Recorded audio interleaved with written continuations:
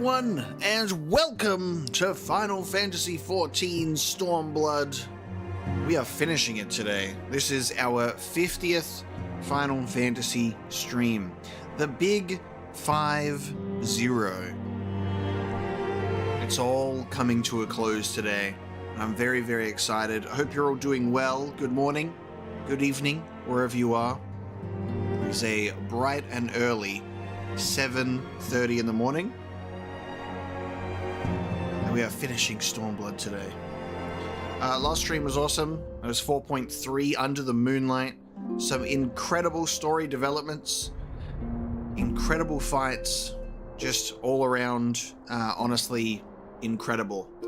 We're very cozy today. Keeping warm. It's so cold. So we're keeping very warm. As we push into 4.4 and 4.5, as these two patches are shorter, which is good. So we're going to be finishing Stormblood, and hopefully we can have Burju stop asking if this is going to be the true ending of the game, because it's an MMO, it never ends. This is just the end of the second expansion. The patches for the second expansion, to be more precise. And then there's another expansion after this, Shadowbringers. And there's another one after that, Endwalker. And then there's another one after that that's coming out soon, Dawn Trail. So, no, it'll never end.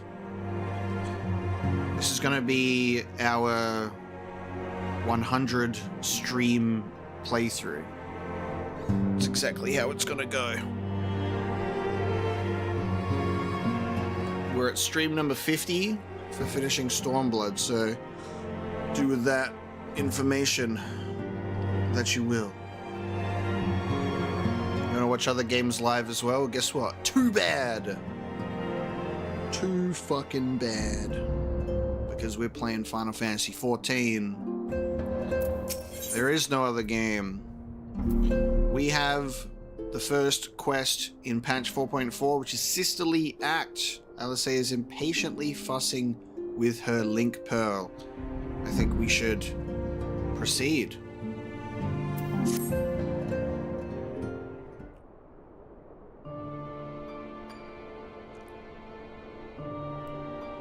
Yes, I'm going to be playing Destiny 2 tomorrow at 3 a.m. with the launch of the final shape. Be there or be a triangle. Be the final shape.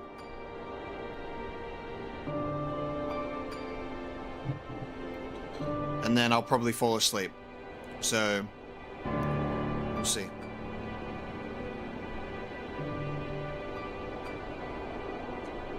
I know that Kuso is going to be joining me at 3 a.m. tomorrow. Maybe Mobius will wake up at 3 a.m. tomorrow too, who knows? But it's a big stream week. We're finishing Stormblood today. I got Destiny 2 Final Shape tomorrow. On the weekend, we've got Summer Games Fest.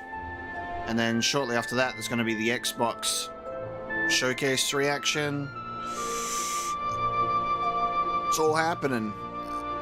And then we'll have to decide what the next Final Fantasy XIV stream will be, whether it'll be an intermission before Shadowbringers, or whether we'll jump right in. But an intermission might be best. Big stream time. We gaming. Alright. Are we ready to begin? Sisterly Act with this tragic music, by the way. Whenever this song plays, you know that you're having an emotional time. Oh, Omega. If you come here hoping for news, I'm afraid there isn't any.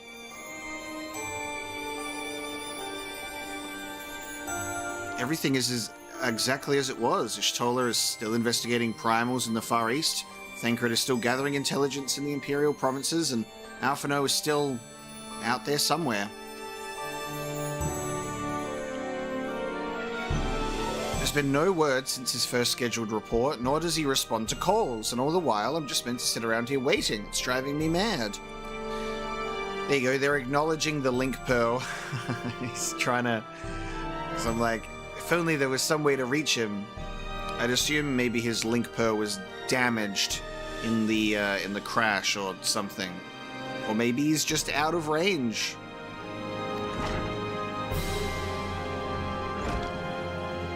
Begging your pardons, I bear a message from the Eorzean Alliance. Thank the gods for that. We have a visitor. No Wi-Fi out in the burn.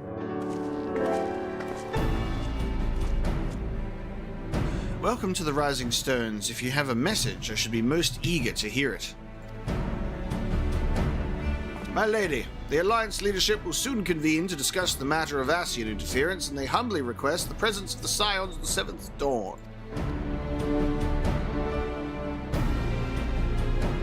Having assessed intelligence provided by the Ala Mhigo resistance concerning the whereabouts of Xenos' remains, they too suspect Ascian involvement and wish to deliberate a suitable course of action. As the foremost authorities on our foe, your Order's counsel would be most welcome. Of course, we should be glad to assist in whatever way we can. With almost everyone else afield, I'd say this one falls to us, by which I mean, I'm not going on my own. You'll come with me, I trust. No, of course I will. I love that you can just answer with sass. There you have it. We accept the invitation. Thank you. The time and date of the meeting will be shared in due course, but I can confirm that the council will take place at Ala Mhigo, by your leave.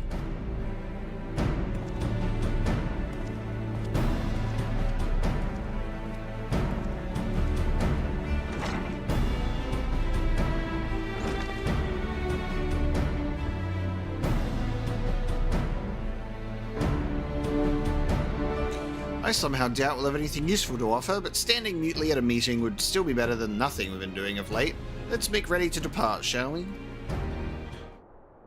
Thancred, what's going on, man? Who's this guy? Alright, just be careful back on the road, are you hear? Riol. Did I hear right, Riol? Is Thancred coming back? Ah, that he is. Says he's acquired some important intelligence. Oh, it's Zell, right. This is our Zell from Final Fantasy VIII with an eye patch. That's right. Being in Garlean territory, though, he couldn't risk sharing the particulars in case the Imperials were listening in. So he said he'd head back as quickly as he could and make sure someone was waiting for him in the Ala Mhigo quarter. Understood. Omega and I will go. We're bound for Ala Mhigo anyway, so there's sure to be time before the council begins. Come on, let's be off.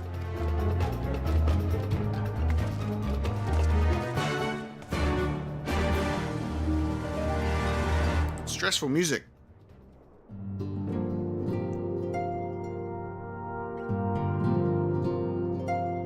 Yeah, Alistair is just so keen.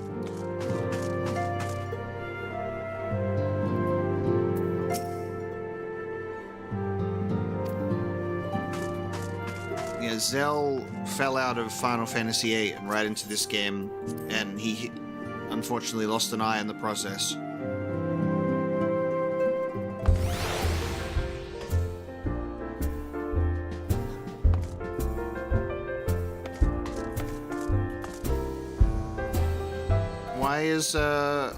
Why is Philippe being a loner? There's a chair here for you, Philippe. You could have sat here.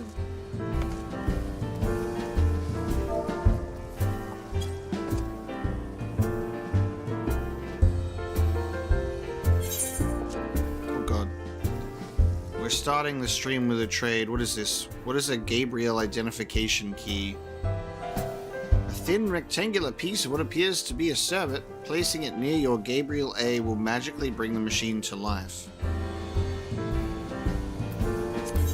What is this? What is this?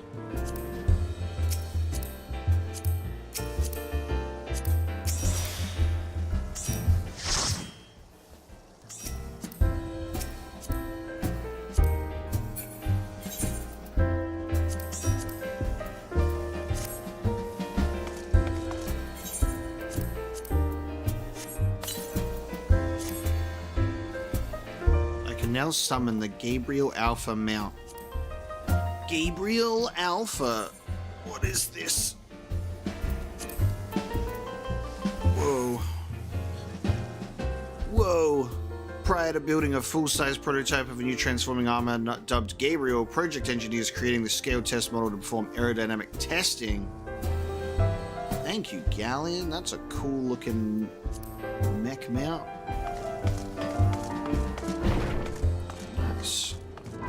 Let's test it out.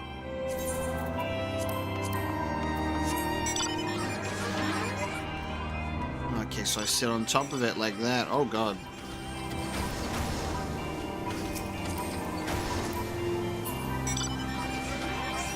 That's cool. I have a jet engine. Let's go. Oh, it's so nice to have you all joining me, by the way. It's so much less lonelier than it used to be. It's fun to run around with a party. It's kind of like the best way for me to enjoy playing online multiplayer games too. Whenever I'm playing on my own, I just lose all motivation. Oh, Jesus. That's a cool animation. Whoa. I like the transformation into the different versions. Fancy. Like, yeah, whenever I try to catch up on Destiny 2 and I'm playing on my own, I'm just like, oh, this is boring. It's so much better when you actually have someone running through with you. I'm addicted to doing my little spins and twirls.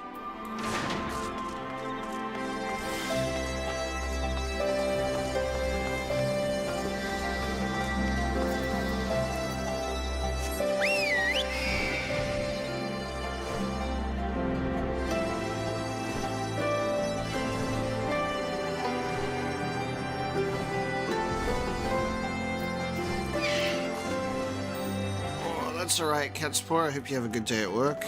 Or at least, it's at least going smoothly. And Andy, welcome to the stream. Glad you could finally make it. You two are a sight for sore eyes. Now all I need is water for my parched throat. Fetch me a cup, will you? Trapezing through Imperial territory is thirsty work. Here he is. The man of the hour.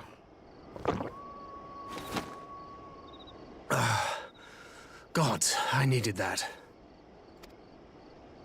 I won't bother telling you to catch your breath. Whatever brought you galloping back to us, I assume it's urgent. Quite. Without further ado, then.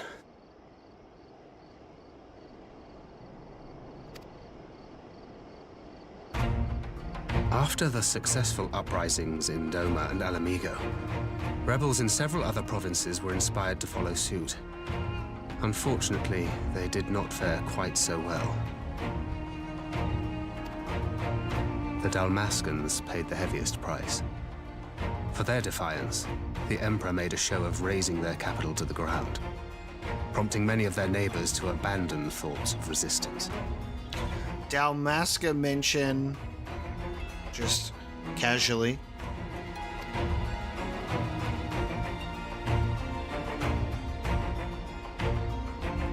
But not all have given up on liberty. Heartened by the news of Doma's prisoner exchange, some still believe that the Empire may one day be amenable to negotiation. We have the shinobi to thank for spreading the good word. They have worked tirelessly to keep the subjugated informed, and a little knowledge can go a long way. There is at least a spark of hope, then.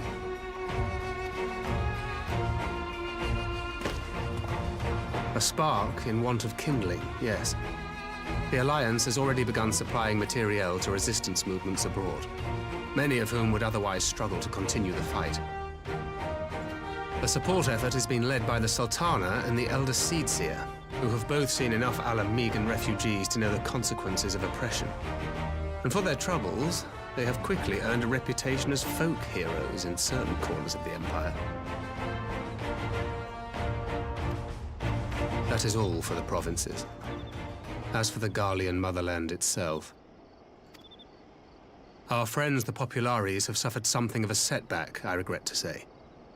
Talk is rife that Domar has summoned a primal, and the Empire's more liberal voices are being drowned out in the fearful clamor for retribution.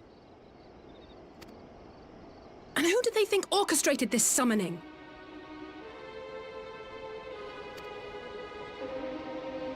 Oh, any but those truly responsible. Xenos has seen to that. Speaking of whom, the Crown Prince is recovering remarkably well. Well enough, in fact, to enable him to personally tour the provinces, putting the fear of the Emperor into the hearts of any would-be dissidents.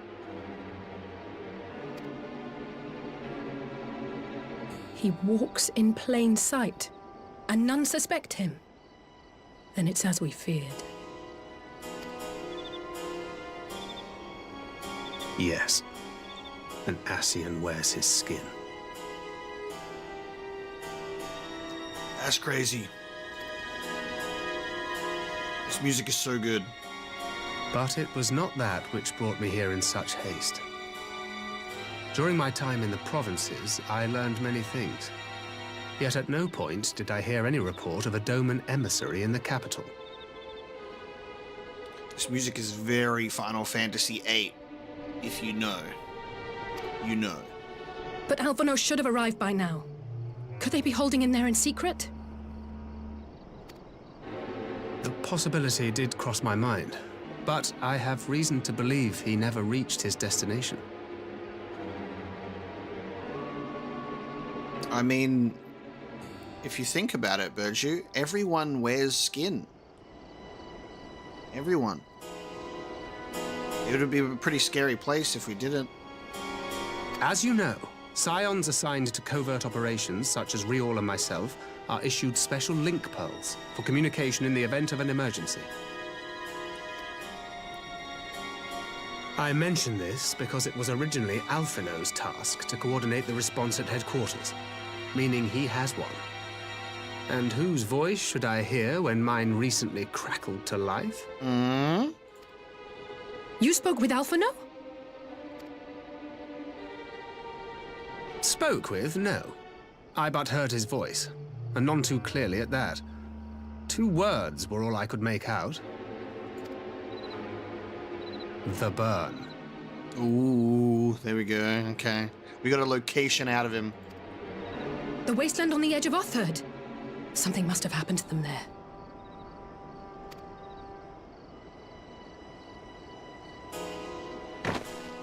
There's no time to waste. We must make for the burn at once. I had a feeling you might say that. And?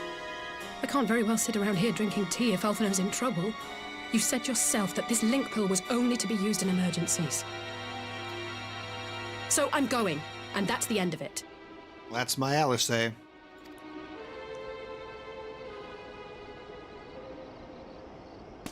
Nod, yep.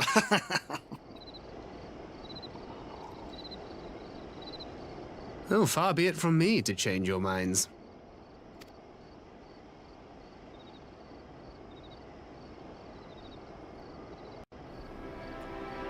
We're going to the burn, baby! Loath though am I to neglect making preparations for the council, we must act swiftly before Alphino's trail goes cold. I propose we pay Hien a visit. He's sure to want to hear about these developments, and he may well be able to advise us on how best to reach the burn. A sound plan. Anishtola is in Doma, is she not? I dare say she'd join you in the search if you ask so nicely. While you see to all that, I shall go and report my findings to the Alliance. You may leave any preparations for the Council to me. Thank you, Thancred. Right, to Doma then. We have much and more to share with this Tola.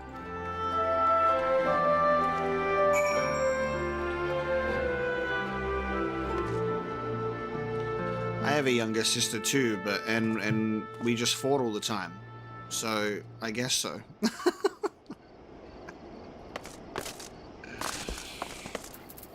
Speak with Ishtola in the Doman Enclave. If only I could teleport exactly there Oh, alright. It's no longer cold.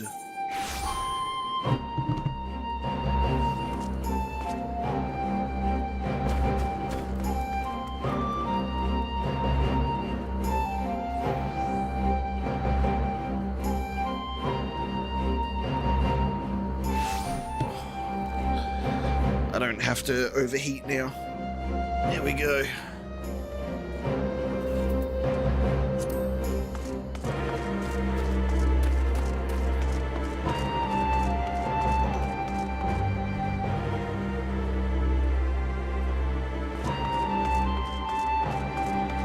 Here's Ishtola.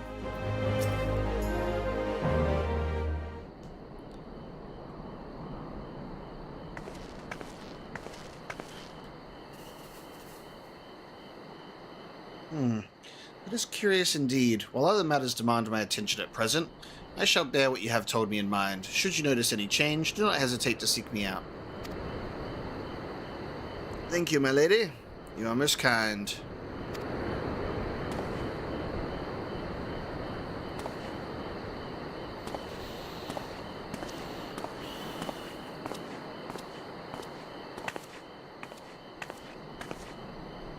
Well, well. Two faces from the dim and distant past. Come now, it hasn't been that long. Who was that you were speaking with? Local miner who supplies crystals for the rebuilding effort. Of late, he claims to have struggled to find a crystal with so much as a trace of elemental energy. Urge you, if you remember, Ishtola is voiced by Sarah in Dragon Age Inquisition.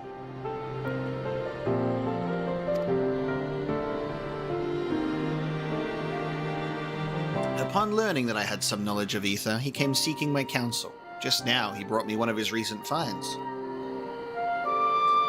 It was precisely as he described, devoid of elemental energy, and eerily reminiscent of the de-aspected crystals that manifested in Eorzea in the days prior to the calamity.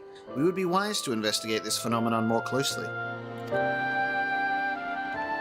Indeed, but on a more positive note, the locals seem to have taken a liking to you. More of an interest in than a liking to, I think. The sight of a Mikote with a peculiar contraption upon her head has a certain novelty value in these parts. Any actual regard they may have for me I owe wholly to you and to the others who came before me. Everyone here has been exceedingly cooperative, and I am pleased to report I have all but concluded my investigation. Don't worry, Ishtola. I am also a Mikote. We're cat people. I laid the groundwork. Simply put, by focusing one's will upon an ether-enthused object of worship, it is possible to conduct a summoning. So the fact that they are objects of worship is the key. They are themselves suffused with the requisite belief. That's an interesting thought. Correct. Such sacred relics as the Kojin obviate the need for religious fervor in the summoner, Yotsuyu being the most obvious example. She had to but associate the artifact given to her by Asasi with the divine, and it served to amplify her desires and give them form. A form nourished through the power of crystals, also provided by her brother, and thus was Tsukiyomi brought into being. With a little thing behind her back and levitating swords. Easily one of the coolest forms you can have. In Kingdom Hearts 2, Sora gets like a final form and he's floating, and he kind of has a thing behind his back in the form of his floating swords, but they also float around him. So he's kind of like peak final form. It's that kind of energy that you're looking for. You're levitating, you got the floating swords, you got the thing behind your back. Doesn't get any better than that. Which brings me to the question of preventative measures, to which I have yet to find a satisfactory answer. At present, I know of naught that will avail us, save to keep watch over the movement of relics and crystals, as if we did not have enough to keep watch over already.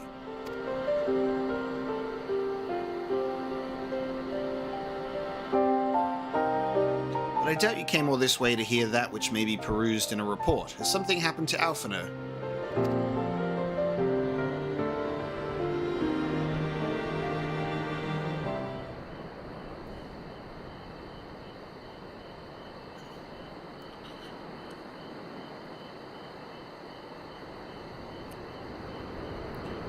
Kingdom Hearts is coming to Steam soon, so you'll be able to play it on PC.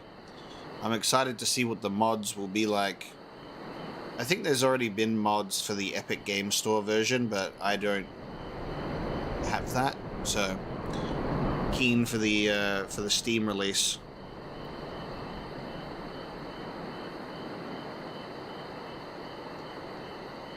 I shall join you in the search, of course.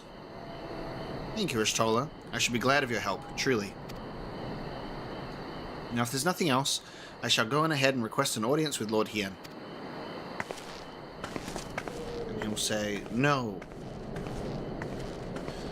Alice puts on a brave face, but she has little talent for concealment. We should join her at the Kian Khan. Indubitably.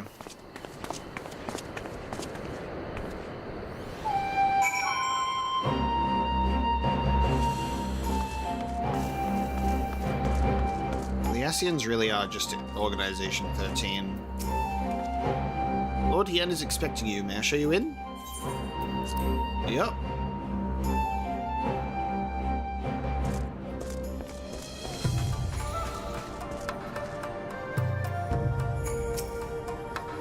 Greetings, my friend. Alice has explained all to me. Needless to say, you shall have our full cooperation in the search, even if Alphinode's trail does lead to the burn of all places.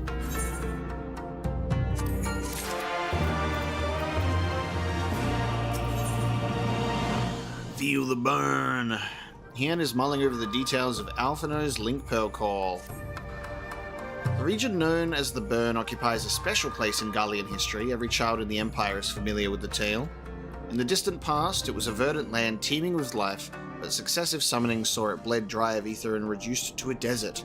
It was upon beholding the devastation that Primals had wrought that Emperor Solus was spurred to embark upon his crusade against their kind. Burn offers a glimpse of the future we seek to prevent. Know you of any reason why Alphino might have gone there? Aye, mischance. Though it lies on the route to Garlemald, it is no place to make a stop. My guess is they encountered some manner of trouble there.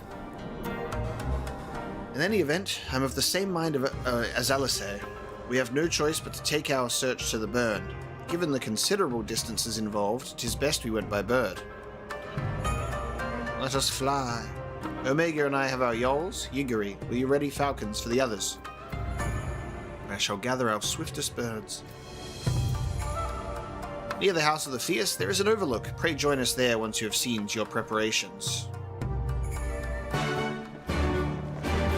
Have we heard the Emperor's voice? I think he was speaking to Mr. Head Honcho Ascian at the end of Stormblood, right? Or did he not reply? I think we've heard him. That's the thing, we need to hear them more often to really commit it to memory. Because it's like sometimes you'll go forever and you'll be like, what does Urianger sound like again? And when can I mute my game when he does talk? Kidding.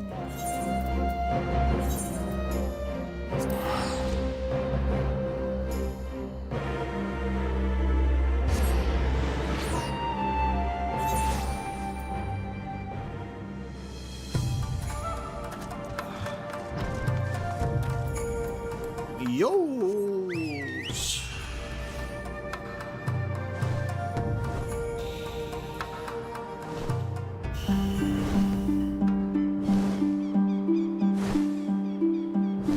Yeah, I'm not surprised that there would be story locked behind story content. I can't. We'll finish Stormblood and I'll just stop playing Final Fantasy XIV and we'll play Final Fantasy Tactics instead. There's also story locked behind every single class, and rolled and alliances and all sorts. It never ends. The good news is we can just keep playing.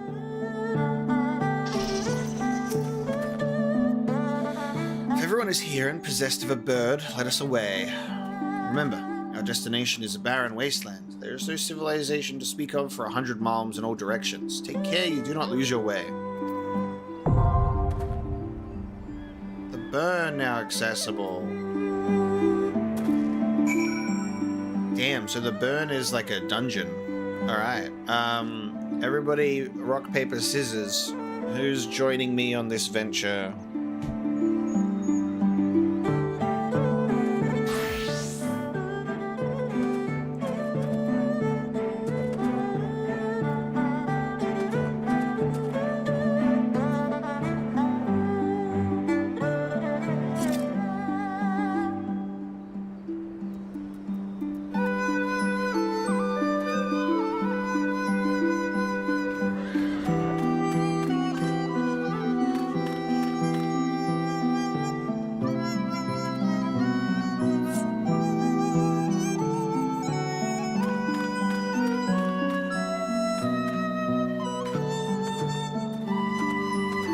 I wish I could, like, have my keyboard and mouse, like, lower. My arms are just dying at the moment. I want to just have my mouse and keyboard at, like, my armrest level. But I have to put them up on my desk. You know how exhausting it is to put your arms on your desk? Oh my god. Alright, I'm gonna have Sepultura, Kame, and Callan for this one, because Sepultura is new blood to our recent party. So that's what I'll run with. I'm so sorry. I can't even kick you. You did it yourself. You did it yourself.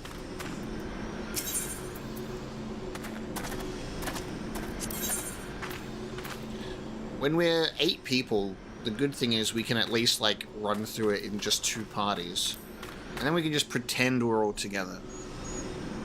En route to Garlemald, Alphino made a final link pearl called Thancred before falling silent. During the one-sided and distorted communication, he is said to have spoken the words "The Burn," the name of the vast wasteland on the western edge of Orthard, once a verdant region teeming with flora and fauna. Repeated summoning saw it bled of ether and reduced to a barren desert. But even in an unforgiving environment such as this, life has endured. In a fierce struggle for what little ether yet remains, the Burn's beastly denizens have grown uncommonly savage, and you and your comrades must contend with their dangerous ilk as you scour its white sands for Alphino's trail. No, don't do that. I'll get demonetized. They'll see that as an act.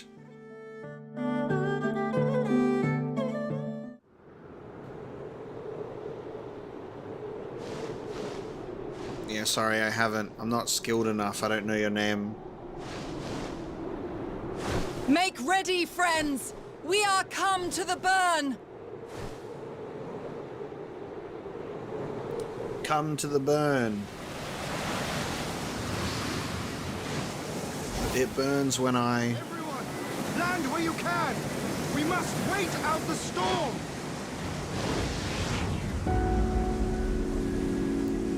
Mobius's character name is actually called Cumward.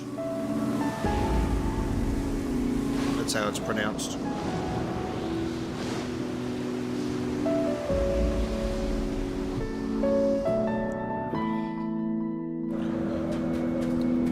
Whenever you get hit with a piano theme, you know you're in for a good time.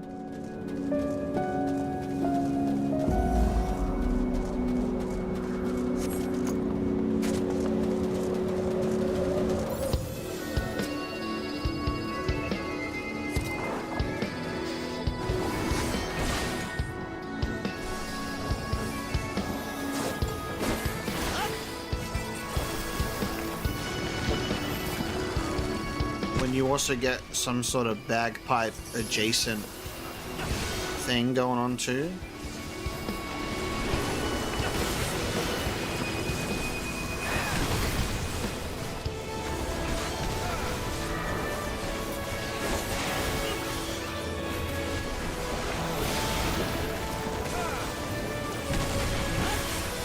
But yeah, that's the thing. As soon as we saw the burn last stream, I'm like, we're in Dune right now. We're in the deserts of Arrakis.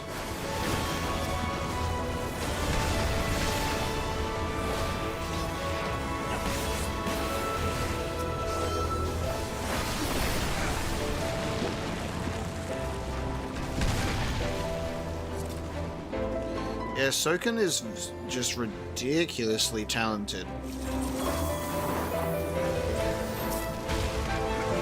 Ooh, it says we're going to arrive in the Scorpion's Den. Galleon, does that mean the Guard Scorpion?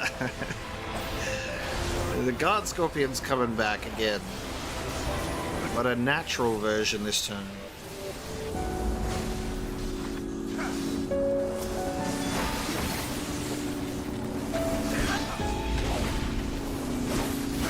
Mole a whack? Because it's not whack-a-mole, it's the opposite. Terrible. This is like that part of Lord of the Rings where they're crossing the mountain range. Saruman is trying to bring down the mountain!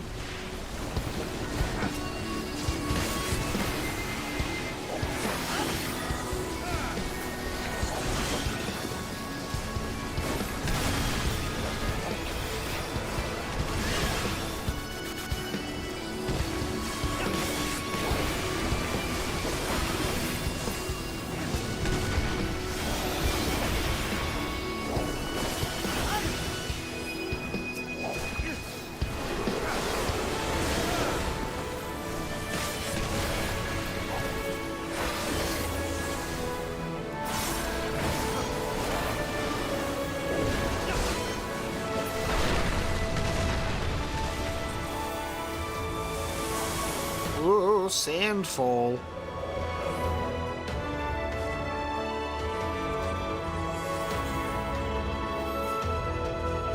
Edited.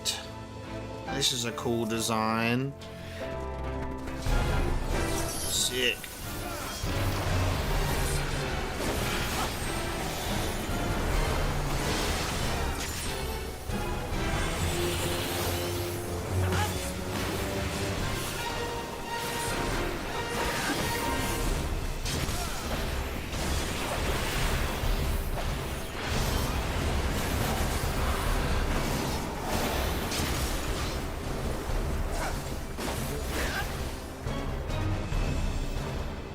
Wait, everyone's standing so close. I was like, that seems like that's supposed to be when you stand really far away.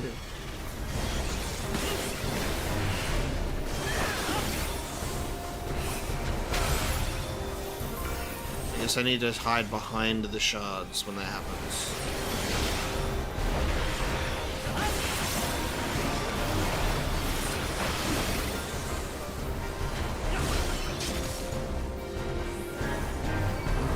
I'm being targeted. I'm gonna hide. Does that work?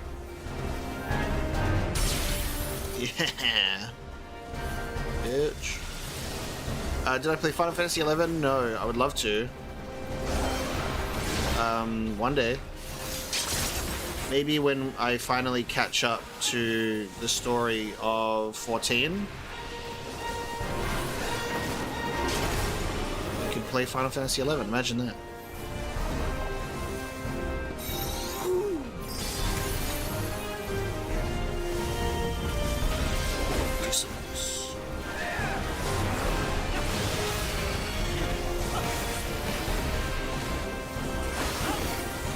Yeah, I'd really like to. There were a lot of rumors about a single-player port of Final Fantasy XI, which would be awesome. But unfortunately, I don't know about that. Maybe if I'm patient enough, it'll eventually happen. Yeah, the fact that it still gets played and still has a monthly sub fee as well. Honestly, impressive. Honestly impressive.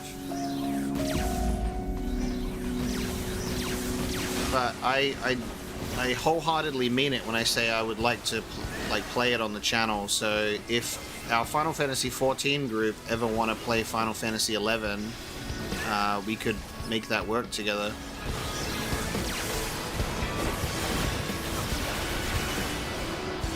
It's always been something that I never thought I'd be able to do.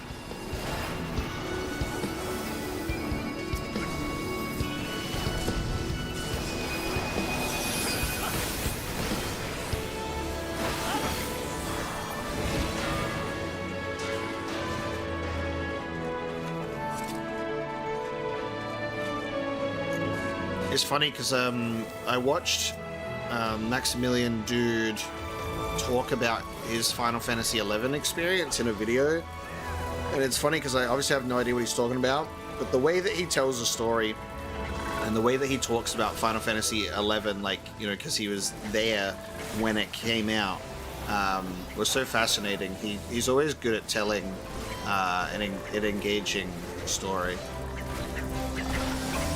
I've watched that video like a few times for some reason. I don't know why. I was just like listening to him talk about Final Fantasy XI and like what that experience was like for him was really entertaining.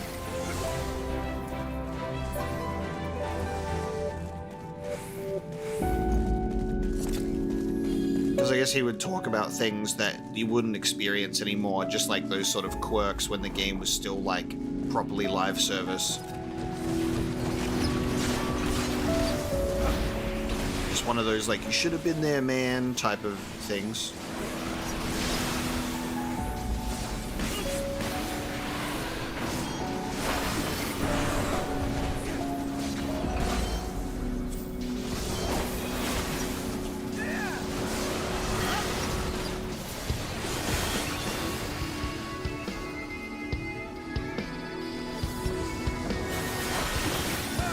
Also, like, honestly, a pretty huge thing for them to do, because that was, like, also early 2000s, you know? For them to take this historically single-player franchise in its 11th numbering and be like, what if we did an MMO? Not even, like, a spin-off Final Fantasy MMO, like a mainline title. Like, honestly, that shit insane. So good of them to try. And it worked out.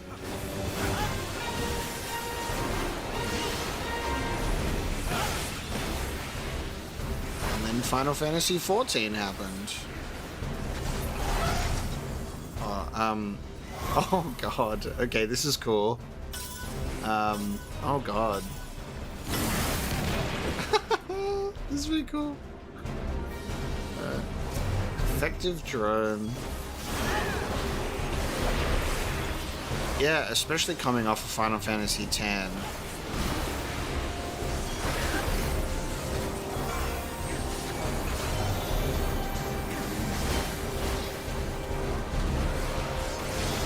You could run into other groups while exploring dungeons. That sounds so cool, though.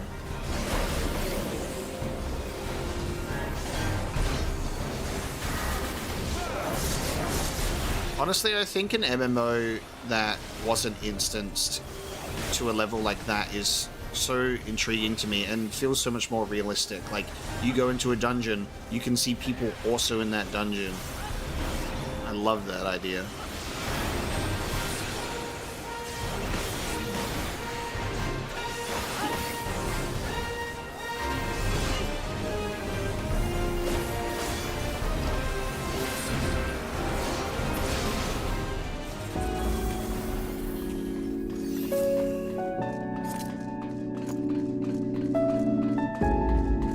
Obviously, I was way too young and didn't have the means to play Final Fantasy XI, but there's a part of me that wishes that I could have been there just to see what 1.0 Final Fantasy XIV could have truly been like to play. I know that apparently it was a little bit of a disaster to, you know, inspire a Realm Reborn. Is this a corpse? We're literally in Dune. There's like a giant Dune worm. Holy shit, dude. And then we've got like some small versions here. A giant worm corpse. Wow.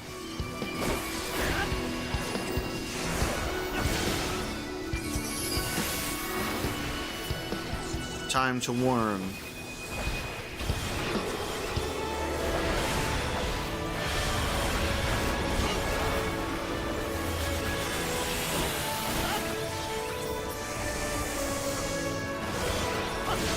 Giga Worm Stalker. Cool designs.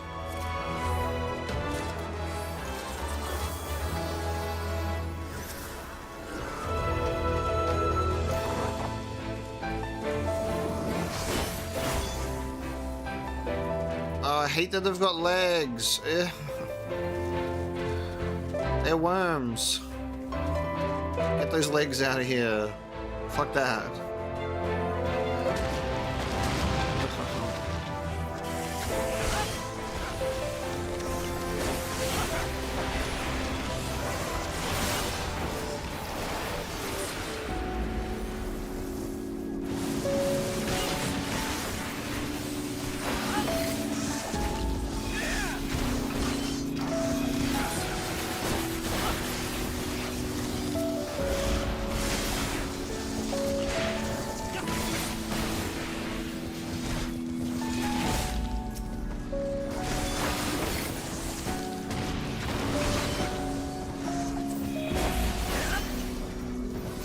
Giving me like Hollow Knight vibes just by like I guess the color scheme of the giant worm too. When you realize that you're in like just a giant husk.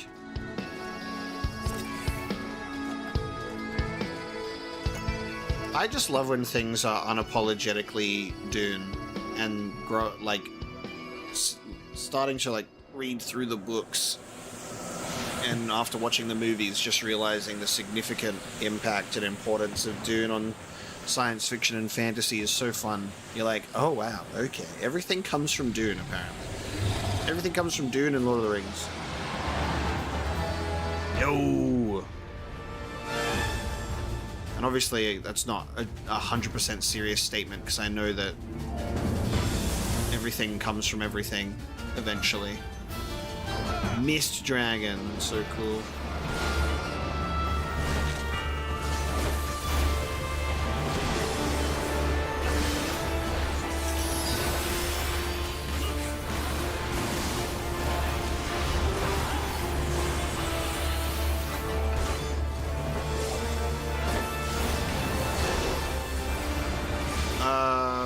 A star. Okay, star is going to be an ice fall. Just got caught in that. Oh, you have to hit your friends out when they get caught in it. Love that. Okay. Draconic Regard. Destroy the Draconic Regards to force the beast to reform. Oh my god, it turns into mist. That's sick. Oh my god.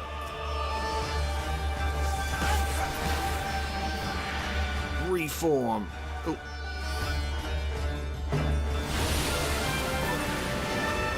The mist is coalescing. Strike now.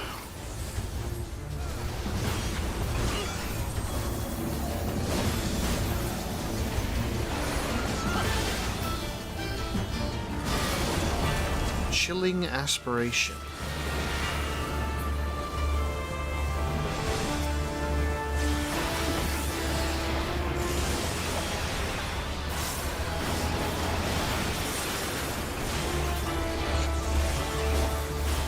If you don't love your dog more than anything in the entire world, what are you doing wrong? Everything. Oh my god.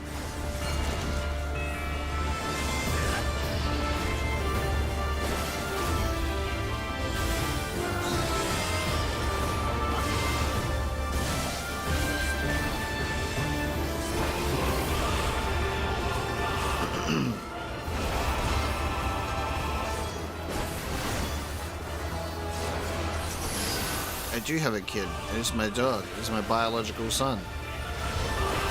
I gave birth to that dog. That's my boy. The dragon disappears into the mist. Oh, this is so sick. Everybody cuddle. It's cold.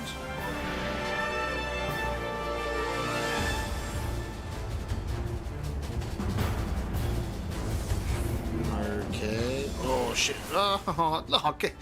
I'm right on the edge.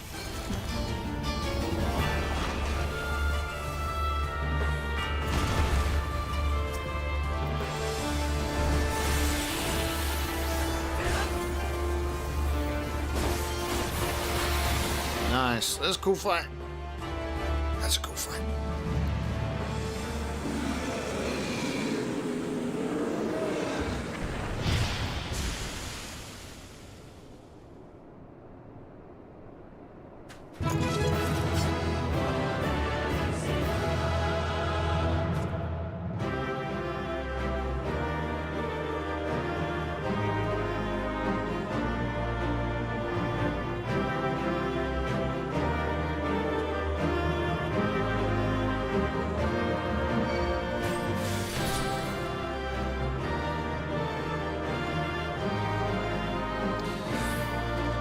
Where were you guys during the fight, huh?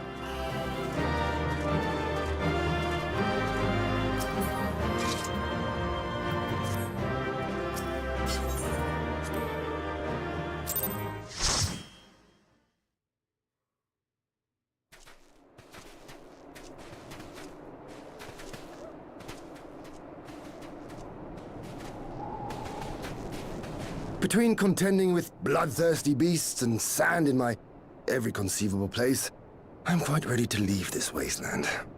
But first things first.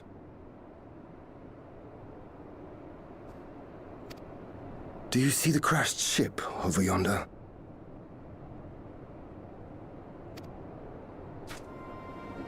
Judging by its class, it must be the vessel that bore Master Alphino away.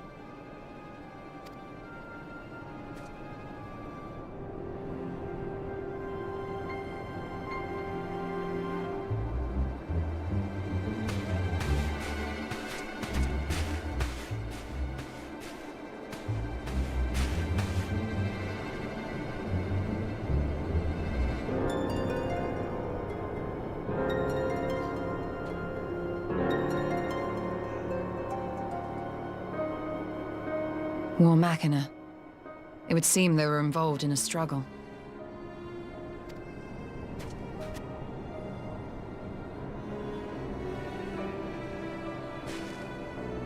There may be clues. We should split up and search the area.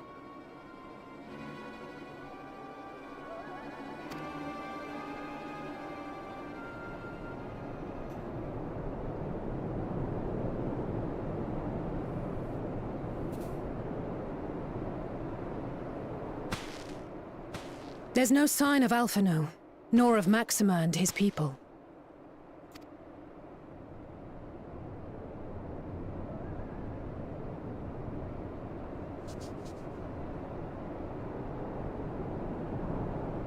These were no ordinary soldiers. You're gonna see the mark of the Emperor. Over here!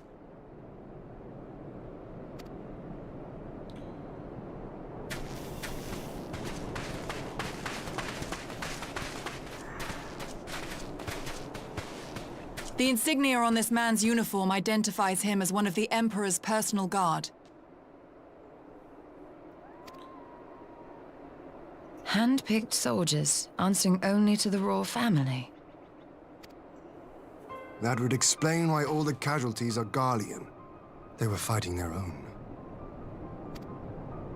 You're saying the Emperor was behind all this? That Alphino is his prisoner?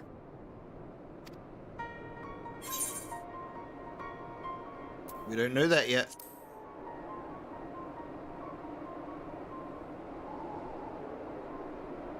Aye, we must not jump to conclusions.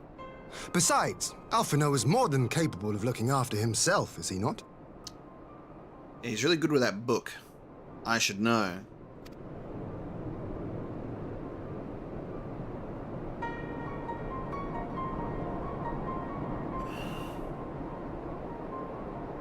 I suggest we return to Doma to consider our options. Whatever happened here, Master Alphino is long gone, and any subsequent search may safely be left in the hands of the shinobi.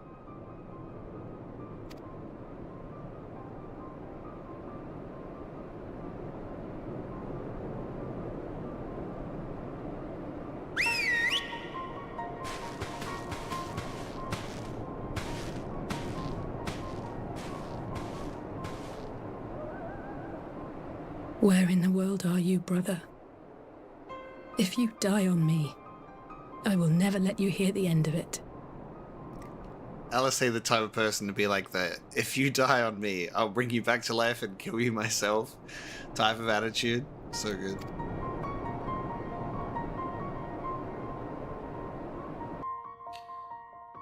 It's kind of interesting because I am watching Final Fantasy XIV obviously climb up the ladder of favorite Final Fantasy moments, you know?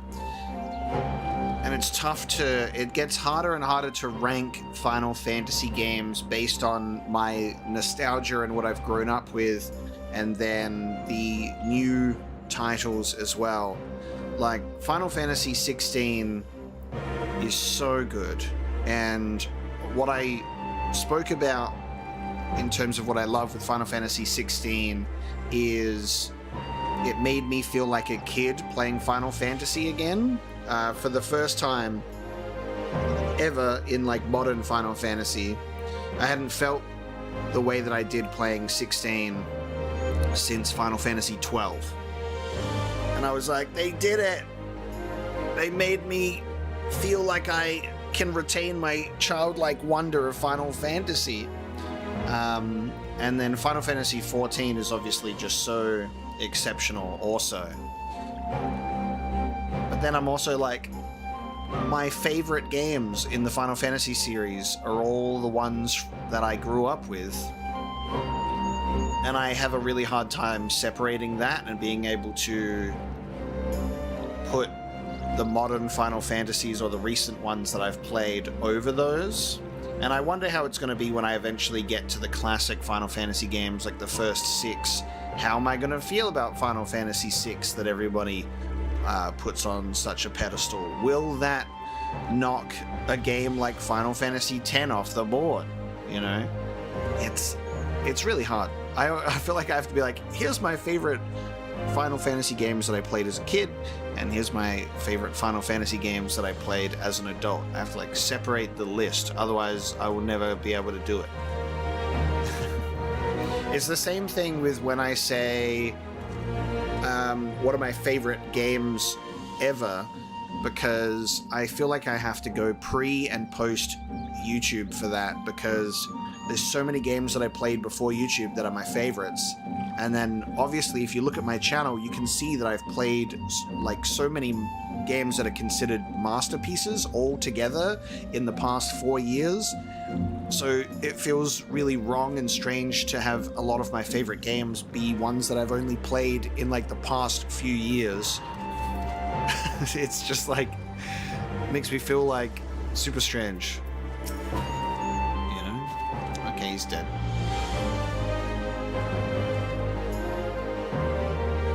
Well, that was a decidedly uneventful journey. I almost found myself hoping for a sandstorm. Joking aside, I'd say our birds are due a good brush down and a treat or two, wouldn't you? Feel the burn. Oh, almost. There was almost a trademarked questline there. Almost Shadows of the Empire. I had hoped to steal a moment's rest after our little outing, but it would seem duty calls. A foreign emissary arrived in my absence. Do not let us keep you then. Actually, I was wondering if you might join me. I cannot think of a guest who would fail to be impressed by the presence of the Scions, at least none I should be happy to receive. Of course, if you think it will be useful. Thank you. Let us return to my manor then.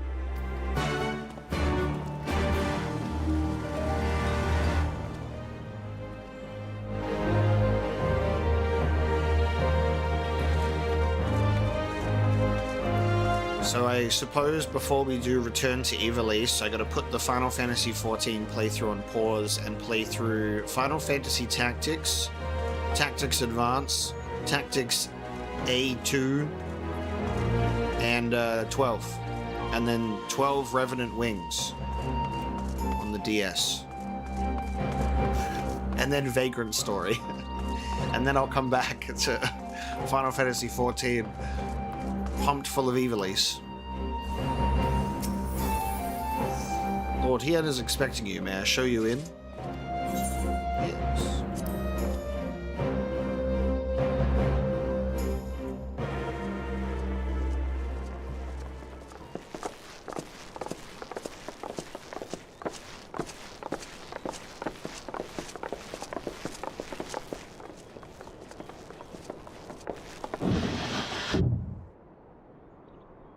Lise, what brings you here? Least jump scare. Oh, Alliance business. We have a request for Doma. Well, Hien. But that can wait. They told me you were out searching for Alphino. Did you manage to pick up his trail? He's dead. Sorry, Lise. He's dead. Scattered to the sands.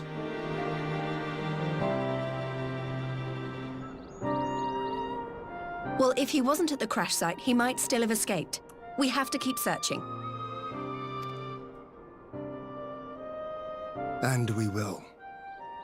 Alphino embarked on this journey as an emissary of Doma, and I hold myself responsible for his safe return. I will have our shinobi in the provinces search for him as a matter of urgency. I love that Hien is like, Alphino, go as an emissary of Doma. That'll give you protection. Some protection. Emperor's personal guard. We do not care. Chin up, Alize. You'll get to admonish your brother for his recklessness yet.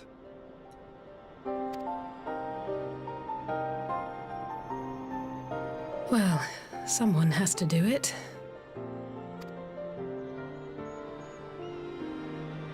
I'm sure he's going to be fine. There is one thing I'm not sure about, though.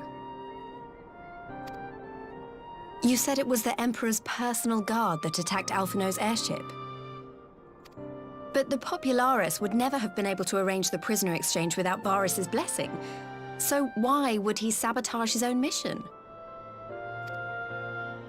They may not have been acting on Varys' orders.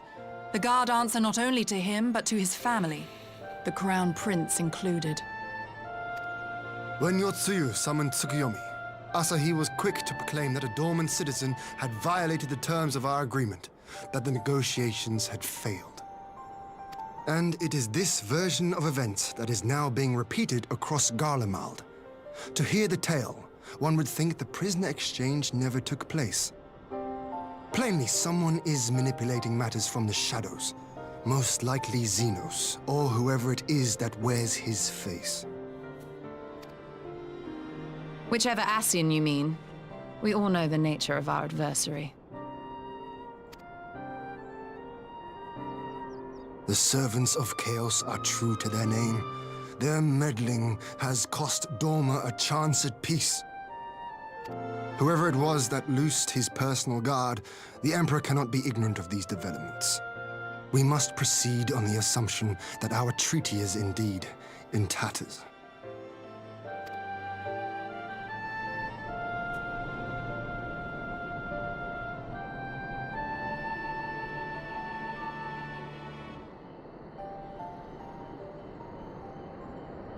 But come, Lise. You have journeyed far. Let me hear your petition. Right. So the big news is that Ala Mhigo has agreed to join the Eorzean Alliance.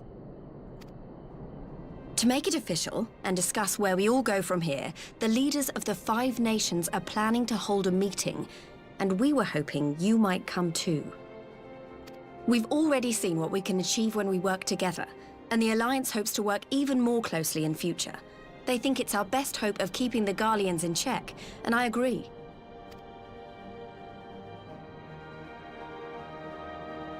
As do I. By coordinating our efforts in the east and west, we may be able to discourage them from committing their forces to a single front. I accept your invitation. I must, however, ask for time to attend to some pressing matters here. In light of recent events, the risk of Imperial reprisals is greater than ever, and I would not leave Dorma unguarded. Ere I depart, I must shore up her defenses. Understood. I'll let the Alliance know. We'll wait to hear from you before setting a date. The meeting's to be held at the Royal Palace in Ala Mhigo, incidentally. Do you remember the way? Well enough. Please assure my hosts that I will not keep them waiting any longer than I have to. Consider it done. And thank you for agreeing to come. If we all put our heads together, we're sure to find the best way forward. For everyone.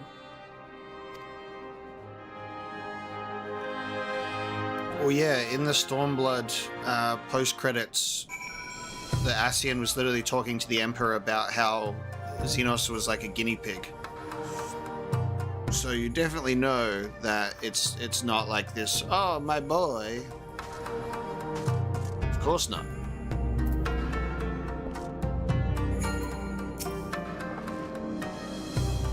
My advisors and I will presently convene to discuss the matter of Dorma's defenses. You are welcome to stay, of course. Had you not offered, I would have requested leave to remain. Where the Ascians are concerned, naught may be left to chance. As ever, we would benefit from your experience.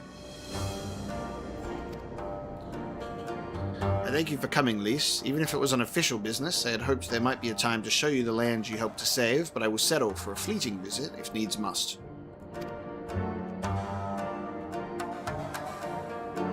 There never does seem to be enough time for anything, does there? But I did get to see a little bit of the Enclave. You've made excellent progress, I must say, and soon you have the chance to see how we're getting on too. Till the meeting, then. Omega, I was wondering if I might have a word with you before I go, in private? Go on, my friend. I will send for Hakuro and the others in the meantime. Great, I'll wait for you at the docks. Alrighty. Private conversation.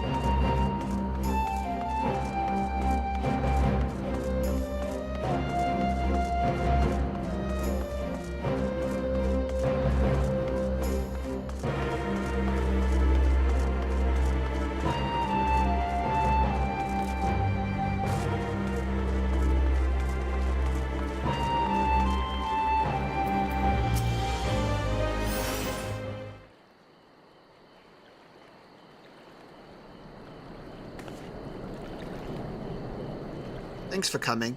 Knowing you probably guessed what I wanted to talk about.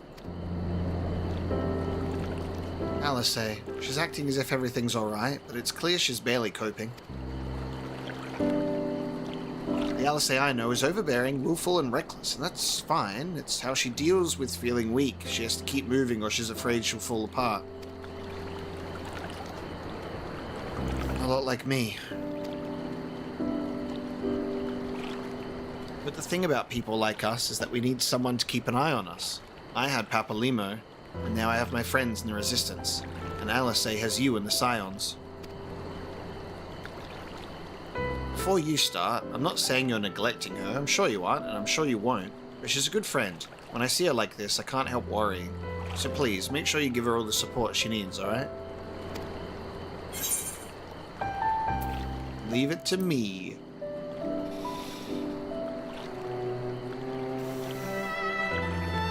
Thank you, Omega. Goes without saying, but if there's anything I can do, you only need to ask. Well, I'd best be off. See you in Ala Mhigo.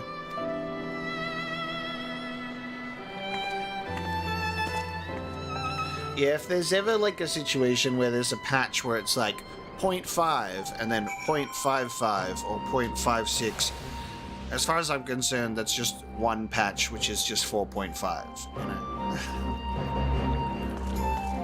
Consider it an epilogue, if you will. Right, back to here.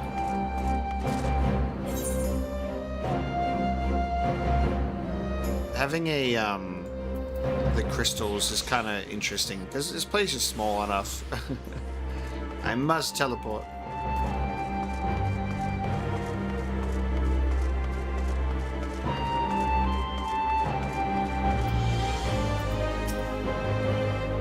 Lord Hien is expecting you. May I show you in? Yes.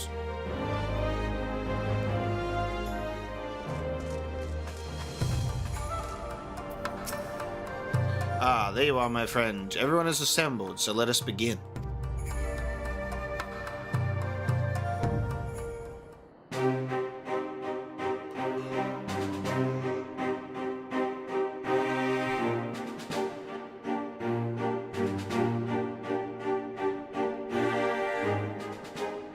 If we are to ready ourselves for invasion, we shall need manpower, provisions, and time, all of which are in notably short supply.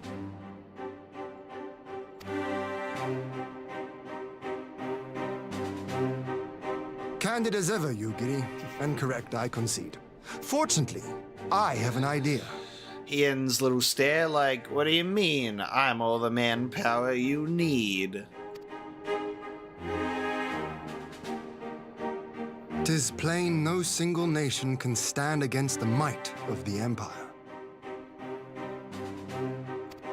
And it was only with the aid of others that Dorma succeeded in winning her freedom. So, I mean to take a leaf out of our Eorzean friends' book and form an alliance of our own. Okay.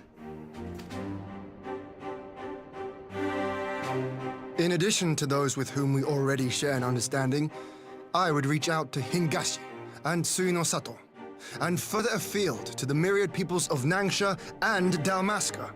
Oh, dude. Dalmasca. Having Dalmasca just be offhandedly mentioned pretty frequently is just so cool, but so strange. Also, I realize that Hien's voice actor is in Final Fantasy XII. Because the way that he says Dalmasca makes me feel like I'm 12 years old. There's something about that. Is Lord Hien's voice actor in Final Fantasy XII? I'm pretty sure he's the baddie. I'm pretty sure he's what's his name? Oh, what's his name? Come on, brain. Oh, I know exactly what he looks like, and it really bugs me that I don't have his name. He's the bad guy. The way that he says Dalmasca, I remember him giving out his speech at the beginning of the game. I can't believe it took me this long, dude. But I guess once there's like a similar word that's spoken, you're like, whoa, holy shit. That's so wild.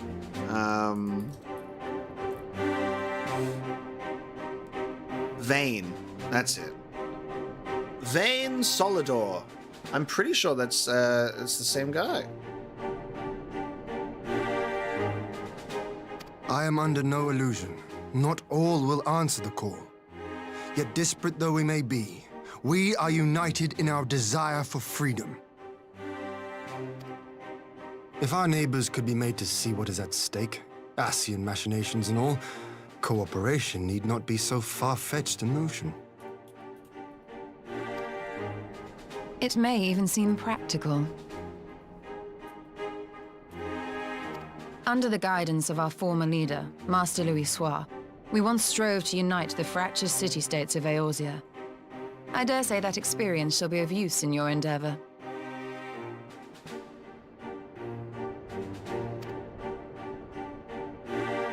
We should be glad of your wisdom. For the the record, I would have been in favor of this plan even if it hadn't been my grandfather's, but I have to ask, how will we secure the time to carry it out? It's not the same person. That blows my mind. They sound so similar. They sound so similar. But maybe I just don't have a good memory. Maybe I'm crazy. Not that anyone has forgotten, but the Garleans have airships. Lots and lots of airships. Should they catch wind of our plan, they could send an armada to overwhelm us before our alliance had even begun to take shape. Not if we deny them access to the skies.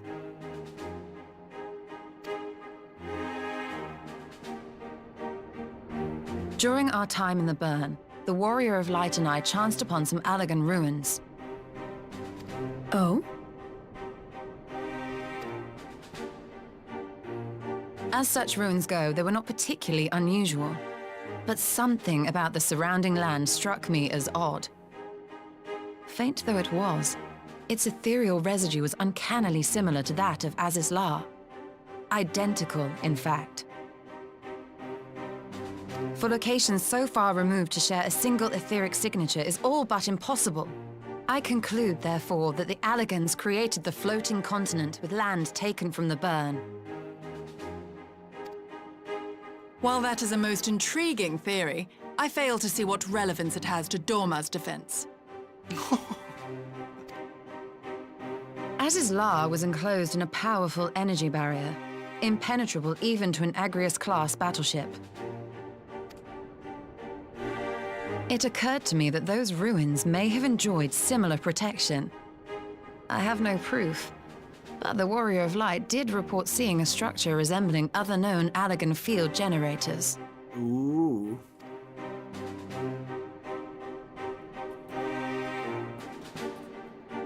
All right.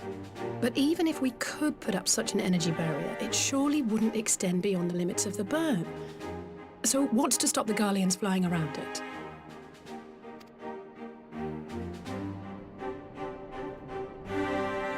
Fuel.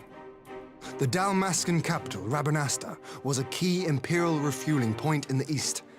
By laying waste to it as a lesson to the rest, the Empire greatly hindered its own operations in the region. Names the title. If an Imperial fleet were to advance upon Dorma, it would now have little choice but to travel, as the crow flies, over the Burn. Over the Burn. I see. I like how they're able to work this in. Even assuming the generator still functions, raising a barrier of such a scale will require a prodigious amount of energy. And few places are so bereft of suitable crystals as the Burn.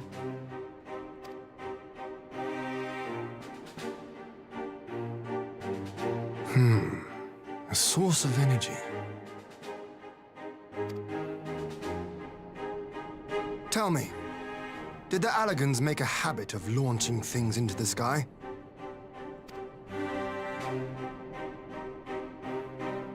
A curious question. Besides Azizlar, I know of only one other notable instance. The Red Moon Dalamud, whose fall triggered the calamity. Just the two occasions, you say? Then I believe I may have a solution to our energy problem. You do? I love the dramatic zoom. I may. To find out for sure, we would need to visit the Azim Steppe. Which would, I now see, present the perfect opportunity to discuss an alliance with the Zayla tribes. How very neat. What say you then? Shall we see whether this road leads? How very neat. Cool.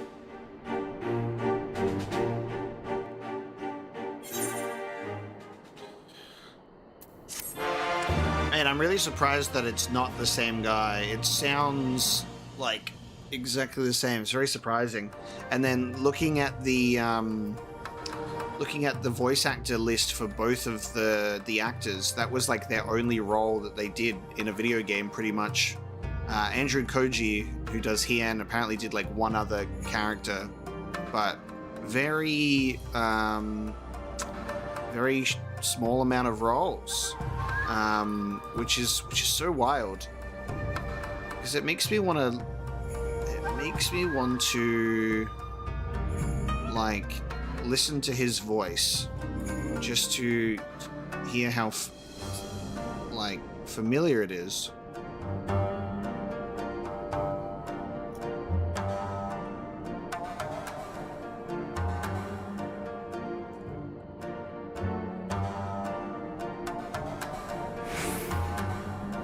I'm just gonna take a look at this for like 1 second. So you're gonna hear some Final Fantasy XII. I want to hear this speech. Listen to this voice, right? People of Rabanastre, is it with hatred you look upon your consort? With hatred you look upon the Empire? He sounds like he had, kind of, right? There was little point in asking. But know this, I harbor no idle hopes of frustrating that hatred. Nor shall I ask Like your British feelings. yen. That is the due of your fallen king, and rightly so. King Ramanas loved his people, strove to bring you peace. His was a rule worthy of your devotion. I want to hear him say Even Dalmasca, now, you he know? remains among you, protecting you. I want to hear him to say Dalmasca. Here I will pay my debt. I swear it now. Ready? And to Dalmasca. It's just like the way he said Dalmasca, you know? He's like British, British Lord Yen. Not even British, but you know what I mean. It's like a tiny bit. Dalmasca. You just hear like a little voice and you go, whoa. Sorry about that rabbit hole that we fell down for a second. We just like segue to start playing Final Fantasy XII. It is settled then. I will journey to the Azim Steppe with the Scions, Yugiri and Hakuru. I leave our other neighbors to you. Oh, hello Lewis, welcome to the stream. My apologies, but I won't be joining you. I'm no aetherologist, and what skills I do possess are unlikely to be of any great use to the mission, but more importantly, it seems to me that the ruins in the burn warrant attention.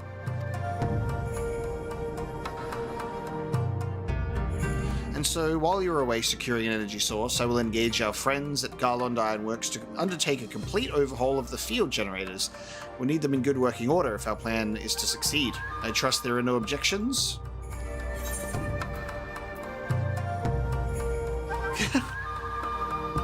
Get Tartaru to do it. Have care in the burn. And get Tartaru to make you a still suit for the burn. Have care on the steppe. From what I hear, the Zayla like fighting with friends almost as much as foes. Good luck.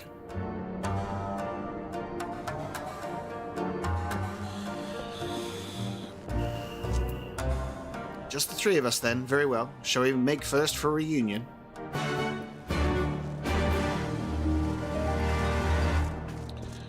Leap of faith. More like heap of shit.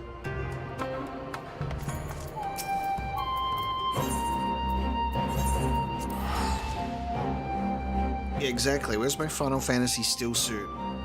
Made by Tartaru. That would be cool.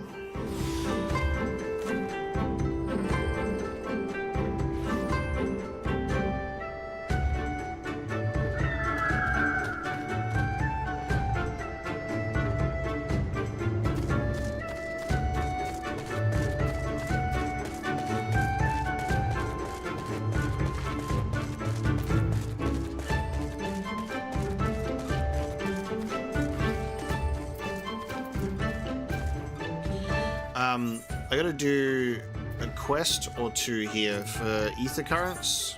The Azim Steppe, I gotta do one. I gotta do a quest out here.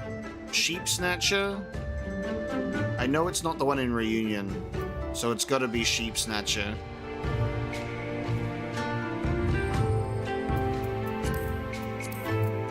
Sheep Snatcher it is.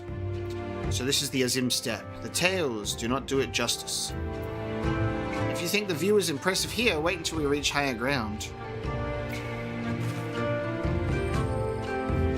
Actually, seeing as it's your first visit, permit me to show you my favorite spot.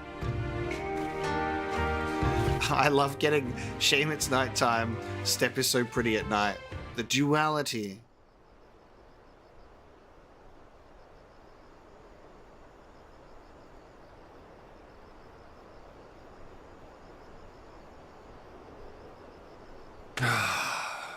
I will never tire of this vista. The endless fields, the boundless skies. 'Tis a sight to make a man forget his cares. But not his purpose, I trust. Might this be a fitting moment to tell us what we are doing here? Ishtola's just like, chop, chop, I'm all business.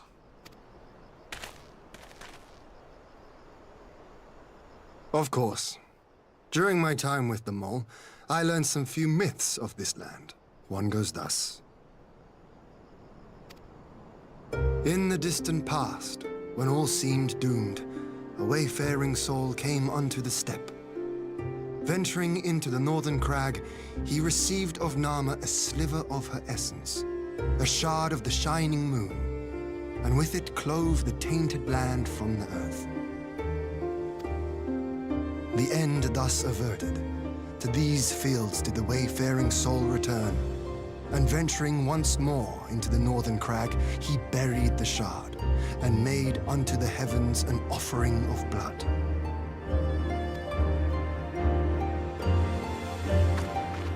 A tainted land cloven from the earth and an offering of blood to the heavens. Azizlar and Dalamud. That was my thinking, yes. And you believe that yonder mountains hide an artifact possessed of sufficient power to raise Azizlar up to the heavens? I suppose that might suffice. Worth a closer look, would you say? I would.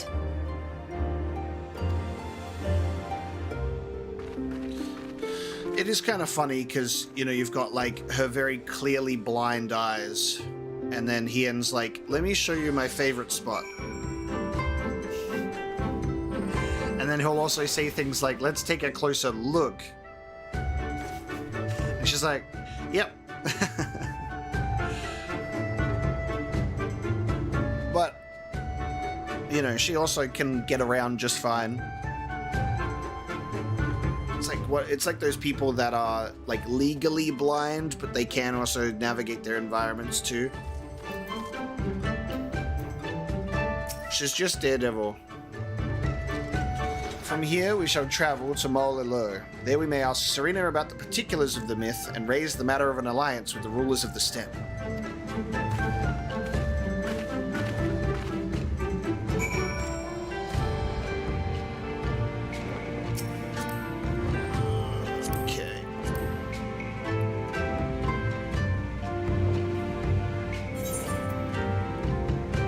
Considering we're gonna head right past, we should go to Sheep. We should go to the Sheep Snatcher, and then I'll be able to fly.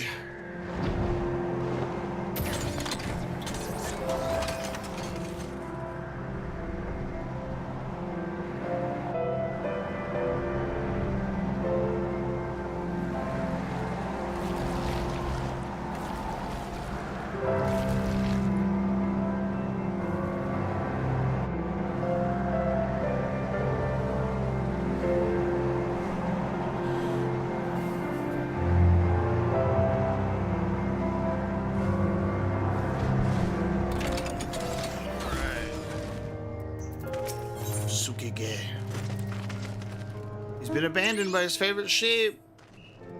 Don't suppose you have time to chase after a sheep, do you? But most cowardly one just run off to hearing a nearby beast's roar. So cursed. She is so timid she is likely to run away if you try to approach her normally. Take this blowgun and these darts I've laced with a sedative. One hit and she'll be out in an instant. She ran off somewhere to the west. Best of luck. Okay. To the west. Oh my god. I gotta go all the way over there? Shush! What a journey we're embarking on right now. I'm a dragoon, not a ranged fighter. Was the snowman someone here? I don't think so, because their name didn't appear. I don't know.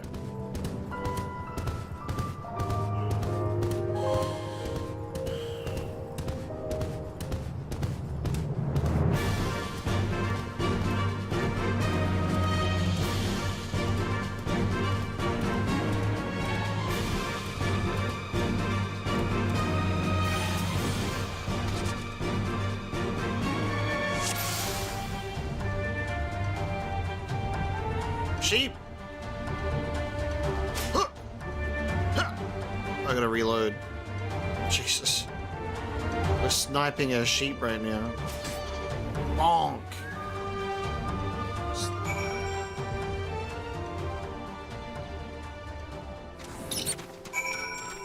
Alright.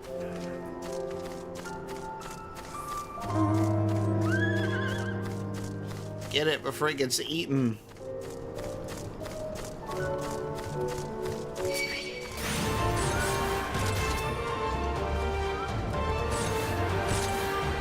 Leave me alone, you bush monsters. Stop casting arrow at me.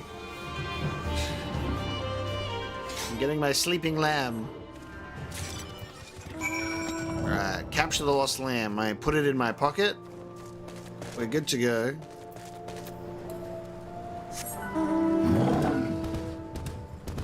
Sometimes the final task that we have to do to unlock flight is the most serious one. Soon, monkey, you will have flight.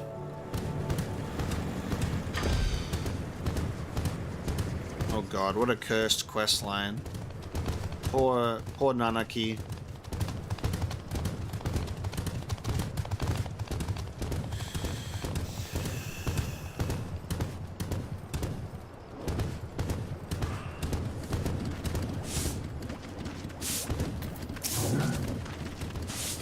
Did you manage to catch my sheep? It looks so innocent while it sleeps. Oh, thank you. You had me worried sick, you did, dearie. This job means everything to me. It truly does. I was just a lonely orphan with nowhere to call my own when the mole took me in. I said I would look after our sheep in an attempt to show my gratitude. My heart nearly stopped when this little one ran away. Sheep are the cornerstone of our tribe's way of life. I fear I will never be able to truly express my thanks to you, but know I am grateful. Cute. I'm flying.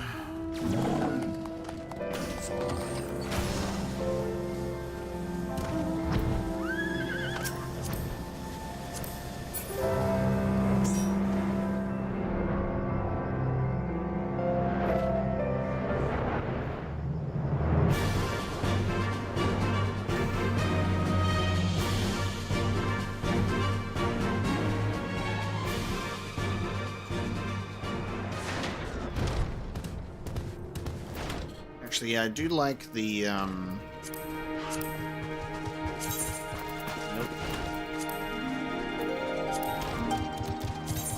I'll put this bad boy. Get some use out of it.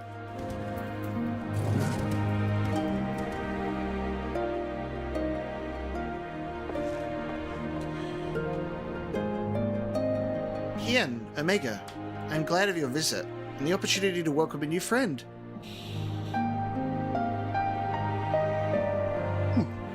How may we serve you? There is a matter I would discuss with the mole. It concerns not only the people of the steppe, but of every land in the Far East.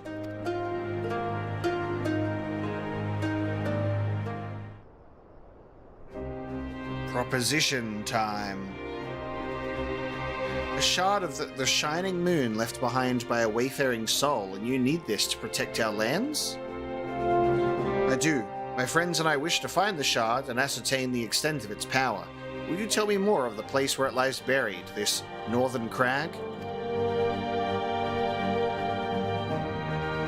If that is your wish, in the mountains to the north there is a cavern called the House of the Crooked Coin. Inside this cavern are pillars of stone that legend holds to be the source of Narmar's power. There, I believe, you will find what you seek. Ah, yes, I know the place. It is a brisk walk from here. What are your thoughts on an alliance? Hey, by the way, what are your thoughts on an alliance? Should the Empire return, our lands will be engulfed in a storm of conflict whether we will it or no. If we do not stand together, we will fall apart. This I believe with all my heart. However,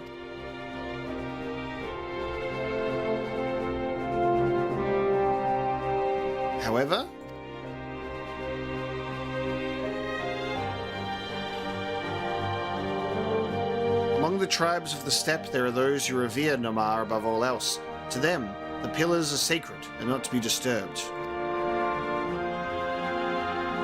Should you proceed as you propose, such tribes are like to spurn an alliance, prompting others to follow their example. That is my concern. But it is by no means certain that the pillars will provide the power you seek. Ere you risk the ire of the followers in Narmar, might you not first visit the House of the Crooked Coin? If all is as you hope, we may then consider how best to earn their blessing. I thank you for your counsel. We will do as you suggest. I have no desire to give offense to those with whom I would join hands. Thank you for your understanding. Though the mole may reign over the steppe today, this decision will shape the days to come, and we would not force others into war against their will. Nor we. 100-fold stronger are they who choose to fight of their own accord. Nice.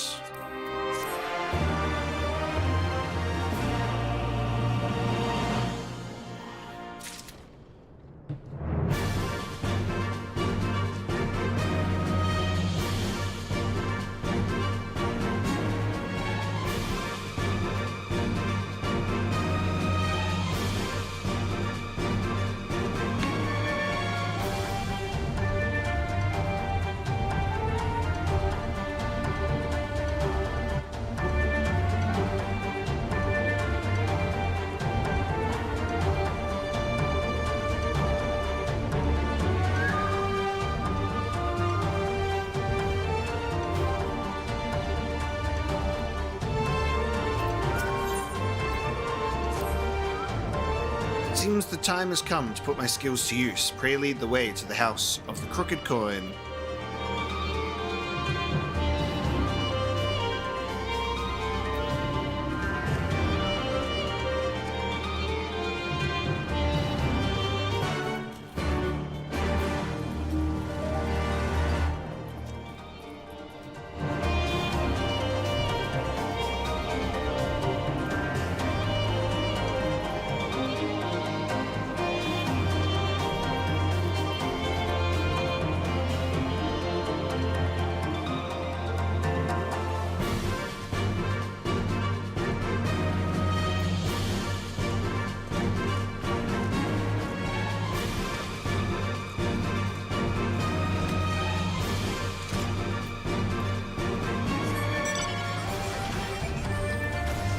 Teleport offer right as I just gained flight? No way.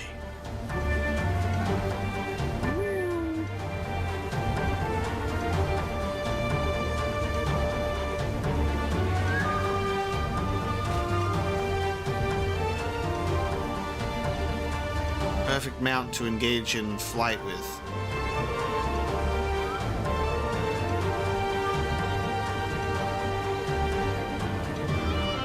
Well, there you go.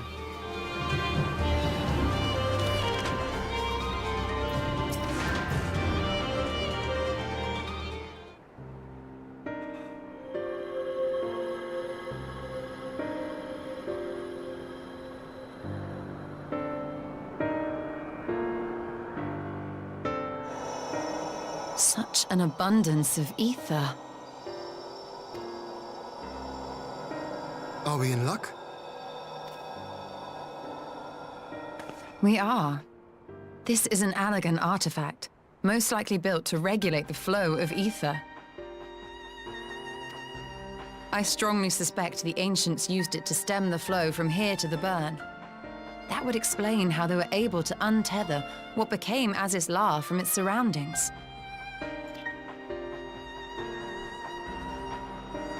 But were we to throw open the floodgates, the resultant deluge would surely be sufficient to raise our wall. And in restoring the flow, we may also restore life to the wasteland. That would be interesting, actually. There you go.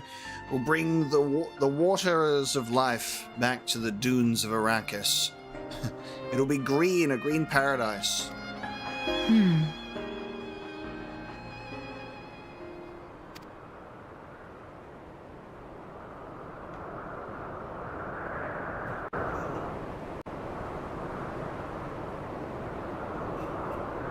What is it? While the device itself harbors a surfeit of ether, the opposite is true of the surrounding area.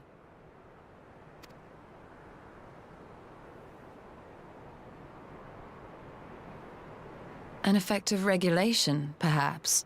A similar phenomenon seemed to be occurring in Doma.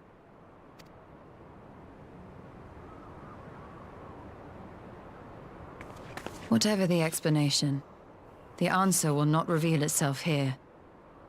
We have seen what we needed to see. Let us return to Mol Ilo.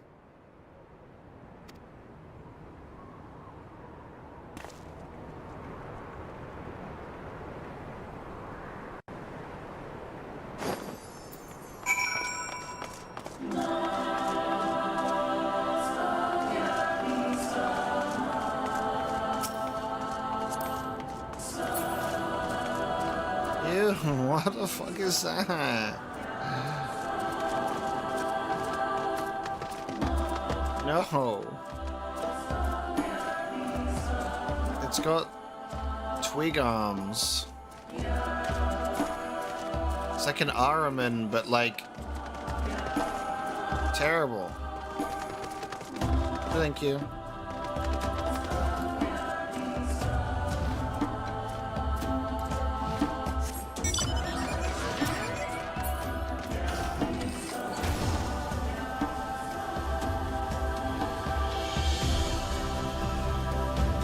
Because my arms are like in recovery mode at the moment, I'm playing on my controller. I just plugged it in. I'm gonna just have the controller for dialogue so I can just have my arms like in a rest position, and then I have to remember the controls for I have to remember the controls for a controller. Obviously when I'm in an actual fight I'm gonna use my keyboard and mouse, but for now, Ala Mhigo. Oh, I switch targets. There we go.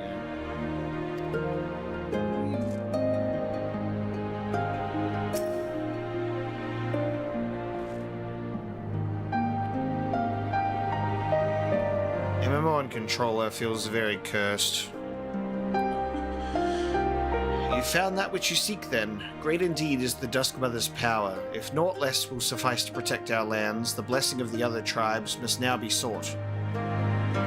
Of course, but to which tribe should we appeal? There are many who worship Namar, but none are so fervent in their faith as the Duthal. Their consent shall be the key.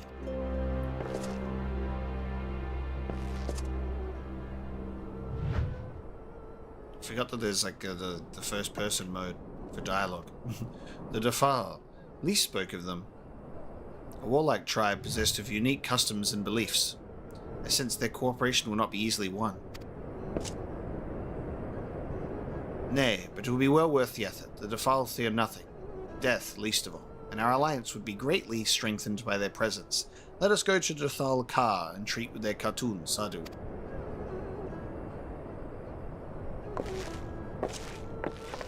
Yeah, like, I was playing on controller for a little bit, because I did pick up the game on PlayStation as well, because that was when I first started, and I was like, I'm going to be addicted to this game, and then I just stopped playing for a while. And I have played on the controller a little bit. Like, I can switch to the the controller layout, but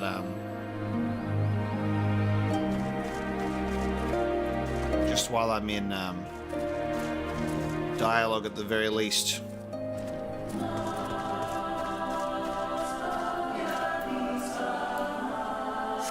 And I don't know what the mount hotkey is.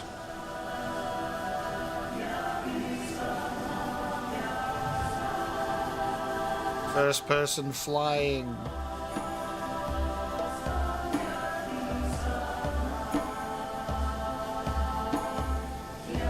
Look at that architecture.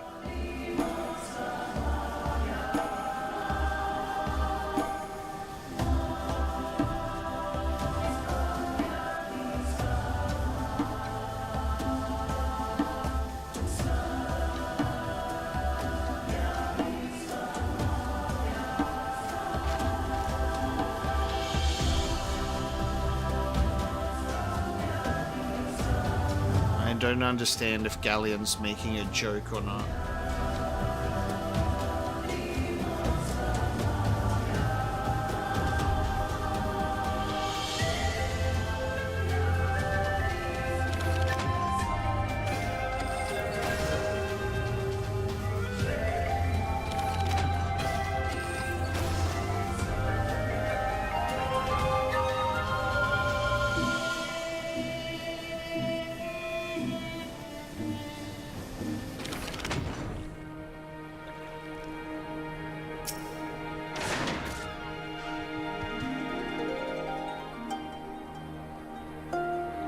You again?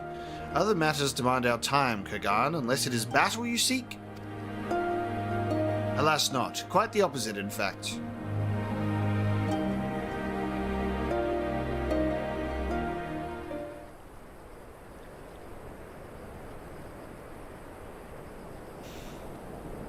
Talking, always talking. You say the pillars hold great power? Of course they do. They are the source of Nama's strength.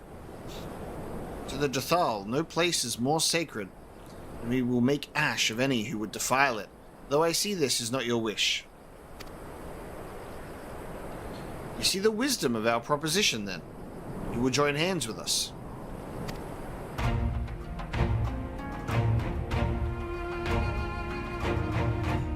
I said nothing of joining hands. Your wish to wield Nama's power to defend these lands, and this I will allow, but for leaving the steppe to fight the men in iron, I would have something in return.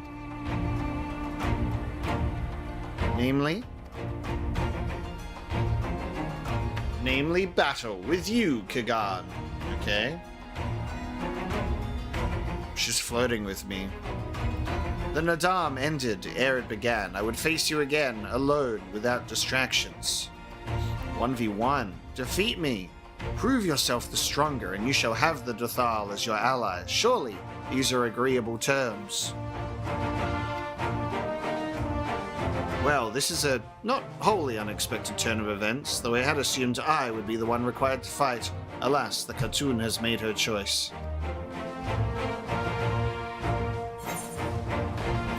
Yeah, shall we dance?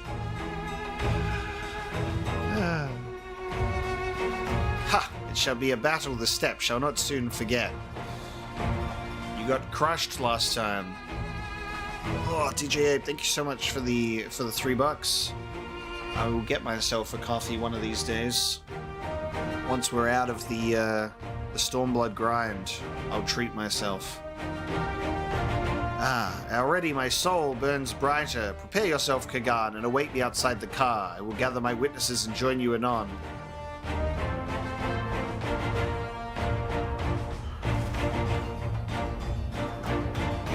Ian's upset. He is envious of me. He wishes he was the one fighting.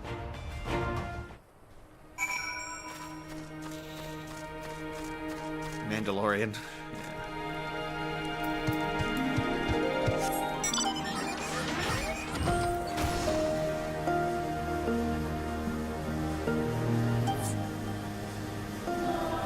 yes, that makes sense. This will be a solo duty.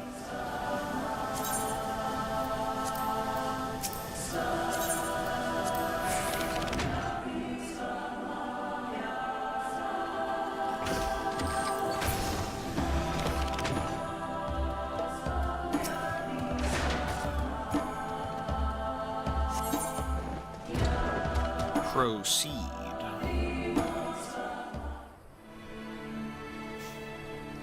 You like your wife who's somewhat less homicidal? Isn't that like most of the is that the most of That's the whole game. Yes! This spot shall serve as well as any. I shall enjoy this Han. Oh yeah, sorry, KH. It's Han, isn't it? The K is silent. Yeah, we got Sadu, Yotsuyu, and Fordola in one expansion. Is this truly necessary? Have you no peaceable way of making decisions? Ishtola, you don't get it. Oh no. Now Ishtola is just Lise. And Gosetsu even did it as well. What? You believe that the people in your tribe are reincarnated when they die? Crazy! You're all insane! Come on, Ishtola. Relax. Speak not of peace.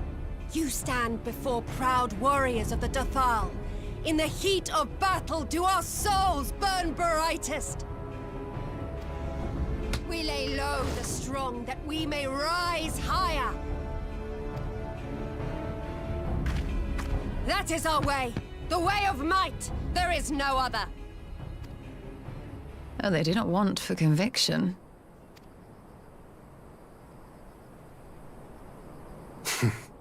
Indeed. It's what makes them such dangerous enemies. And such useful allies. Enough talk! It is time to fight! You cannot fix Sadu. Sadu will fix you. Sadu will make you into a fine warrior. Imagine Sadu as your personal trainer. Alright, I have to use my mouse and keyboard. Ugh. Alright, here we go. Whee! Come, Han, let us dance. See, we're dancing. That's totally flirting. Imagine having your last name be Heaven's Flame, by the way. So sick.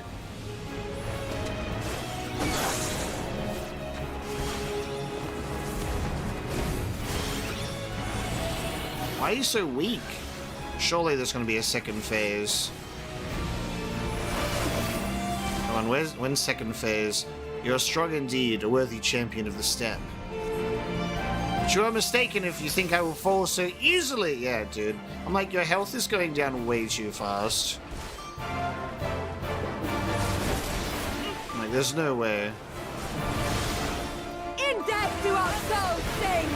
Ooh, oh. Shit.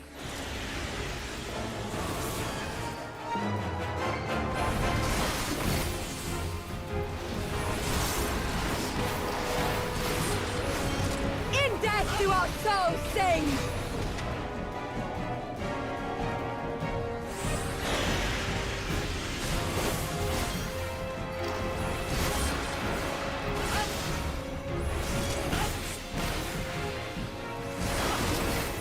Ah, fighting you is pure bliss. Such sweet pleasure. I will not suffer to end so soon. God, when she goes for round 3?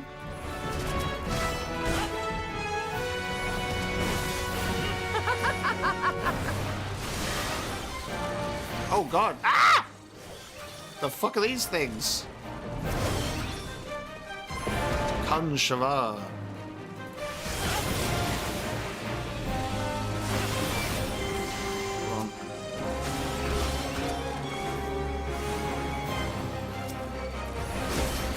Wait, you just keep spawning them in.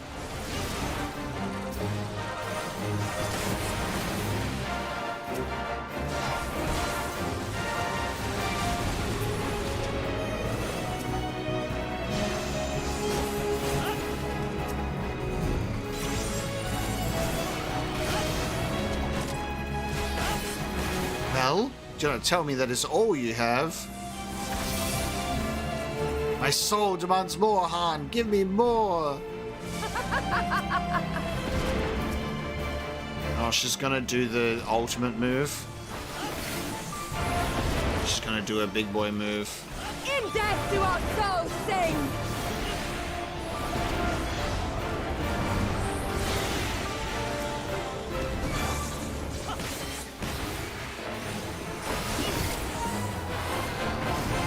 In death do our souls sing! Do you think in death the souls sing?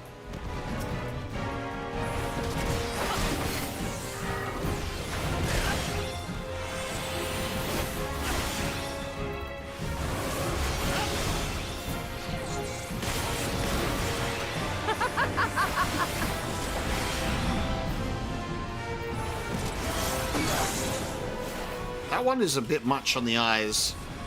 That attack.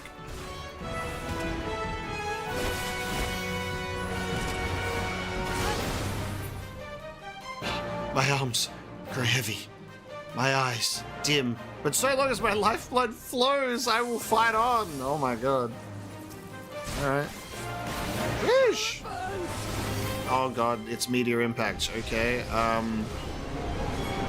60 seconds. I gotta beat you in 60 seconds.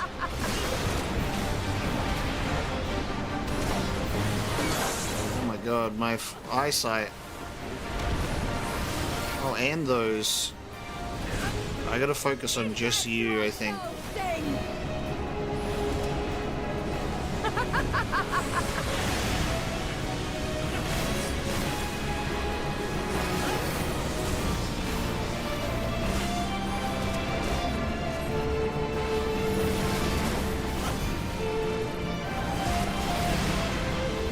In death do our souls sing!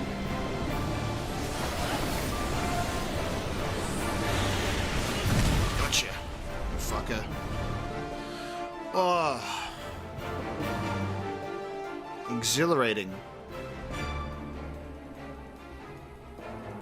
Yes! Yes! Not since the Nardum has my soul burned so! This is a PG rated stream.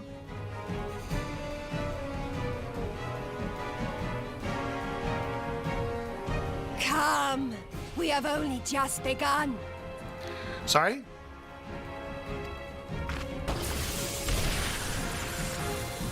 This is like the horniest fight in the game. Enough! You were not granted leave to set the steppe ablaze. Alright, Magnai. Well, well, the sun has come out to play. Be gone, Moonstruck Oranir! I am busy!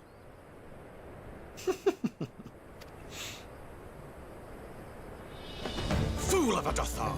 Have you forgotten the face of your master already? The sun will never set! From his seat on high, he reigns over all, now and forever. Fool of a took.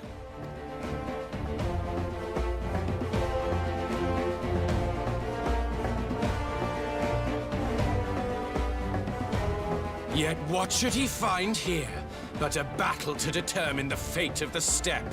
A battle waged without his blessing. This will not stand. You, Doman! You who come to petition the warriors of this land, forget that all Nama's children are wards of the Oranir. As first among my brothers, your petition is mine alone to judge. Let's throw this man in the bin, shall we? No moons? No moons, Magnai?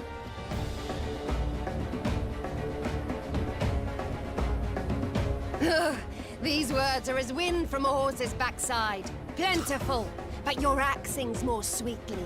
Let her speak for you. You're a horse fart.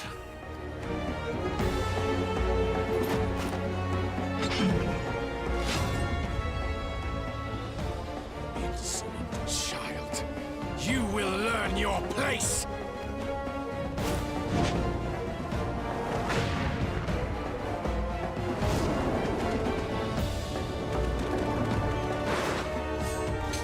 Forgive me, Brother Magnai, but we have an arrangement with the Dothal. We will not abide any interruptions. All right, Ian. So be it. The sun will pass judgment on all. Ideological, join me. Ideological.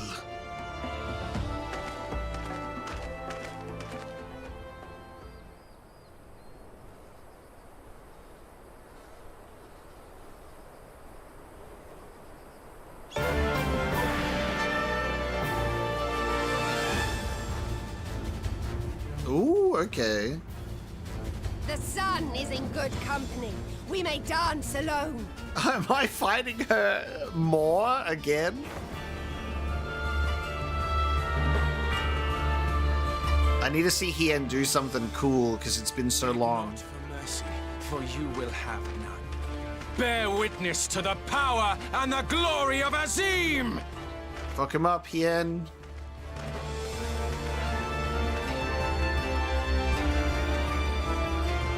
Constantly at each other's throats like rabid dogs. Gods, I'm turning into her. I have not the patience for this. But if we must fight, let us at least be brief.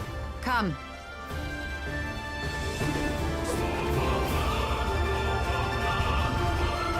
Are we doing this playing a new character again?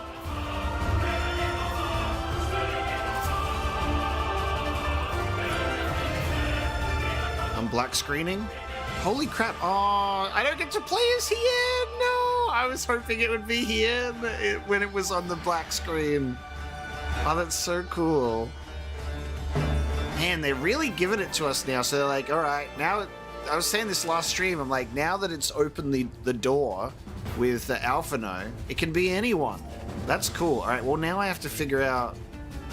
Okay, I have to figure out what I'm doing. I got Stone, Arrow, Cure, Aether Well to restore my MP. All right.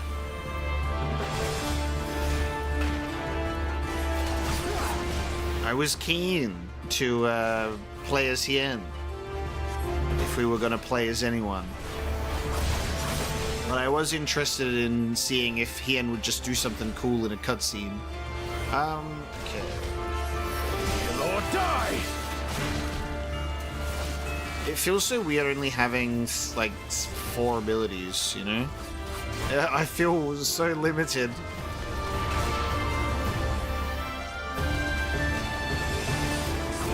Bow down before me!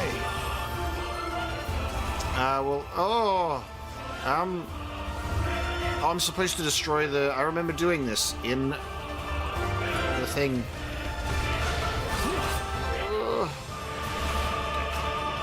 I did that once in a trial. Or die!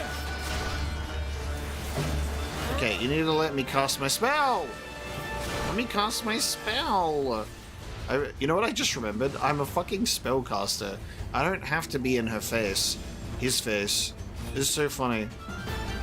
I am being chased though, so this makes it awkward. I'm so used to having to be right in front of my enemy.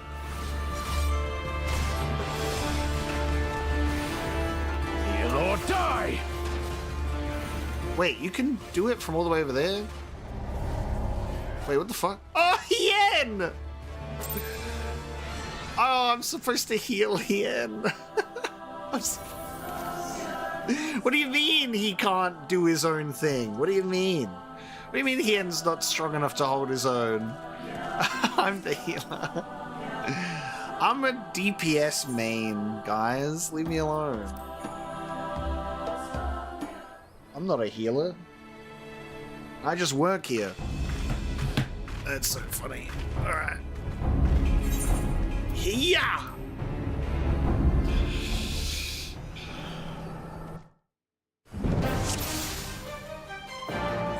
Oh no, dude!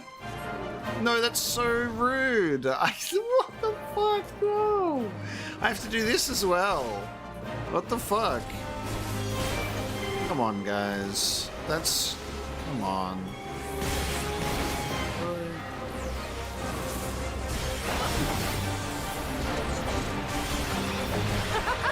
Alright, well, I'm not making that mistake again, dude.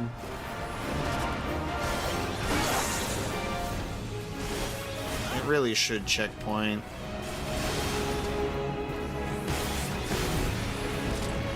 Especially because she's so fucking keen to fight me. She goes forever.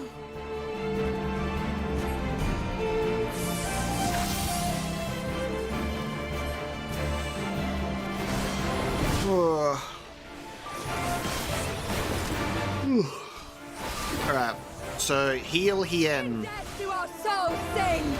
If only Hien was good enough to hold his own.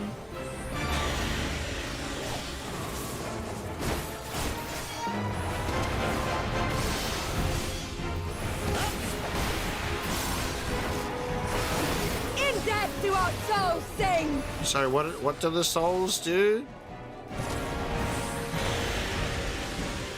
I missed that part. What do the souls do?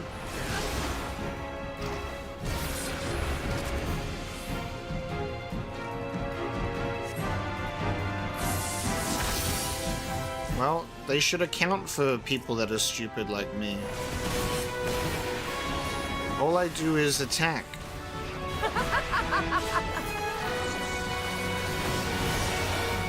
I'm a man who attacks.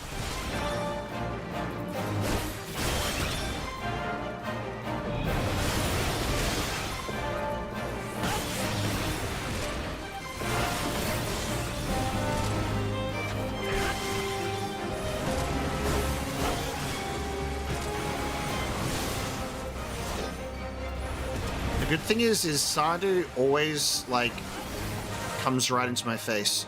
Phrasing, she comes right... Sadu always gets up close. So I can, you know, attack her. In death do our souls sing! I can avoid the attacks. The other things. I don't know what to say about that. Right. Leave me alone. In death do our souls sing! I can't focus because she keeps telling me in death do our souls sing, right? Someone give this woman some more dialogue.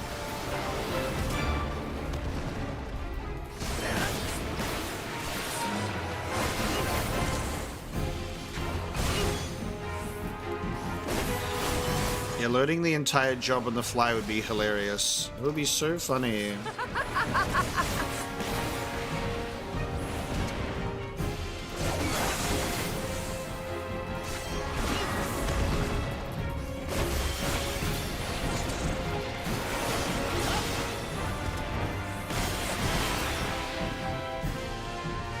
Right, it's time to stop. It's time to stop. Stop this madness. Okay, we're at Meteor Impact. Here we go.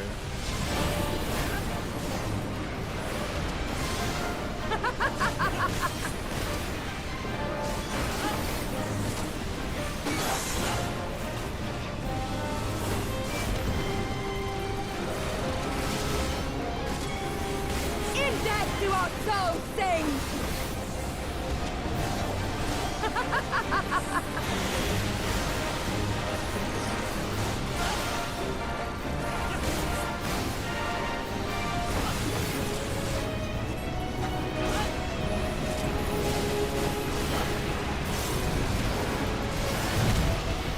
Boom.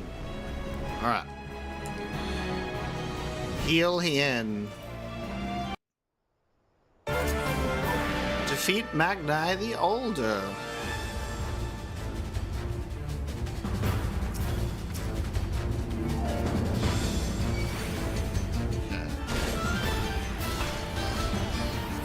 Watch Ian's health bar. I just think he should be better at holding his own, you know?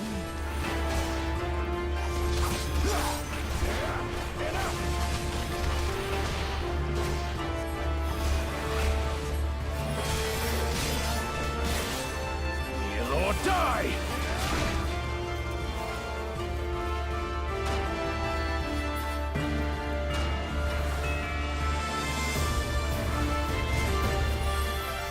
At least you don't get interrupted when you're getting hit. It's just when you get, just when you move.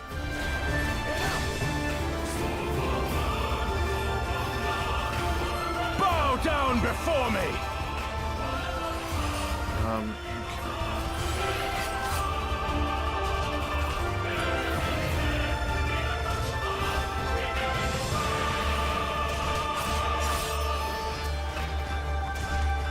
No, do not cast arrow on Hien.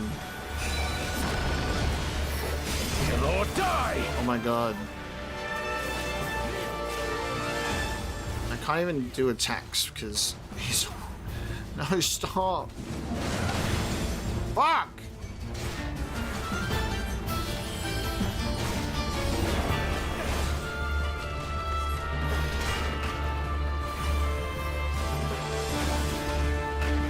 Kill or die! Hien's so weak! Hien, you're stronger than this.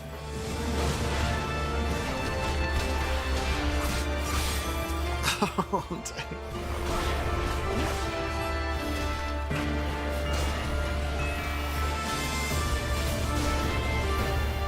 Kill or die!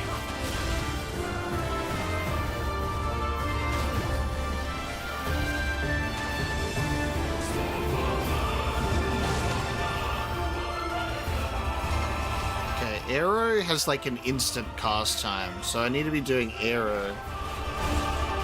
Arrow instead. I can just throw that at him and run. Alright, I figured it out. Ooh, what's he doing? Concentrate! Whoa, yeah! Be careful! Some healing would be welcome. I got you. I'm good at this game.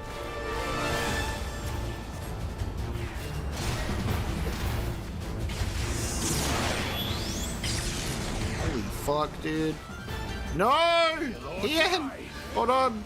Hold on! Fuck!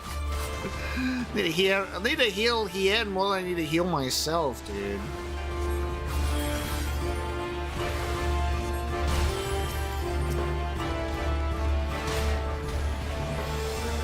Oh, it's damage over time. Yeah, but like...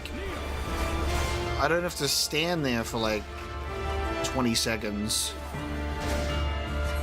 All I have to do is just like blast it. Bow down before me!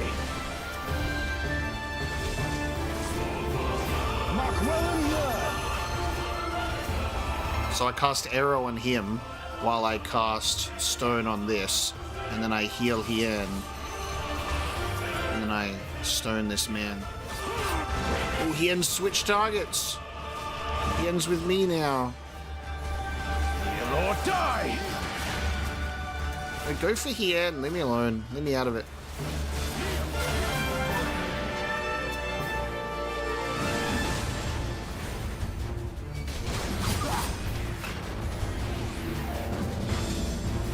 Bow down before me!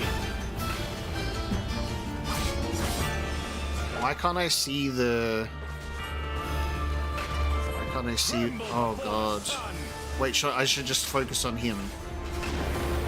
Just focus on him? Oh, no, now I can. What the fuck?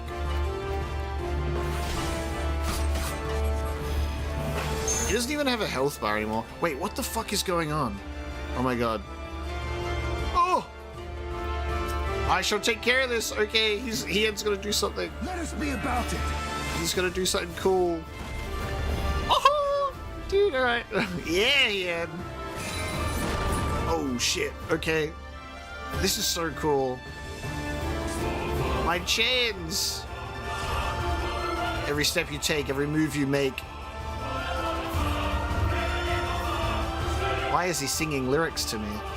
I'll be watching you. Active time maneuver!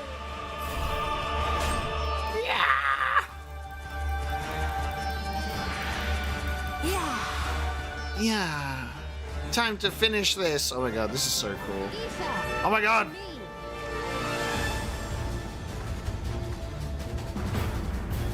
Every move you take. Have at you! I'll be watching you. Get spirit bombed. Oh, what strength, what grace is this? Yeah. First try. I'm such a good healer, dude.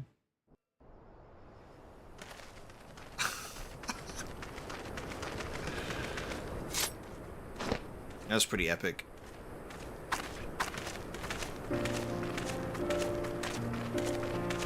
We just got done with our fighting session. That's what they call it anyway. Never have I felt such bliss in defeat.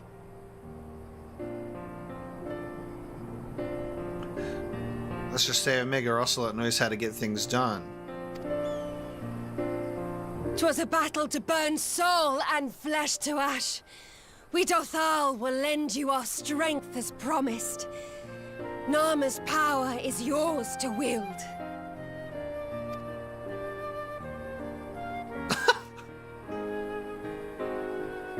What does the sun say to that? I think my favorite thing is it's just like, so Omega Ocelot and Sadu went to fight off screen while Ishtola and Hian had a fight.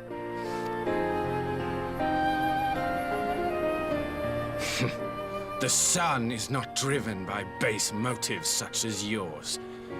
But they have been judged and found worthy.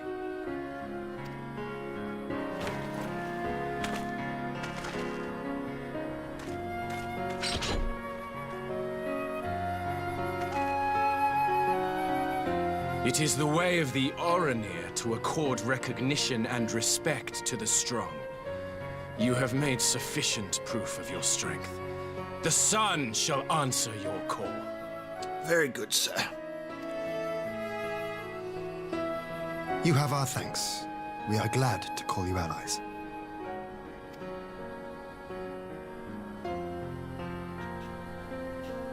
You? By what are you called? Is he talking to Ishtola? Is he gonna, is that, dude, this man, he's got a crush. Ishtola, why? Any time a new woman appears, he's like, "Are you my moon?" Oh my god. This is so stupid. He's like, "You. Who are you, actually?" Could you be... Could you be my moon? This fucking guy. Are you my Nama? He fucking is. Fuck's sake, dude. Have you tried going to like a bar or something, you know? Meet someone organically. Anytime there's a new woman on the field. Everyone, like the camera cuts. I beg your pardon? Oh, In battle, you shone with all the majesty of the full moon's light. Your healing touch, the embodiment of the Dusk Mother's love. Shall I compare thee to a moonlight's light?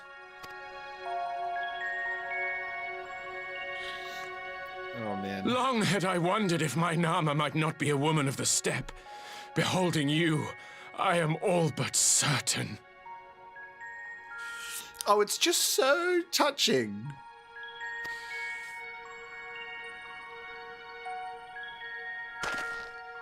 Ishtola's gonna kick this dude in the balls. Now, look into my eyes. Could it be? Could you be?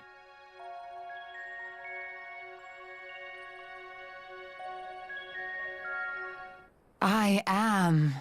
Not interested, little son. Try again when you've become a man.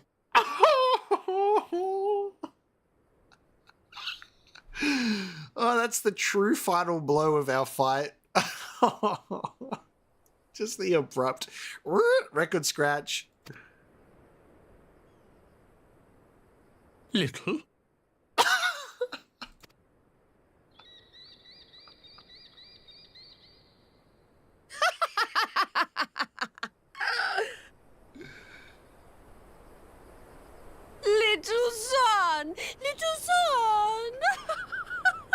See, Sadu's just like, I had a great time with my warrior.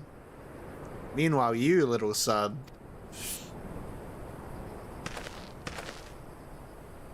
Does it pain you, little son? Crave you salve to soothe the ache? Fire to sear the wound in your heart?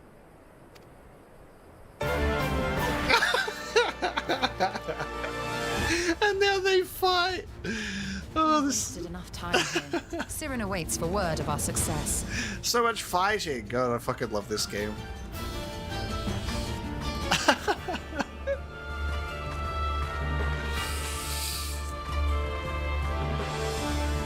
Off they go.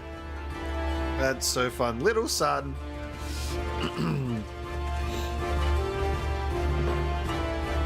Oh my god. Could you be my Nama? Oh, it's so funny. Because I love that Ishtola just like rocks up. It's just like, what the hell is going on?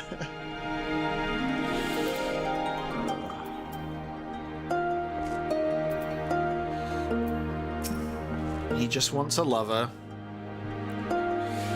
You are not only contend with Sadu, but Magnai too. Such a fierce battle that must have been. Yet here you stand, triumphant. Having passed such a test, they could not well deny you their allegiance.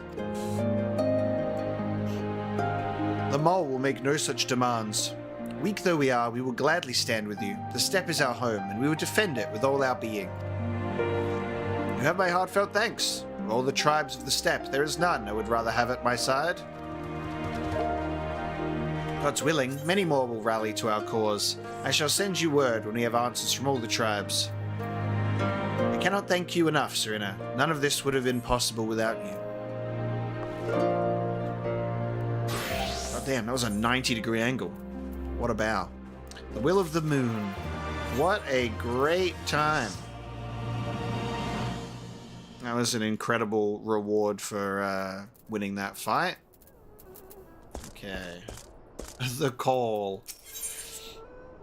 Ooh, endure. We got another thing. Is this the final quest in 4.4? Because I think the final quest in 4.3 gave us one of these. Ishtola would see the ether flow once more. Not final. Okay. We have the requisite consent. 'Tis time to put Nama's power to use. Second to last. Okay, we're close. If the ether flows as planned, all that remains is to have the Ironworks engineers do their work at the ruins. Come, let us return to the House of the Crooked Coin. Ooh. Let's go. God, that scene was just way too good. It was so funny. Just the whole thing. All of it was so funny. To like Omega and Sadu's fight to Ishtola and Magnai. Just very, very good. Little son. He's never gonna live that one down.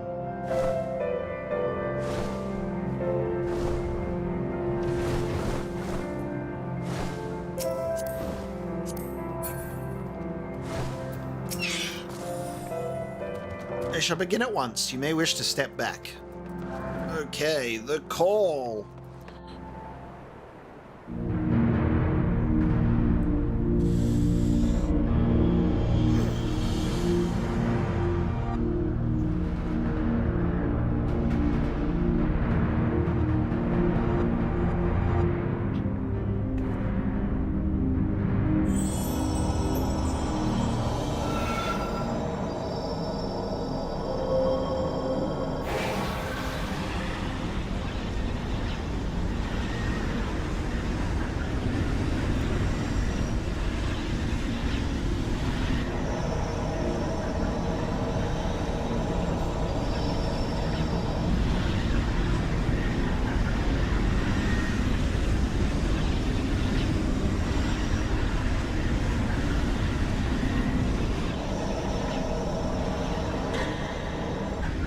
She's locked in.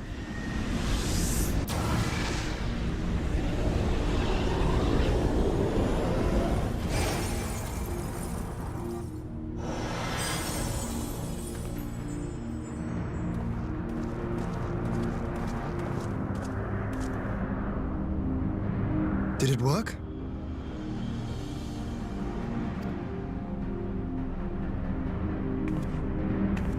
It did. Ether may flow freely to the burn once more.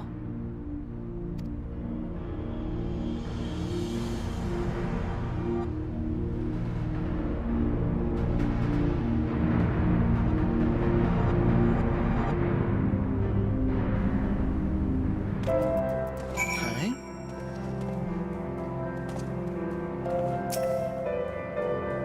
I do not pretend to understand what you did, Ishtola, but you did it. Big himbo energy.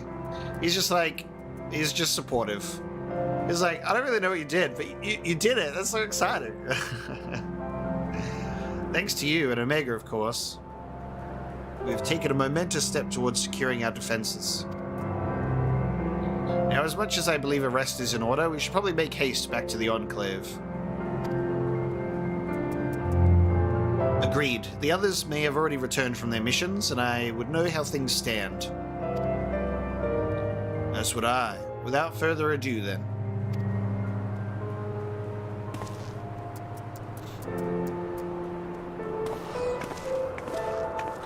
I love that sort of idea that... No! I thought this was going to be a quest location. Galleon! You fucking pulled it. You know exactly what you were doing. You and your fucking leap of faith. Get me out of here. Get me out of here.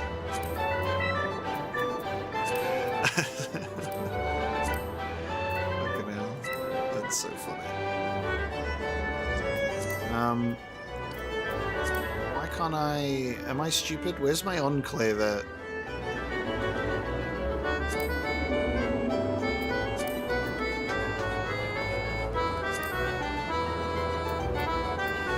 Why can't I get to... Because it's Orthard, and then I used to be able to just click here, and it would say that I could go to the Enclave. Why can't I go to the Enclave anymore? But I used to be able to just pick it from there. It's weird. Why did it disappear? It added new locations. But it took away my Enclave. But yes, teleport menu for the win. But yeah, I love that sort of idea that Magnai saw a cat girl for the first time and was like, oh my god. My moon. Oh, good morning to Julian's dog. My dog's still in bed, actually. Unless he's on the couch. I don't know where he is. He hasn't come in to say hello yet, so he must still be sleeping in bed. That's the hardest part, having to get out of bed. And you're like, I have to leave my dog. And he's so cozy, and I tuck him back in, and I go, you have nothing to worry about. You don't have to pay bills. You just have to sleep and chill out.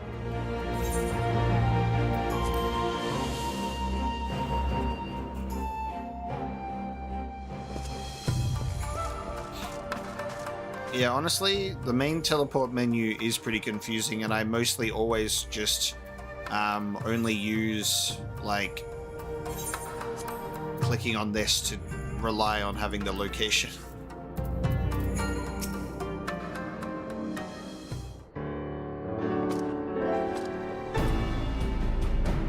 Judging by your triumphant expressions, I take it all went well on the Azim Steppe.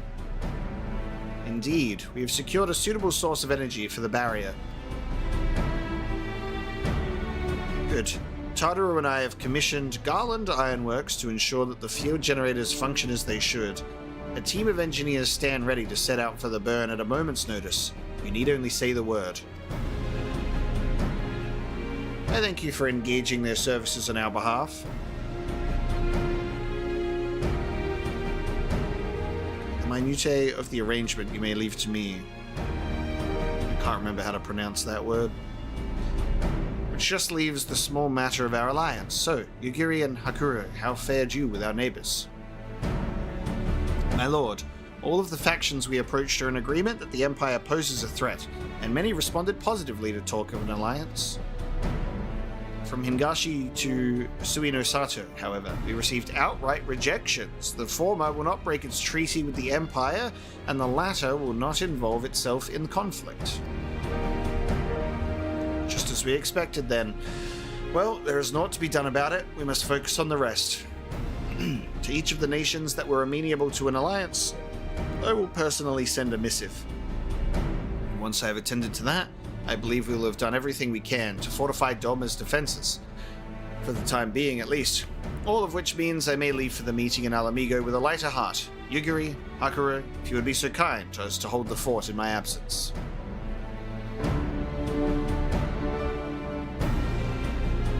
My friends, we could not have achieved so much in so little time without your help. For that, I give you my heartfelt thanks. Till the meeting, then.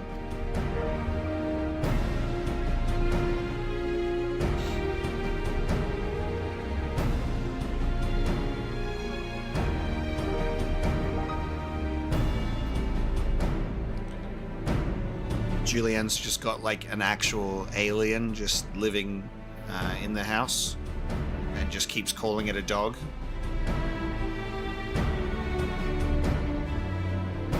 Spill it. Tell the truth. You're harboring an alien fugitive. I took the liberty of asking Thancred to attend as well. He should have arrived in the Ala Mhigan quarter by now. And let us not keep him waiting, shall we?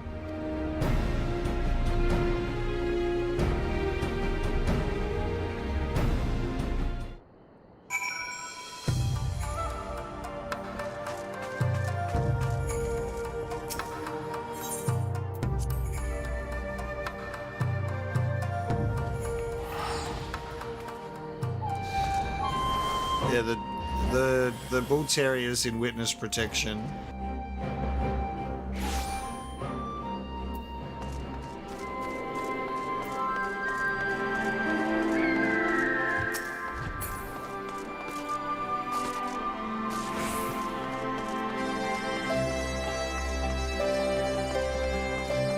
There he is. There he is. Good morning. Wagging his tail, he's come to say hello. Good morning. Hello. You coming up? Coming up. Come here. I know the heater's on, but come here. Come here. Oh, there he is. Good morning. Good morning. He's camera shy because he keeps wanting to sniff my tea instead. Hog the camera. I mean, hog the heater.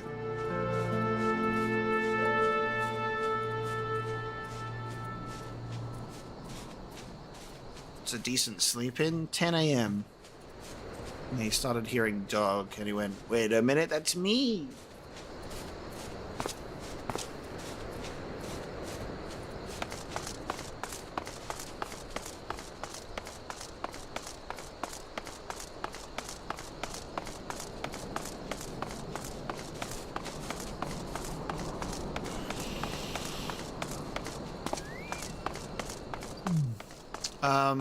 What do I think of the new Alien VR game? Well, I think that the trailer that they showed was really bad. Because I saw it pop up and I was like, oh yes, it's the Alien VR game. It's the Alien game that they announced ages ago. Here we go. And then it was like a 10-second trailer and the visuals were all at like 20 frames per second. It looked not good. Unfortunately, and it's supposed to come out at the end of this year, and I'm like, that's not nice, because I think that was like our first look at the game too. Not a good first impression, and Alien Isolation was so good. Just do more of that. I think they're trying to evoke the Alien Isolation vibes with it being in set in the place that it is. Like it's got that Alien Isolation energy, but in low quality VR. Ishtola has told me all, and I duly told Urianger and Kryl. Kryl, in particular, was concerned about Alphino, but I assured her that everything that can be done is being done. She agreed to continue with her own tasks for the time being on the condition that I contact her the moment there is any development. It is kind of fun how the game will be like, oh yes, these characters also exist. You haven't heard from them in a while. They're okay. They're knitting in the background until something happens. So that leaves 4 of us to attend the council. Arenvald is here to assist with security. Incidentally, though, the poor lad seems altogether too distracted for the task. Another one missing Alphino, I expect. But it's almost time. As soon as you're ready, present yourself to the guardsman at the palace entrance. I shan't be far behind.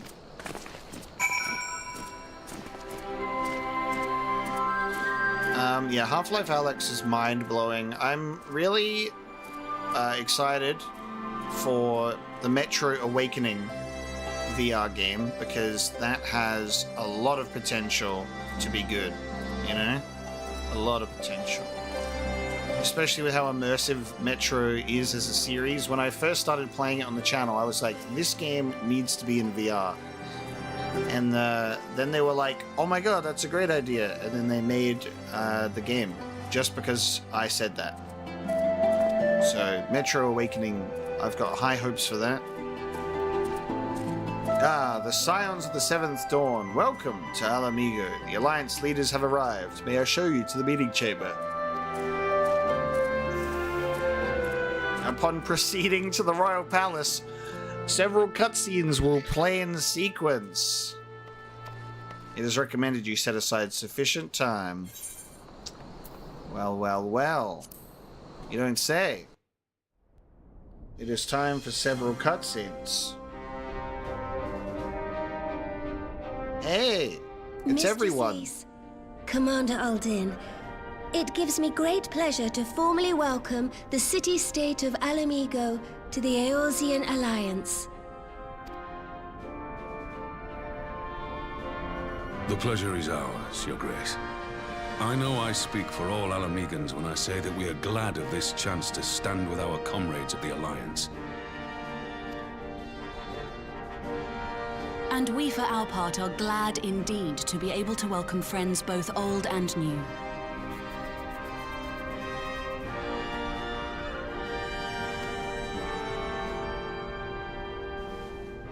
Lord Hien of Doma, at your service. Pray, accept my heartfelt thanks for your generous invitation. I think my favorite part of Stormblood is all of the Aymeric cameos, because he doesn't talk. It's so funny. And I just see him and I smile, and I'm like, that's my boy. There's Aymeric. That's my guy right there. And he's just looking at me in the background, just smiling. Nay, it is we who must thank you for journeying so far. And 'twould be remiss of me not to acknowledge the part the Scions of the Seventh Dawn have played in bringing all of us together. Alright, that was weird timing. He finally talked. I don't think he's talked during all of Stormblood.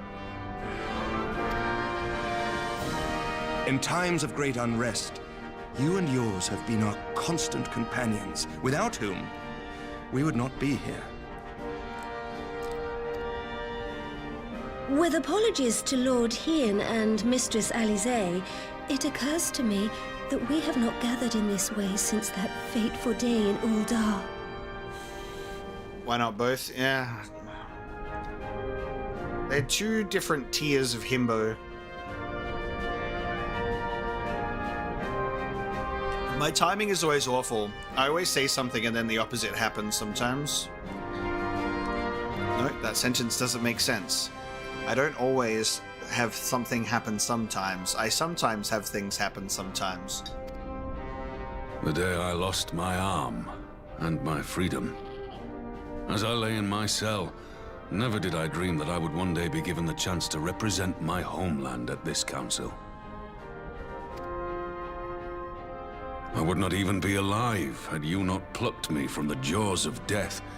You, Yugiri, and Alphino.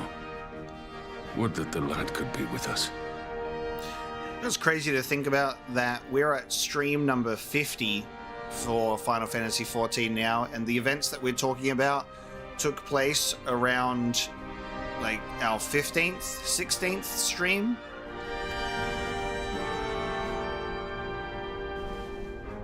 I too owe my presence here to Alphino, in so many ways. Until such time as he returns, I mean to carry on his good work as best I can.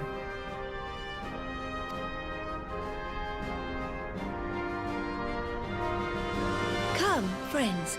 Let us leave the past in the past and turn our eyes to the future. My Lord Hien, pray, tell us how things stand in the East.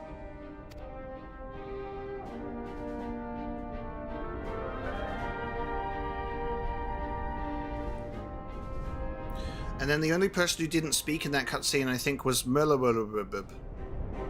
However you say her name. Merlawilabub. Having heard the rumors of dissent in Gal Emald, I dared to dream of a peaceable solution. The Empire will not so easily change its ways. This isn't intentional, dude. She didn't speak, alright? So I pointed it out. If the Garleans have a mind to take back Doma and Ala Mhigo, we'll be hard-pressed to stop them, even with the might of 6 nations.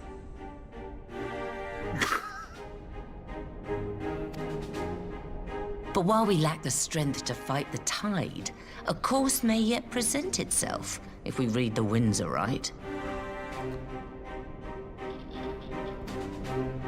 The winds suggest but one course to me. One which leads from the sea unto the river and thence to the source of all our woes. Can I stop talking things to existence? Oh, a bag of money filled with millions of dollars. Oh, it would be such a shame if a bag of money appeared. The Ascians. Indeed. All here have felt their blighted touch. It was the bringers of chaos who nurtured the Archbishop's tyrannical ambitions. They who bestowed upon him the secrets of summoning, as they have so many others before and since. And while they remain, we shall know no peace. Our objective is clear. The question is how to achieve it. That our enemy parades about in Xenos' skin poses problems in itself, but ere we get to them, how are we to infiltrate the Empire and get close enough to strike?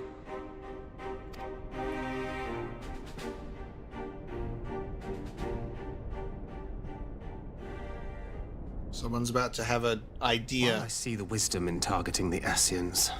An assassination attempt on Garlean soil would do little to aid our cause, even were it to succeed.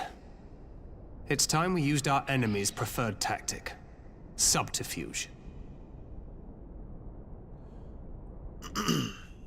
There's another character that hasn't spoken in this cutscene yet, actually, I don't think.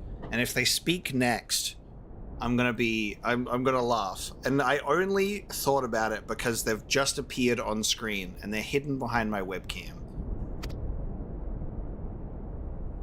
You have an idea? Speak your mind, Master Thancred. None here know the enemy better than the Scions, and you mayhap best of all. Whatever it is you propose, we will give it fair hearing. On that you have my word. There we go. See, we broke the curse. Lys hasn't spoken yet, I don't think. Very well, Admiral. My proposal is thus. We dispatch the shinobi to Imperial territory. There, they sow the rumor that the Crown Prince perished in the battle for Ala Mhigo, and that the man parading around is in fact a corpse inhabited by a servant of darkness.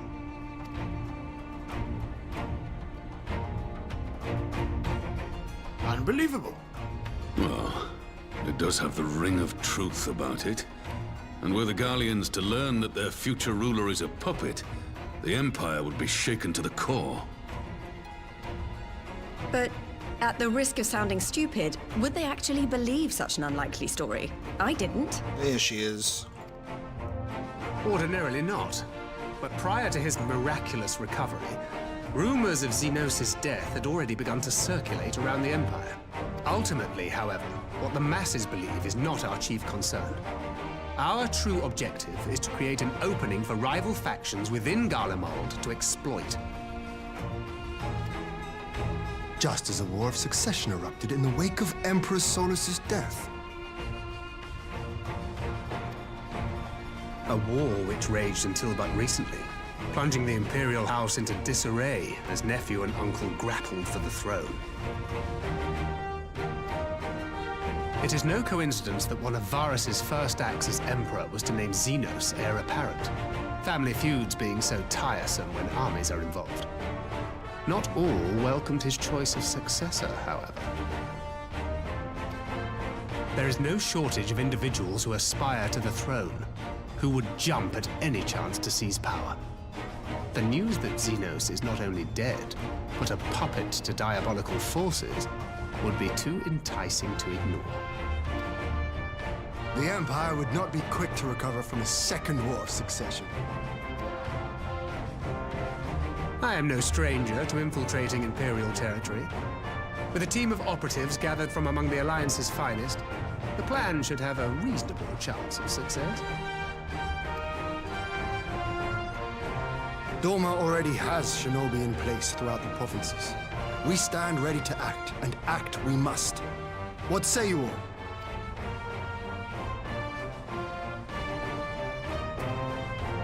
I'm for Master Thancred's proposal. We shine a light upon the Ascian and test the Empire's unity. 'Twas his plot that scuttled Doma's negotiations, was it not? Why then, if we can eliminate him, there may yet be a chance for peace. Let us wage this war of subterfuge, that we may one day lay down our arms. Gods know we never will while the Ascians remain.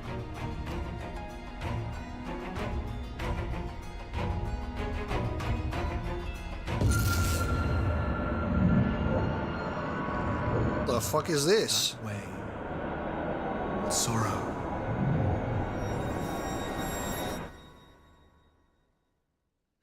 This is like a hardcore echo. That way, sorrow. History must be changed. Whose voice is this? Who is this?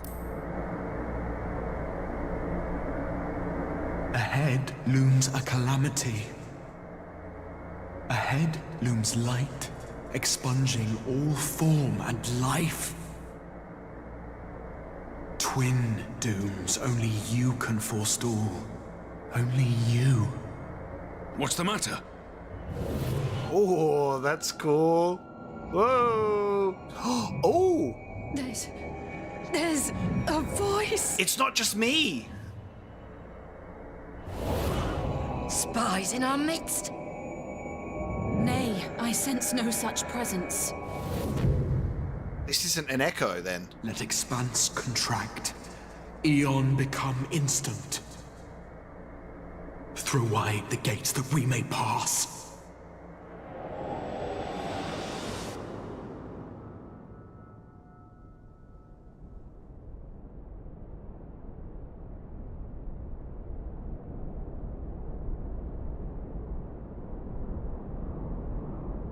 Is it over?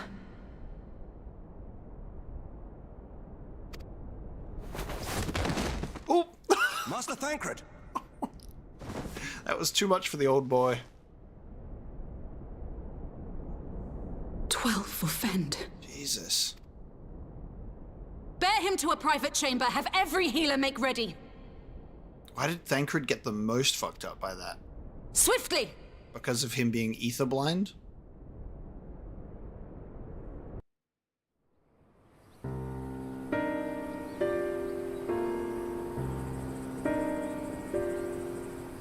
Master Thancred remains in slumber. Though his vital signs appear stable, he's unresponsive.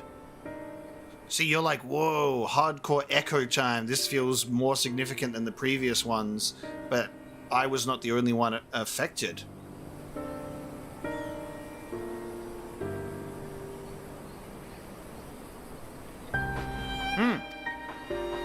could have done this? And why just him and not the others? I'm afraid we could not identify the cause, my lady. Our examinations revealed no wounds, nor the presence of any poisonous substances. God, that only makes it worse. You're to let us know the moment there's any change, all right?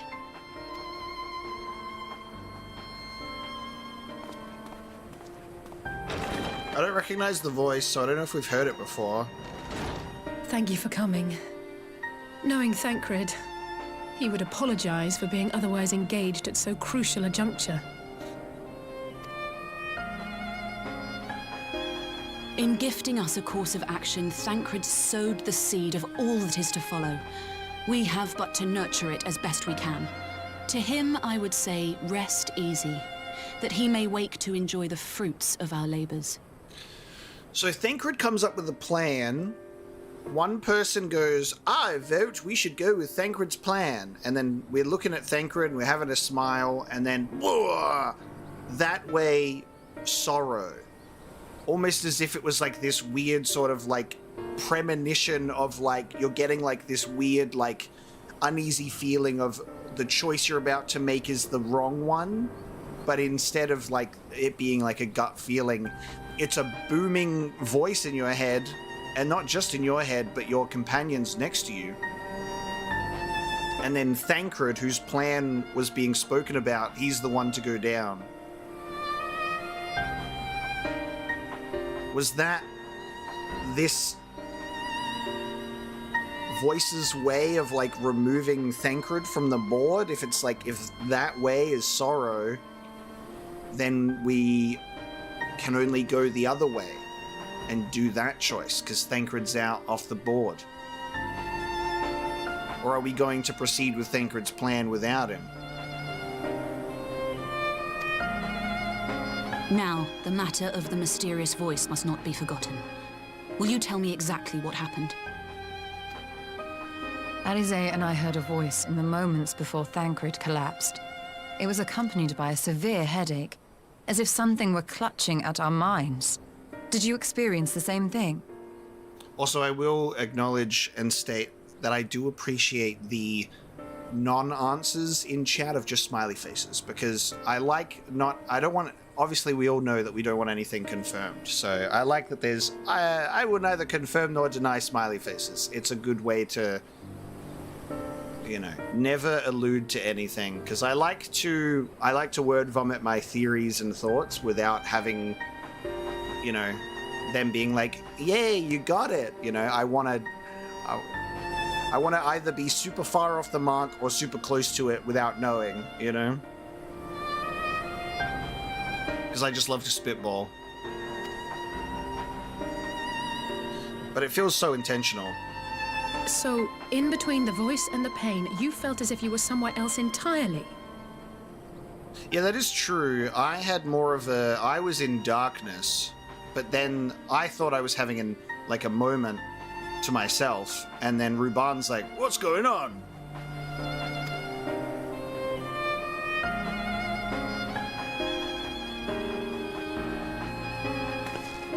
Your testimony confirms my suspicion. That which you experienced was, I believe, your soul being plucked from your flesh. Cooled. My soul being plucked from my flesh. What happens when we have, like, our meeting with Hydaelyn? Like, when we have our whole crystal moment. How does that occur? What happens there? Because we're in, like, a different place. Is that similar?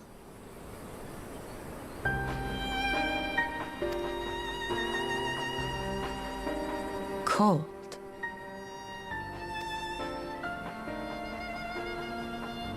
I myself examined Thancred.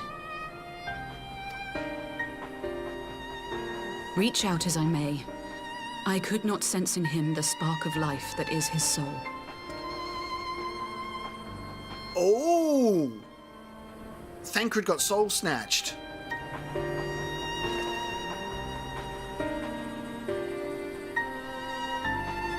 That Thancred alone was stricken so is likely due to his heightened sensitivity to the effects of ether. A consequence of his prior possession by the Asian La Hebrea. So it could also be an allergic reaction. The owner of the voice, whoever it may be, reached out to you, called your souls, and in so doing, caused you and yours such pain. But if that's true, where exactly are we being called to? I know not. Yet one thing is plain. Whoever waits for you on the other side is possessed of a power unlike any I have ever known. Canisena just looks into the camera and says, "You are being called to Final Fantasy XIV Shadowbringers in stores this summer. Find out what happens next time."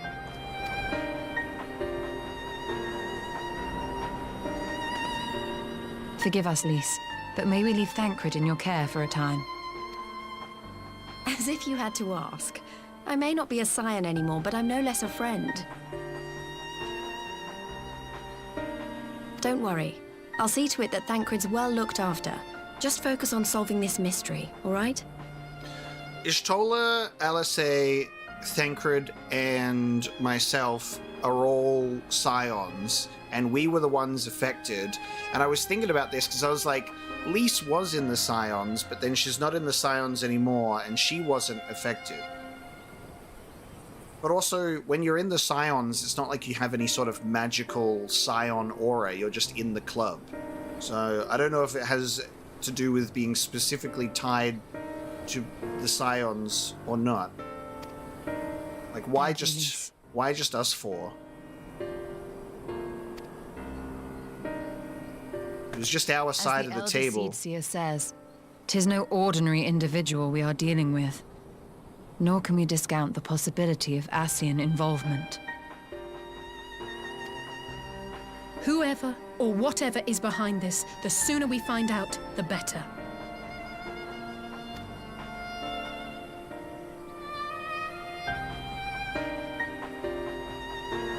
Nod.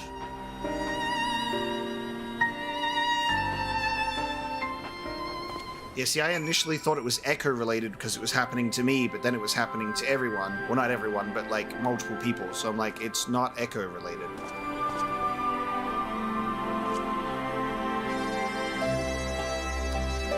Well, if we want to talk about the, like, Fordola has the Echo as well, because they would, like, the Empire were doing the experiments to make them capable of utilizing it.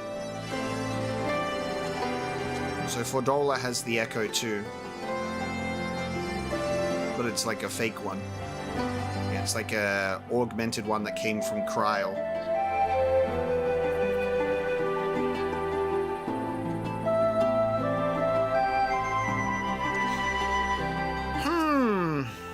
Curious indeed.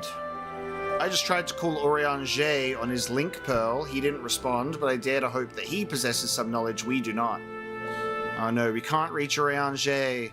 He's turned evil again. Urianger's gone to the dark side. Ah, Urianger, never mind. Something happened during the meeting. Thancred's collapsed. A disembodied voice suddenly started... What? But that's... We should talk about this in person. Alright, we'll meet you there. That was Urianger. He heard the voice too. It wasn't just limited to this one meeting or this one room. Urianger also heard it. In Thanalan. As we alone were afflicted at the meeting, I had my suspicions. But if the voice also spoke to Urianger, there could be little doubt the scions were targeted specifically. See, I thought that was strange. But Lys wasn't... Because, so that's interesting. Lys was in the Scions, but I guess no longer, but then wasn't targeted.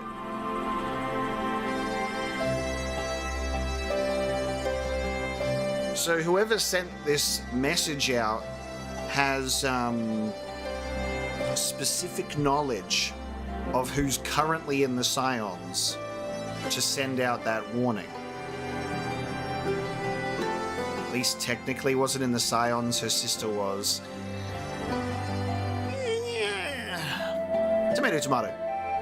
As we alone were afflicted at the meeting, I had my suspicions, but the voice also spoke to Ranger.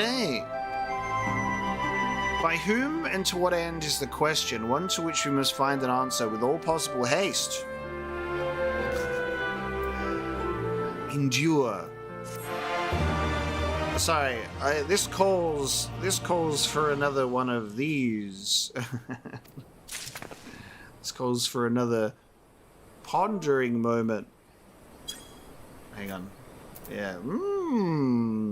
Huh? Yeah, that still counts.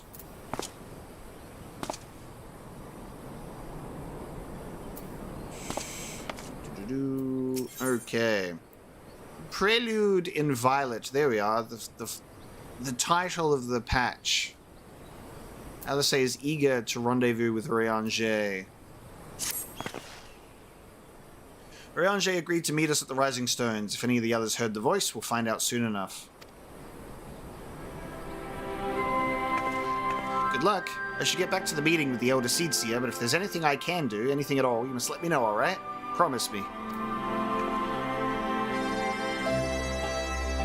No, don't make me voice Ranger.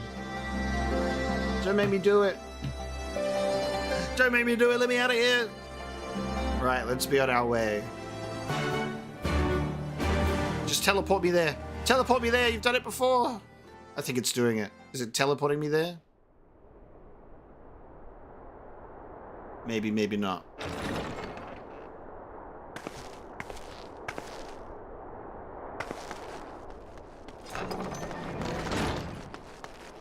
Yeah, I got teleported. Ranger! Gods, it's good to see you. Voiced cutscene. I don't have to voice him. Would that our meeting were under happier circumstances. I judged the voice sufficient cause for concern even before you sent word of its effect on our comrade. You know what's really weird, though, is when Ranger in a cutscene, I'm still expecting to hear Gideon Emery. He's like the only voice actor from A Realm Reborn that has stayed like with me with his character. I expect Gideon Emery's voice to come out of Ranger. And I don't expect Sam Riegel to come out of Alphino anymore, but I still obviously have that in my head as well of what he used to sound like. You heard it too, then?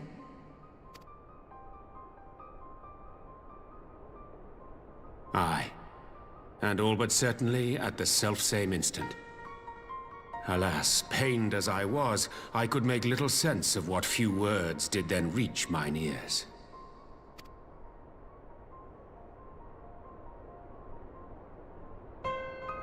Who do you think is responsible? Could this be the Ascians doing? That I cannot say. Not when so little is known. Ere I indulge in speculation, I would examine Thancred with mine own eyes. Speaking of eyes, you know, I wish that I could see his... Take these off, you know? There's something untrustworthy about this, you know? To Ala Mhigo, then, without further delay. One other thing. During my visit to the Far East, I observed a strange phenomenon. Thou referrest, I presume, to the localized reduction in etheric density. Well, that spares me the trouble of an explanation. Yes, I noted precisely that at two apparently unconnected locations. I take it the phenomenon is not limited to the Far East. Indeed not. Of late, our agents charged with surveilling the beast tribes have spoken of little else. In every corner of the realm, they tell of places in which the ether hath grown thin. Naturally, my suspicions first turned to primal activity, but the areas thus affected betray no evidence of summoning. I must confess to being quite perplexed.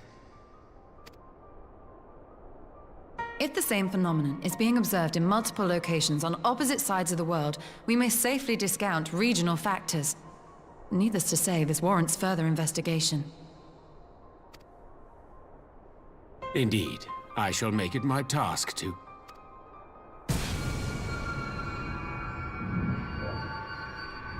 Did we just have Urianger also just... It calleth to me once more. Okay, why is everybody getting souls stolen? But we're not affected.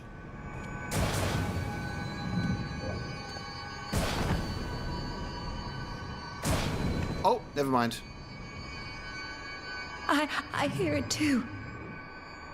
When will it be my turn? Let me hear it. Oh, here we go. Only you. Only you. No! Ishtola! Urianger! Throw wide the gates.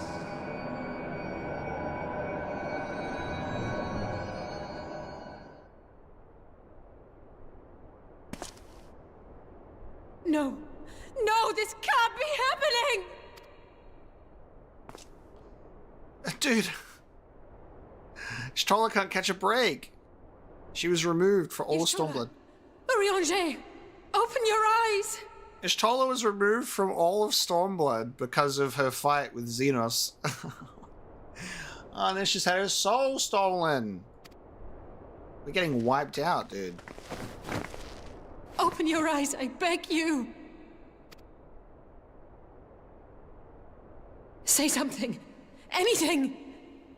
Not again. Please, not again. Alisaie's next then. Because the voice is like, only you. I have to do this on my own, apparently. Every time a plan is happening, it's being course corrected. Like, Thancred's plan. Nope. Urianger, I'm gonna go do that. Nope. Is Alphino also getting this as well? Because Alphino is also in the Scions. Is he hearing this voice? Because he'd be like, what the fuck's going on? I can't even contact anyone. I'm on the other side of the world.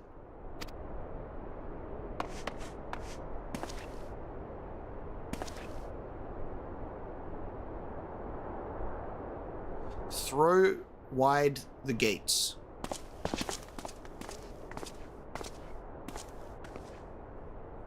The gates to what? What the fuck, dude? What the fuck is going on?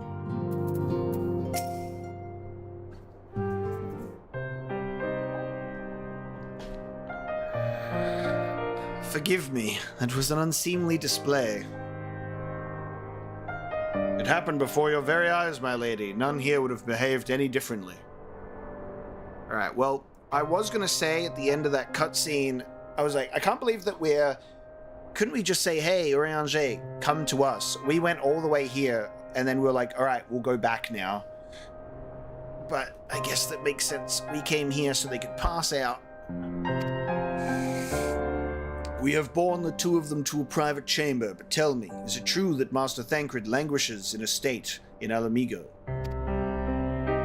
I'm afraid so. Given the circumstances, it would seem best to observe them together. I will send word to Lys that he should be brought here. Take heart, my lady. The world is full of scholars and knowledgeable folk of every persuasion. Someone out there is bound to know what ails our comrades, and how it may be cured. Thus we will rouse them, no matter what. That we will, Hori. That we will. But first things first, our comrades will have questions. May I ask that you explain the situation to them? I must attend to a private matter.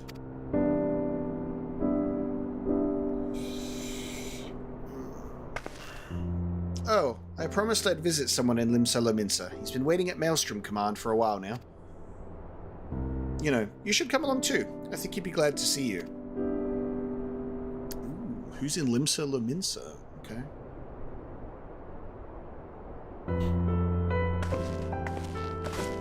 And then Alisaie is going to walk outside and be like, you know what? I think we should do this. Ah! And then she's dead. You know, like, whatever we do, we could die at any moment now. Soul plucked from our very mortal coil.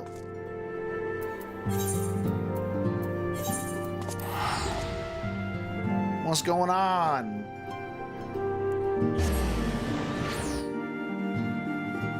We're being, like, puppeted. Someone's playing The Sims right now and going, nope. My A Realm Reborn hunt quest. Where is that located? Where's the hunt board?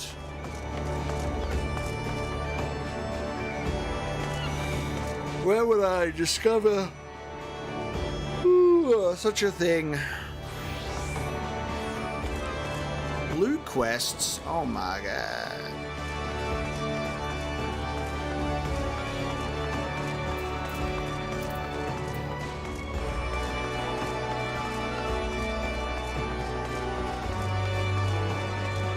My grand company is near is Gridania, I believe.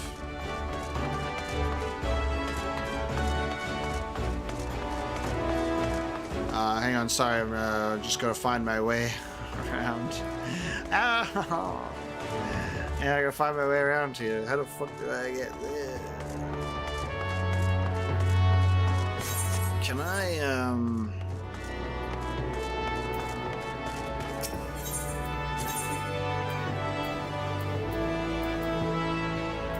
There you go.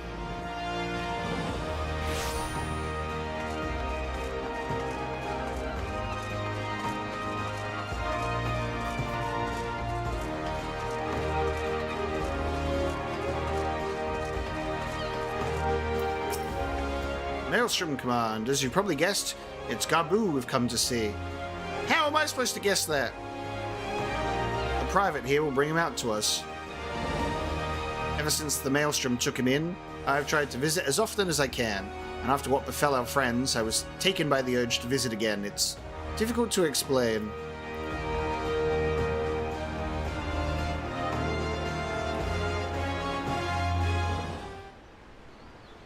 Of course, we're seeing Gabu. I should have known that.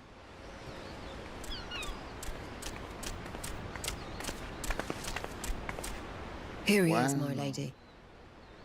This is the throwback.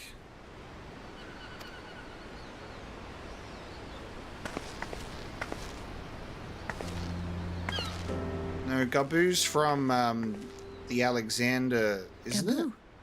It's been too long. Gabu's from Alexander, right? Am I remembering that right?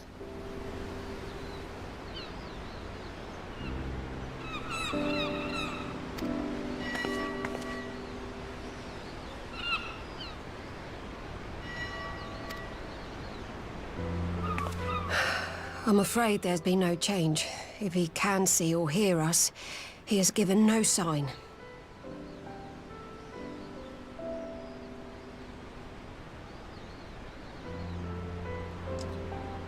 Yeah, I'm trying to...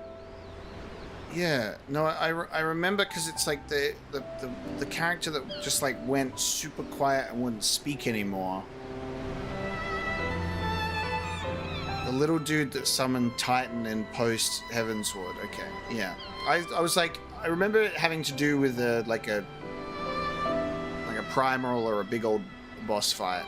But no, I remember. Yeah, that makes sense. The traumatized one. Yeah. I remember. I see. You're still fighting. I'm proud of you.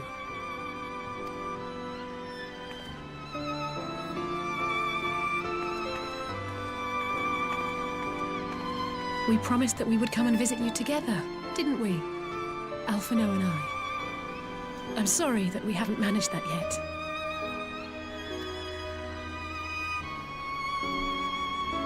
You know, with the three of us like this, does it not remind you of that night? Of the stars beyond count twinkling in the heavens? I was feeling pretty low back then. Powerless. But I knew that my brother was close by if I needed him, and that the others would be waiting for me back at the Rising Stones. Not like now.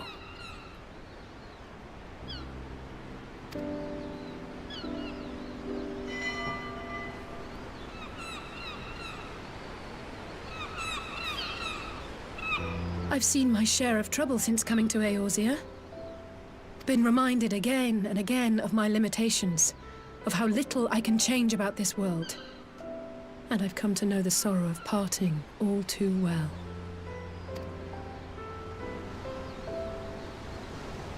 But to have the people I hold dear struck down before my eyes, and be powerless to help them, that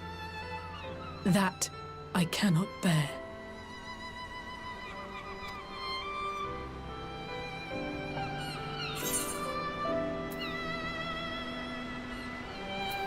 You don't have to bear this burden alone.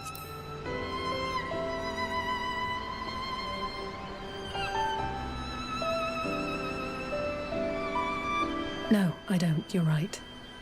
It's pure arrogance to imagine I can solve everything by myself. You'd think I'd have learned that by now.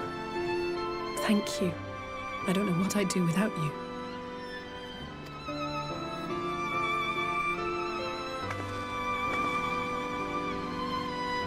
Well, that's more than enough brooding for one day.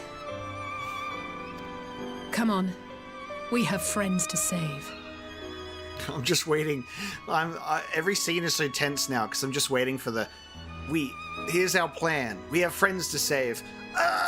And then Alice's soul is stolen, you know? I'm literally just waiting for it to just go dum dum. Dum dum. Aww. Still in there somewhere. Still in there somewhere.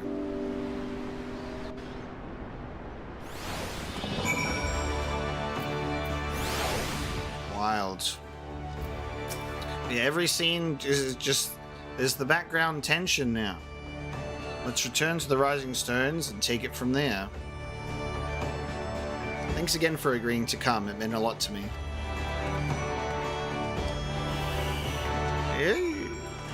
Yes.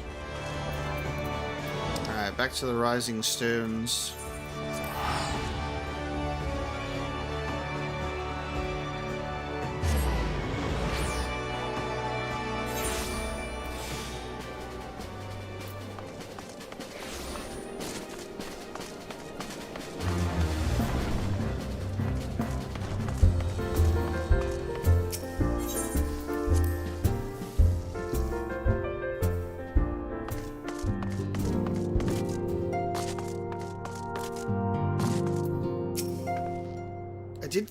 I did some thinking on the way back, and I think Hori is right. We need to seek outside help. Ordinarily, we would turn to our own experts on such matters, but they're both among the stricken. I will begin by reaching out to the myriad guilds and research institutions here in Eorzea. Additionally, Grandfather and Minfilia had a wealth of connections between them, and I mean to explore those avenues too. We'll find a way to save everyone, mark my words. Much and more has happened in recent days, some of it for the good, some not so, but all around me people continue their fight. From the shinobi who search for Alphinaud to the Alliance members who make ready to move against the Empire, they march on in the face of great adversity, bearing heavy burdens. Everyone is playing their part, and so must I. You have your own part to play, I know, and it's bigger than most, so I won't keep you. Just promise that you'll visit from time to time, and I promise I'll have good tidings to share with you when you do. There you go. That is 4.4. And now we get the post-patch cutscene tease again. Meanwhile, the Imperial Palace. Ready. Here we go. Put your seatbelts on. Da, da, da, da, da, da, da. Da, da, da, da, da, da. The Populares no longer present an obstacle. Now is the time to bring the Empire's might to bear.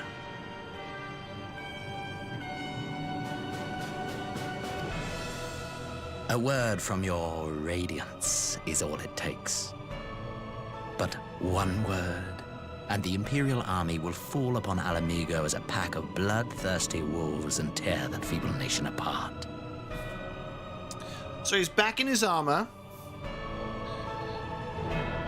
No neck bandage. It's looking pretty clean to me.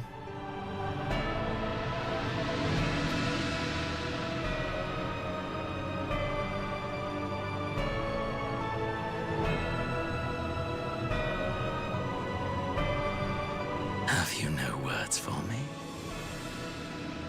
He really is like, hello. One word. One word is all it takes. Despite the lengths I go to, an emissary playing the part of a fool. When first I took this face, I swore to use all of my knowledge, all of my power, to further the cause of the Empire. My deeds stand testament to my commitment. Okay, so there's the removal of the Ascian mask and the Ascian robes. When I first took this face. And with this adamant flesh at my disposal, I could destroy the Icon Slayer as easily as one might swat a fly. Why do you hesitate? So definitive confirmation that it's the Ascian. So we had like that sort of, will it or won't it? It could be, and then we determined, hey, this could be the Ascian.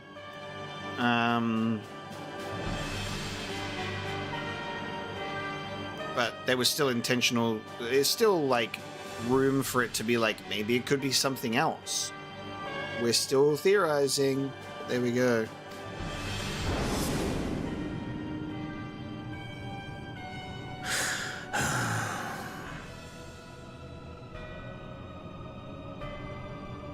Our enemy is resourceful. Though victory is certain now, it will not remain so indefinitely. Deliberate if you must, but be quick about it. We'll speak again when you have unburdened yourself of doubt. Until then, I take my leave. Father. Father! Because there's only the one Ascian in the white robe, right? Yeah. And then the rest are in the black robes?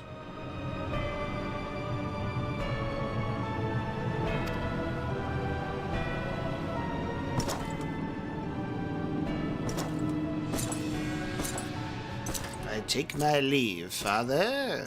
It's weird for him to obviously not be his true son, but an Ascian, but then being, hello. I should be the one to sigh. Hello?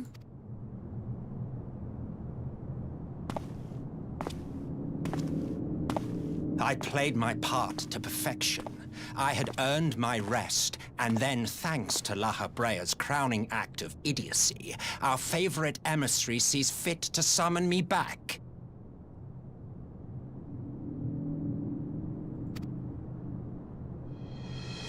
Elidibus was ever a warrior. A most tiresome trait, would you not agree?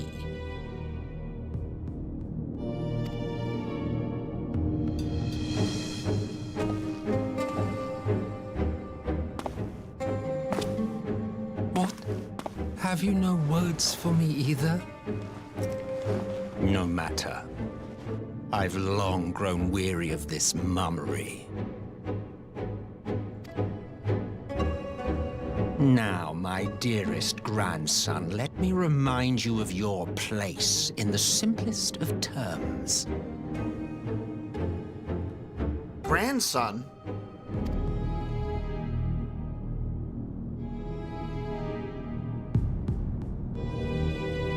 You do not make judgments, you administer them. Swiftly and to the letter. Naught else is your concern.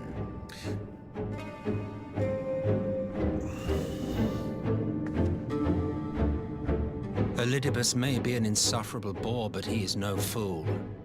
His choices as emissary seldom err. So Elidibus is Xenos. Grandpa Emperor Man? Question mark? What is there, some sort of blood sacrifice to remain eternally youthful going on here? Weird Imperial science magics to prevent being old?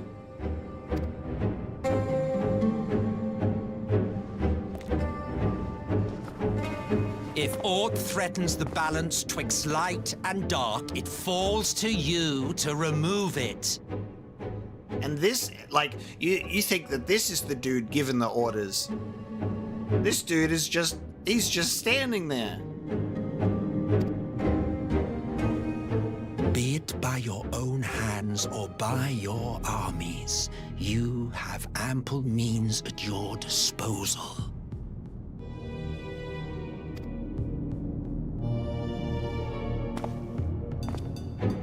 That is why this empire exists, why I built it. Emperor Soulless?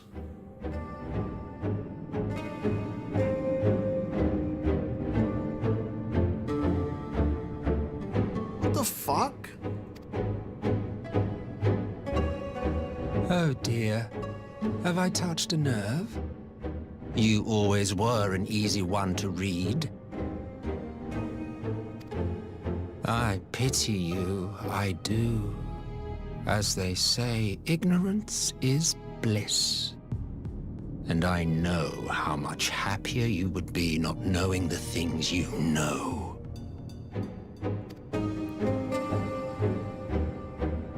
The founding father was an Ascian, and he created the Empire solely for the purpose of sowing the seeds of chaos.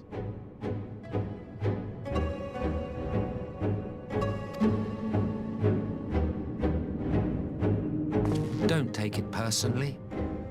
I merely do my duty.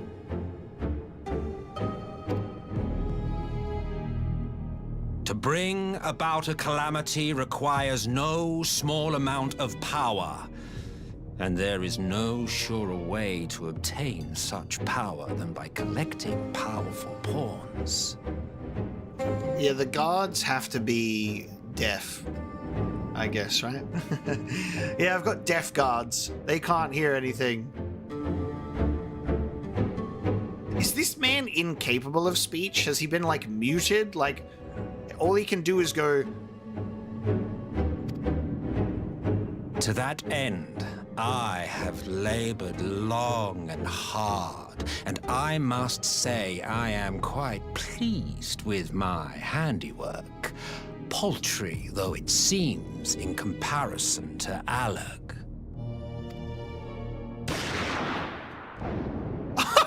What is happening? What the fuck? He gave this long speech.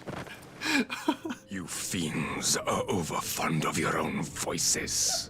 What?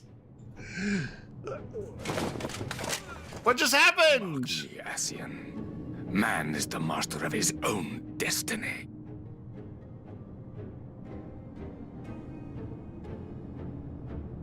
He just grandstanded for like 10 minutes.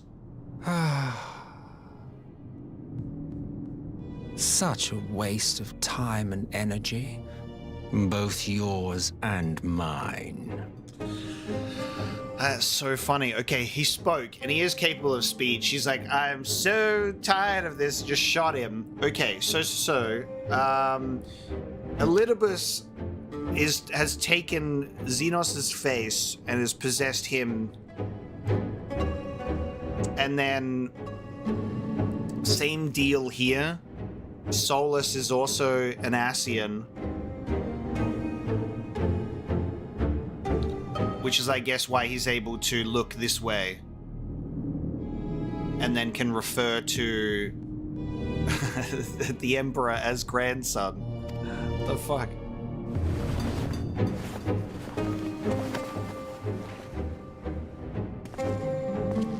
Lest you forget you are Emperor now. If you wish to spout drivel about man's destiny, save it for the masses.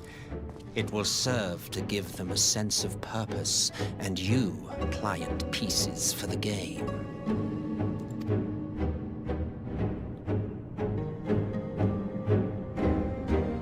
Oh, do stop sulking, boy. You, of all people, should understand. How many times a day do you think he shoots Grandpa? What I'm curious about is I wonder, did Solus have his family when he was properly Solus, or was he Ascian possessed when he had his lineage take place? I have so many questions. Ours is a struggle to restore both mankind and the world to their rightful state. Viewed thus, our goals are one and the same. The way that they refer to each other as like grandson and father and stuff like that, but then they're like Ascians.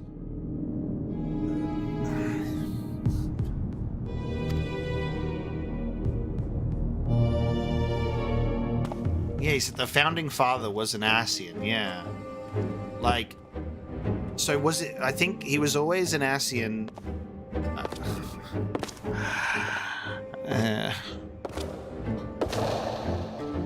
What the fuck? Dude, the meanwhile in the Imperial Palace scenes are so fucking funny. Because you're about to get your like mind blown right off your shoulders whenever it says, meanwhile in the Imperial Palace. Okay, here's Alphino. Is he gonna get a headache? Yeah, whenever Final Fantasy be hitting you with the meanwhiles, you better stay seated.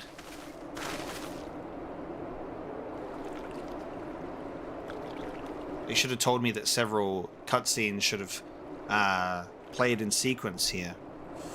What in the world?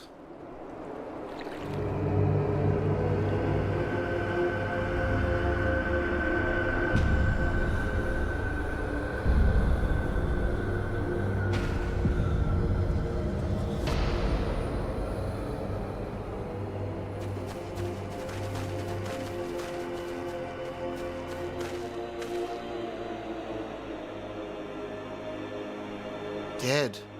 All dead. Yet I see no wounds, nor any evidence of battle. The music coming in, dude. Is this similar to what we just witnessed take place with Thancred, Ishtola, and Urianger? Did all of these people get soul snatched?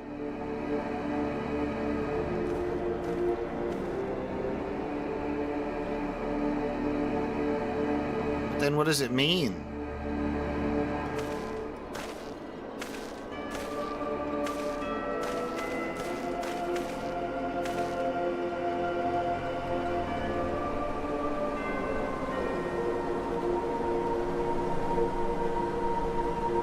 Then they finally used it.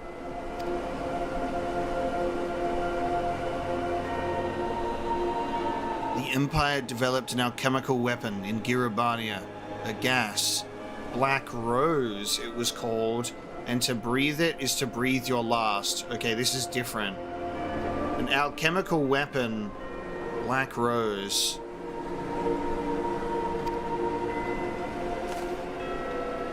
And that did this?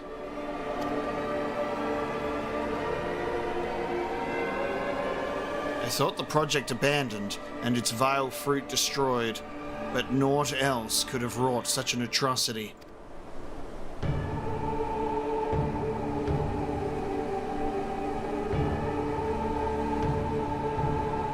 Fools, what do they hope to gain with this butchery? Can they not see that a rule won through terror will not endure? How many more provinces must they lose?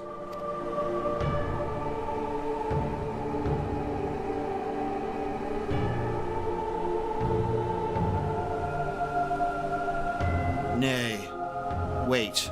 This is not the work of men, but monsters, the Ascians. It cannot be a coincidence that their trail led us here.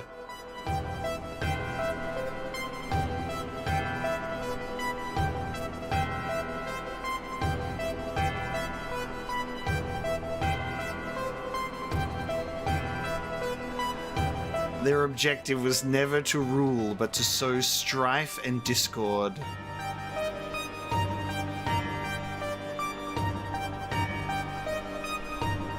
Such a crime does indeed bear the mark of the bringers of chaos.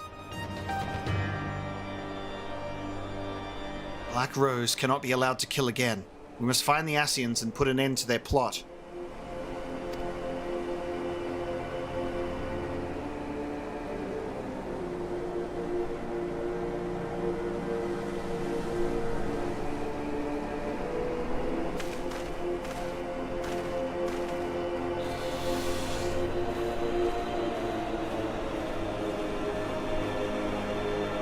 Whoa.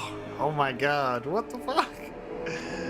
Oh. So, that's patch 4.4. Now, do you know what is genuinely amazing about this is I have no idea what's around the corner, and you're like in a scene, you're like, oh my god, is it this? And then something else happens. All the while, incredible music, incredible cutscenes. God, it's just so incredible. Oh man.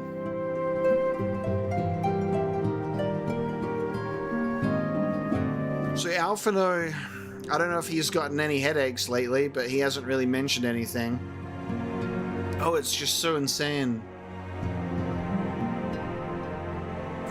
Alright. I'm going to take just a quick bathroom break, and then we're going to speak to Alice, and we're going to do patch 4.5. So everybody take a quick little break. I'll be back in a few minutes.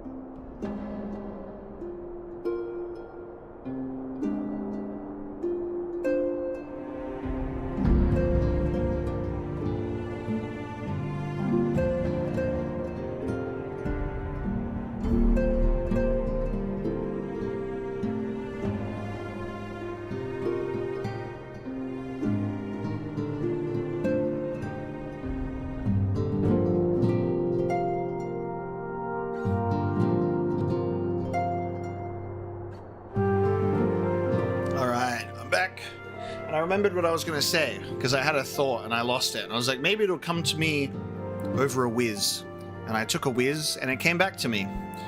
I'm really intrigued by, with Heavensward and Stormblood, how, you know, people obviously are like, Heavensward, and then Stormblood, and the Shadowbringers. You know, it's like, that's sort of my experience with, I guess, what most people said on how they feel about the expansions. And I guess it's because Stormblood is very, very different, very character-focused, very political in the whole, like, versing the Empire, building up the Resistance sort of thing, instead of the Heavensward fantastical dragon song war element. And I think it just depends on what you really like, because Heavensward is very ancient dragon song war history related stuff, like it's humans versus dragons and that whole ancient history that took place. And then you've got Stormblood, which is way more sort of plans within plans. You've got the conspiracies thing going on. You've got all of these internal machinations. You've got a very political game with all of these people on a chessboard, and it's a very different type of thing, and I just love that element. It's so cool because there's such a mystery to it, you know? Such a mystery. And to come back as well to Dex's super chat. Thank you so much for the $10. By Dex. The elevator pitch is, did you know that Final Fantasy XIV, the critically acclaimed MMORPG, has a free trial up to level 70 and the first 2 expansions for free? What do you mean? That the past 50 streams that Mapocalypse has done are all covered by the free trial of Final Fantasy XIV? 50 streams worth of content? Yeah? My playtime. What's my playtime? What's my playtime? 11 days, 11 hours, 17 minutes. You know, if I did that 6 minutes earlier, we would have had an awesome 11-11-11. Dex, do not buy the complete edition. I'm going to save you from my mistake. Just do the free trial, because as soon as you spend that $23 for the complete edition, the free trial is gone. So don't. Because I liked the game so much that I also said, yes, I'm going to get the complete edition. And I have paid for it the whole time. I don't really regret it. But yeah, you should just enjoy the free trial. The complete edition is pretty regularly on sale. You know? I wish that I did the free trial. But also at the same time, like, you know, I feel like it's worth it. There are certain elements that you don't have access to, but it doesn't remove you from the core experience. All right, everyone. Let us proceed. What is that? We're pondering the orb? Are you kidding? We're starting patch 4.5 off with some orb pondering. Let's go. I didn't join a free company until just before Stormblood, I don't think. And that was because Mobius was like, can you just join this one? Okay, shall we ponder the orb? Let's go. Alisea is at her wit's end. I'm glad you've come, though I'm afraid there's little in the way of good news. After you left, we reached out to both the Alchemists Guild and Stillglade Fane and attempted all manner of treatments. But the results were always the same. Whatever the answer is, it's not alchemy or conjuring.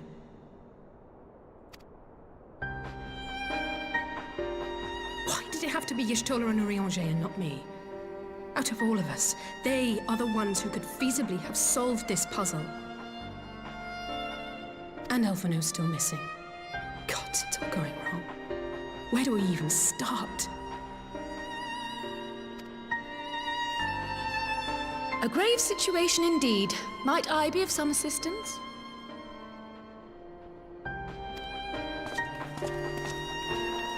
Hello, Kryle. Kryle, I did not think you well enough to travel. Get down, Kryle, you're about to get whacked. You know what I just realized, right? I just realized that what we're experiencing right now is basically Fox Die from Metal Gear Solid taking place in Final Fantasy XIV. We're like in the middle of a cutscene, and they say something, and then Urianger's like, Fox, die! He's gone. When word reached me of the plight of our friends, I could not well stay away. As a fellow scion, not to mention your erstwhile mentor, this is one of those times you should feel free to call on me, regardless of my personal circumstances. Yes, I should have thought of that. Now, she's not the scion we all forgot. We mentioned Kryle in the group when we were talking about it earlier, because we mentioned that Kryle is, you know, another one that has the echo as well. Thank you for coming, Kryle. We would welcome your insight. And I should be happy to provide it. Now, what's this I hear about Alphino heading into Imperial territory? That boy always did have some funny ideas. Do you remember the speech he gave when he was accepted to the Studium?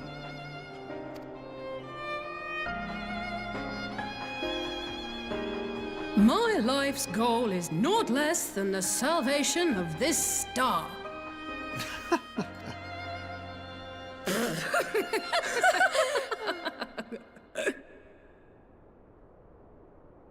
That particular grand pronouncement has been a source of great embarrassment to him, as you know. But the fact of the matter is, he meant every word and has lived his life accordingly. Yes, he remains altruistic to a fault, but I'm worried he was too fixated on his goals to see the dangers, as has happened before. You needn't be so concerned. Though his values remain the same, Alphino is not the blinkered boy he once was.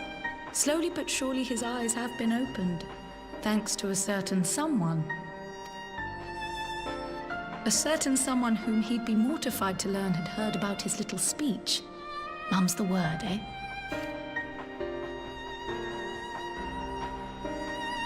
Right, I'd better have a look at our patients. They're in the infirmary, I assume.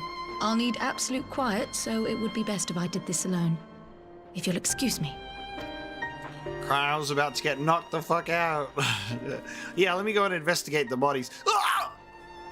And then she's gone. Kryle died on the way back to her home planet.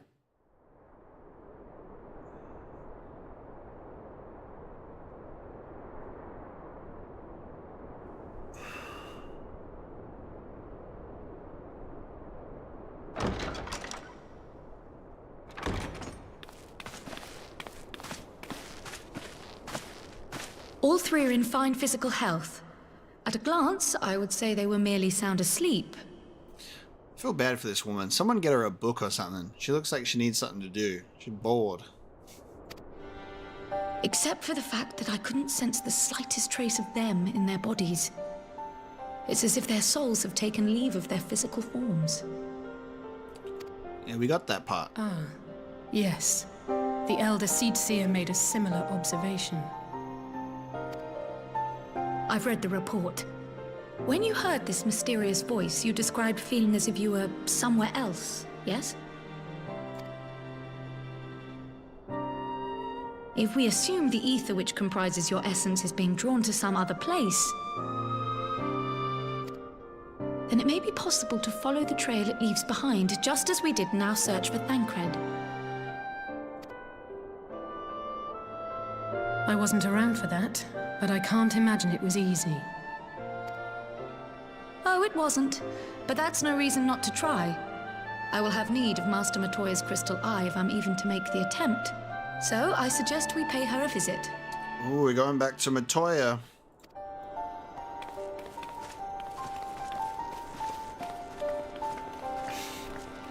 Full swing motion in the arms. They gotta get that momentum somehow.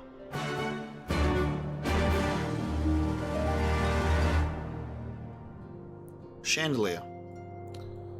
Okay. Oh, of course. I guess this would make sense why there's an orb. To Idleshire! It's where all the goblins are at.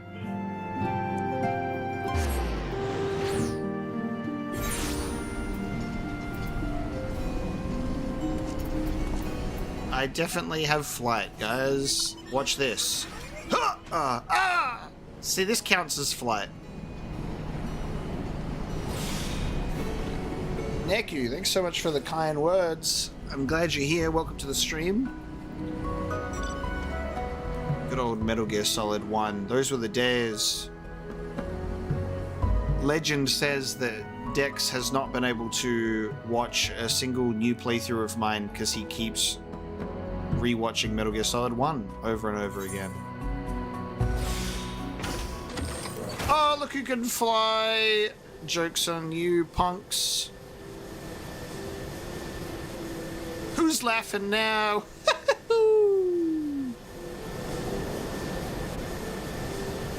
Hey, look, it's Alexander.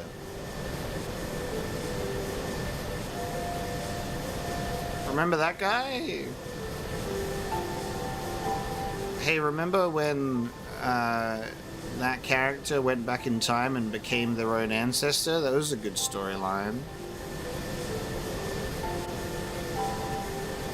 Yeah, we'll be like, Matoya, sorry, Ishtola is gone.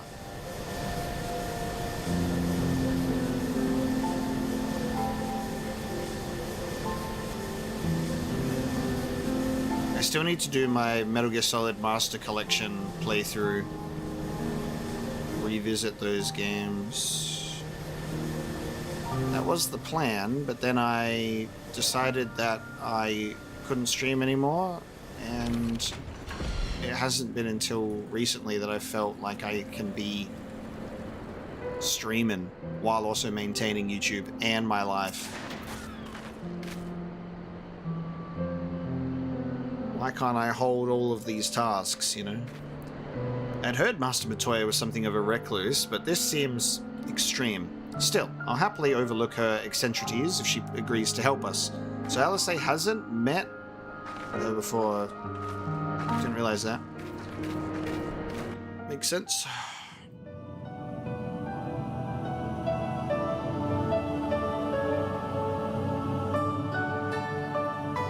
I should have switched to my frog minion for this. Come to disturb my peace again, have you? I hide myself away in a cave, and still you people insist on pestering me with your problems. The ultimate introvert. Leave me to my spells, my magical brooms, and my frogs.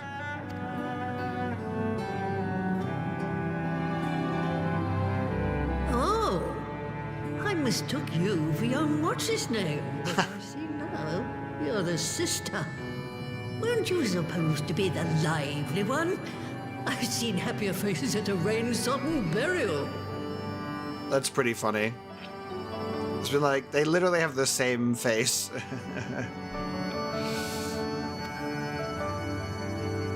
Well, I'm sorry to dash your expectations, but the situation isn't exactly conducive to gaiety.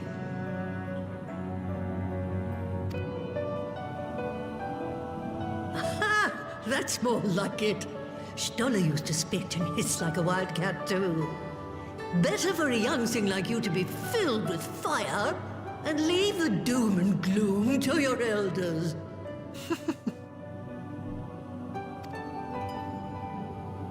Now, what exactly does this tragic situation of yours have to do with me?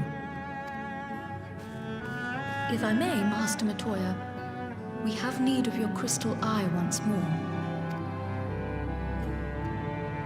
We must ponder the orb.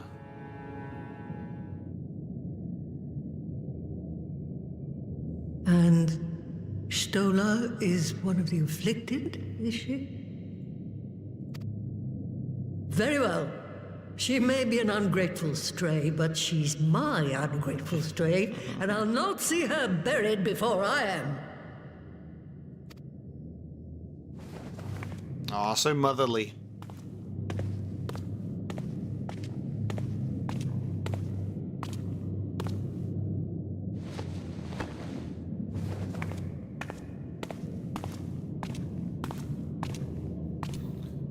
Time to ponder the orb.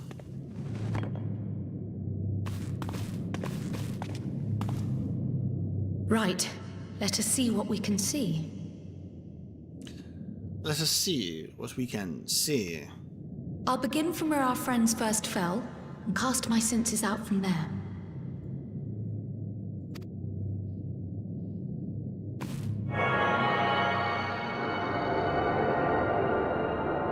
It's so lucky that I can go straight from one patch to another, or like one expansion to another, you know? I'm gonna be in so much pain when I catch up. Be like, what do you mean I have to wait for this story development?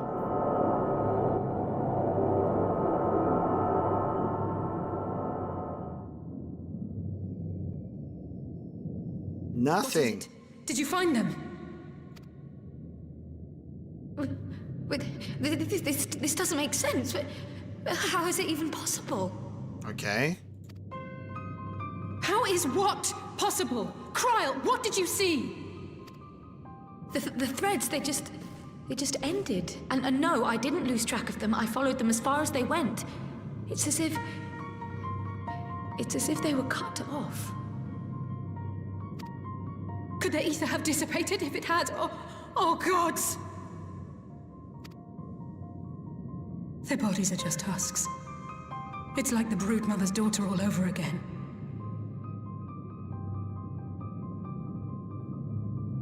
Wait. No, this is different. The Kalyana girl was already dead, body and soul, when Lakshmi effected her resurrection. Aye, let's not jump to conclusions. If their physical forms yet breathe and show no signs of wasting, then it follows that their souls must still be intact somewhere. But where?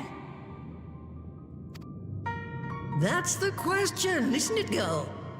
Death has not taken them to the ethereal sea, yet there are no tracks left for us to follow.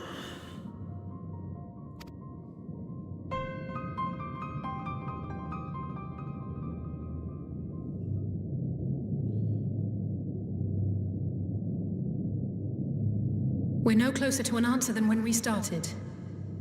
But knowing their souls are still out there is progress of a sort. We just have to keep looking. I was almost waiting for Kryl to be like, what? That can't be. That's not possible. And then be like, they're in the future. Like, I was like, I sense their presence in the far distant past. You know, some kind of crazy shit. But it just ends. We just have a non-answer. Pray, excuse me a moment. Yes? I remember, but... What, to Ala Mhigo? We're on our way. That was Lee's. Apparently, a group of Populares have defected to Ala Mhigo, and Maxima, the envoy Alphino left with, is one of them.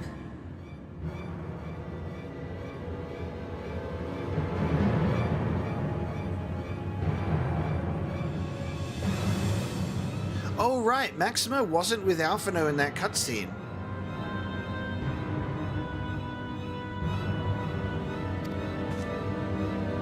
I'm sorry. I realize we've barely begun here, but...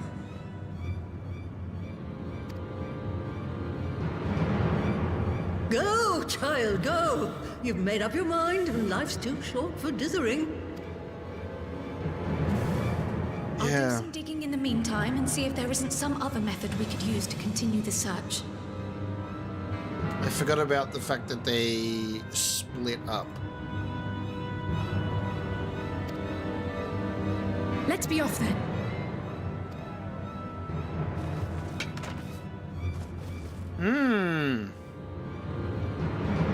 Oh, not again. The enchantment barely seems to take these days. I chalk it up to old age, but I rather doubt it's that simple.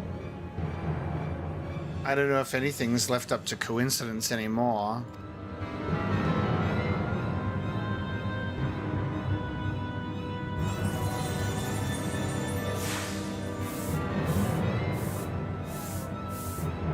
Before they took ill, Y'shtola and Urianger were sharing notes on a thinning of the ether. It seems to be happening all over. Okay. Does it now? And here I was, all set to blame my woes on that creaking mountain of refuse clogging up the Thaliank. I fear something has gone awry. Still, there's naught to be gained from starting in shadows. You can only do what can be done, and that but one thing at a time.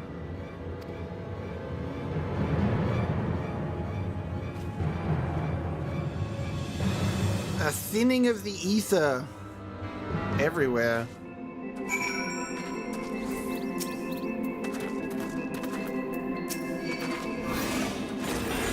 So that was the woman who tamed Y'shtola. I had the distinct feeling of being grabbed by the scruff of the neck and having the nonsense shaken out of me. When Alphino is back, I'd like to visit again and ask her what tales she has of grandfather.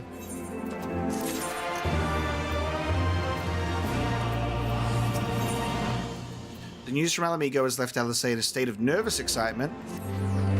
A defector's tidings. I almost can't bear to hear what Maxima has to tell us. But it can't be bad news, can it? At least would have said. Unless, there's no point in speculating. At least said she'd notified the guards of our coming, so we should head straight to the palace gate in the Ala Mhigan quarter. Be praying for good news. Learn what you can about Alphino's plight, and leave the search for our friends' lost souls to me.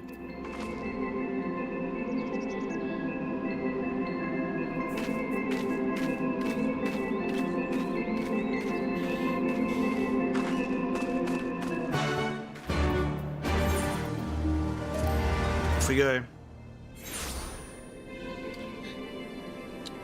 I will be trying to play the Elden Ring DLC as soon as possible. It may not end up being exactly when it launches. It just depends how my schedule is going, but I do plan to play it. I'm excited for it. I'm just going to be quite rusty.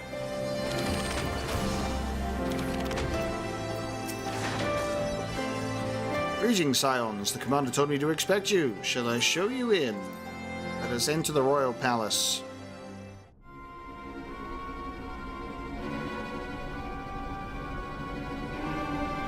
Alright then, we're gonna get the necessary information from Maxima. Yeah, so this happened, by the way. Crazy. I'm sorry to drag you halfway across the realm, but when Maxima mentioned Alphino, I thought you'd want to hear the news in person.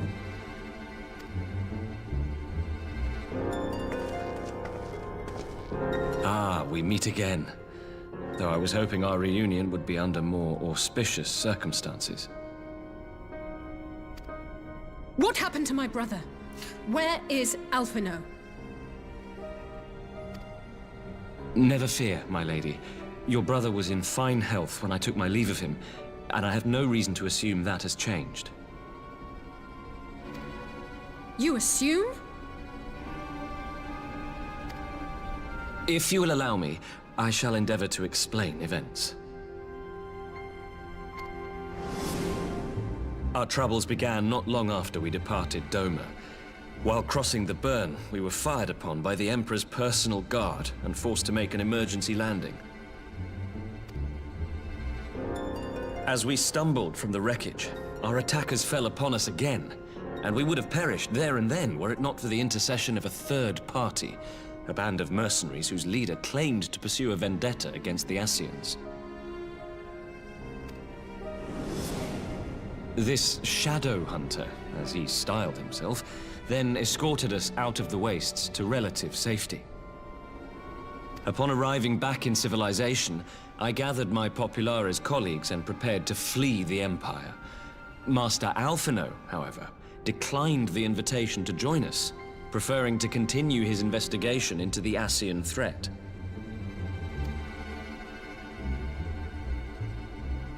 Well, at least he's not lying in a heap in the burn. Tell us more about these Ascian hunters. Who are they? And is Alphino still with them? How would they know that? He is. As to who they are, I'm afraid I have nothing to tell you. Beyond the fact that they root out and destroy Ascians, they were unwilling to divulge anything which might serve to identify them. They would not even reveal their next destination. But Master Alphino asked to accompany them all the same. Since parting company with your brother, we've been engaged in a game of cat and mouse with the Emperor's Guard. We made our way through province after province, finding the army busy restoring order wherever we went, until we finally arrived here in Ala Mhigo. I cannot thank Commander Aldin enough for giving us such an unexpectedly warm welcome.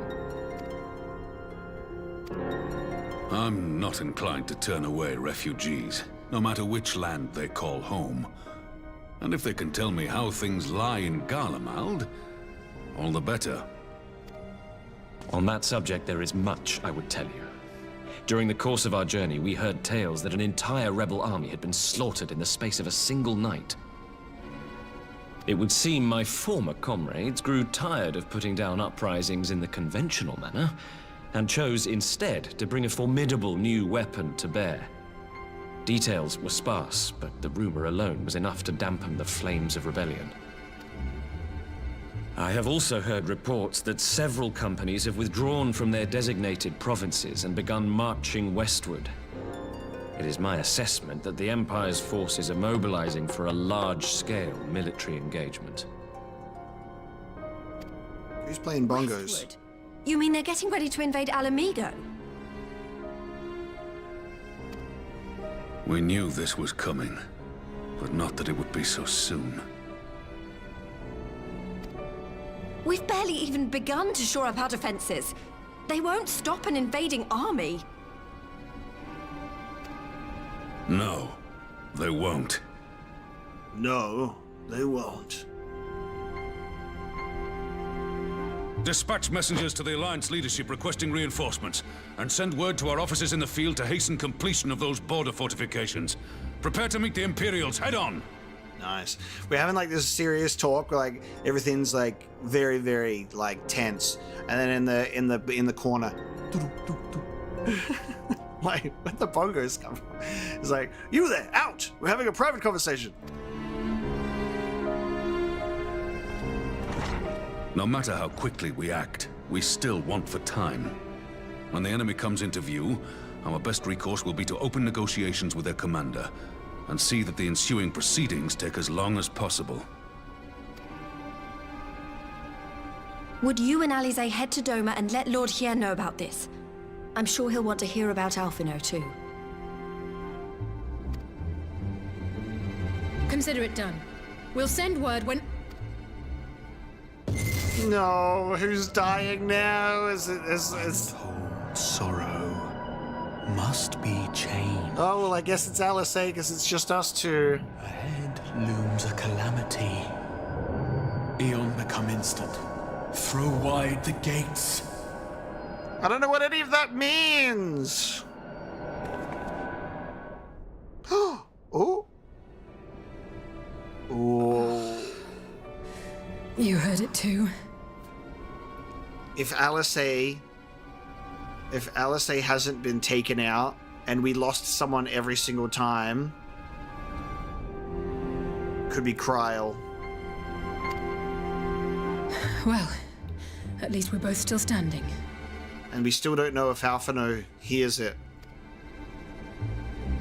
Oh, thank the gods. I thought we'd lost you for a moment there. Why does this keep happening? I wish I knew. Nothing we've tried has brought us any closer to an answer. We'll keep working on it. But first, we need to go and see Lord Hien.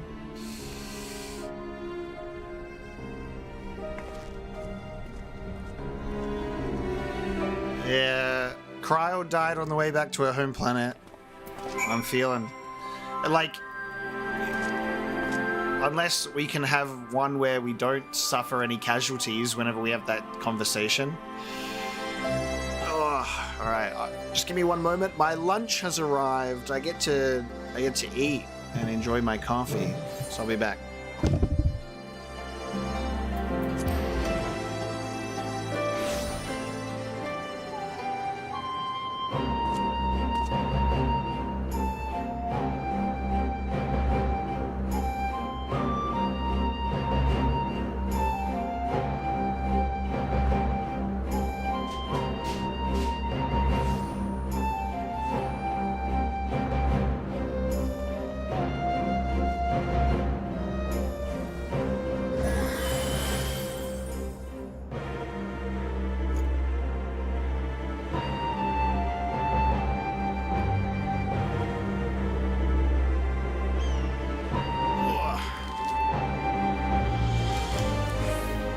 Oh no, I teleported. I'm supposed to speak with Alice. Fuck. I just accepted the teleport.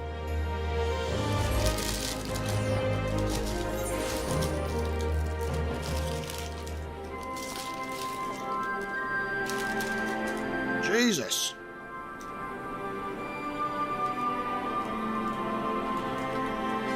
Let me tell you, they're not shy about hacking in this bagel. I'm on a real bagel kick lately. Look at that. That's nice. Blurry bagel here.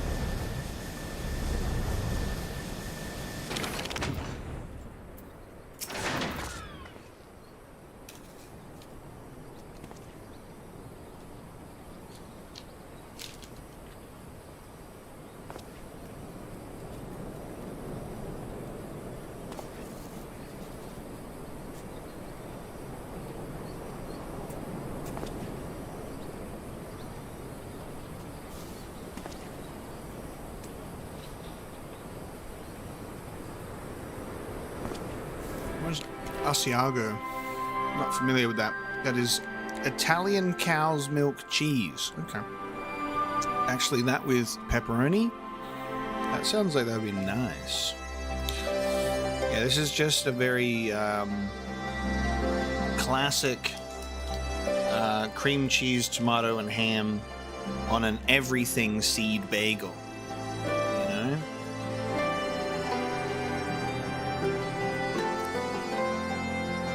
Hits the spot. So, Alphino is safe, for the present at least. Now all we need to worry about is a full-scale Imperial invasion. I'm actually glad at least tasked us with visiting Lord Hien. Better to be dashing from place to place than sitting around stewing over things we can't change. To the Enclave! There you go. I spoke.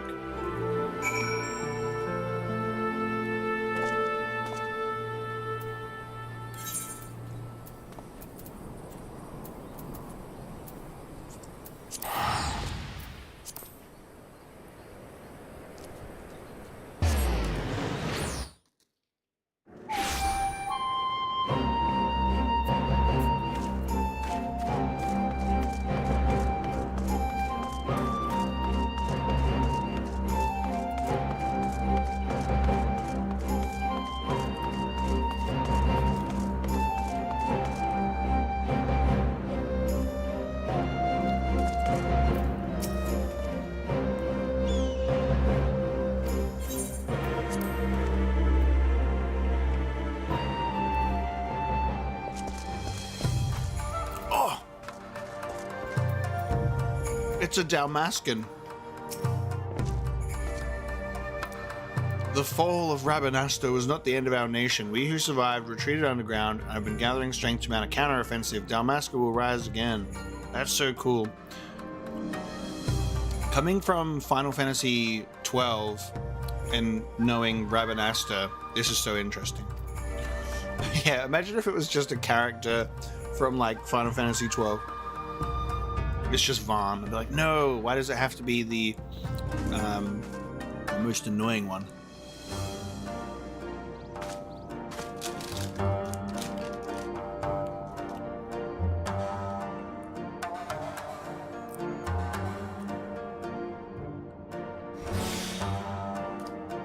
Again, I know that like Final Fantasy XIV's version of Ivalice, Dalmasca and stuff like that is its own thing. It just also like takes bits and pieces. And this is my oat, nice latte with caramel because it's very nice.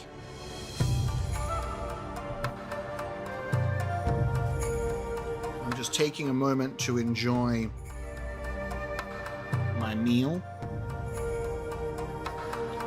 before we get into dialogue, because I might have to read Hien or it might be a voiced cutscene. There's no way of knowing. That's the fun part. Let's see.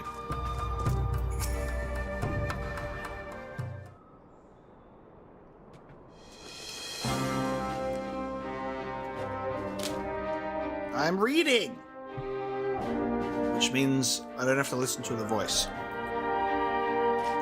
Greetings, my friends. I was just discussing future endeavors with the members of our newly formed alliance.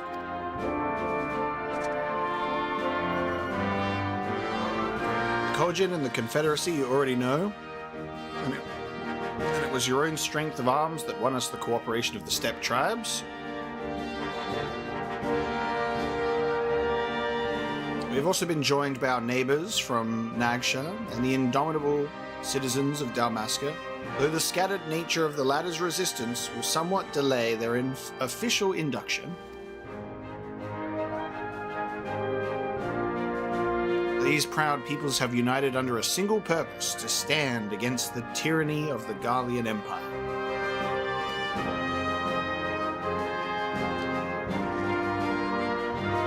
I'm glad to see your alliance is coming together so swiftly. As things stand, I fear we shall soon have need of your strength.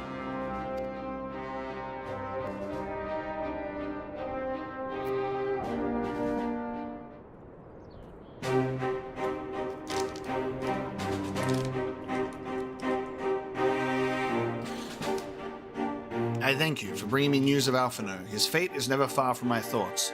And not only because he is our emissary, as for this sudden deployment of Imperial forces, I agree that Ala Mhigo would be wise to shore up its borders with all haste. Every report we receive from our shinobi indicates a massing of troops in the western provinces. It seems all but certain that the Empire is poised to bring its fist down upon Eorzea. Counterattack. And I would help deflect that blow, but I cannot risk sending reinforcements just yet. We will remain vulnerable to airborne assault until our wall in the burn is in place. All-important Allegan energy barrier. The energy barrier, yes. I thought to call it something more auspicious, a name drawn from the Four Lords of Legend, perhaps. Whoa, I wonder what that's about.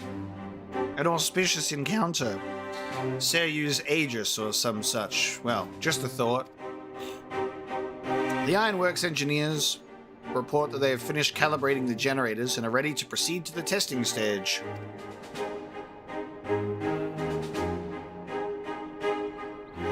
Have you had time to attend the first test?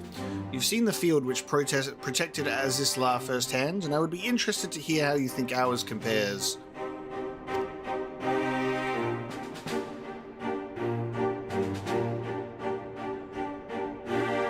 will come too, if you don't mind. Though I am no Ishtola, I may be able to offer some insight.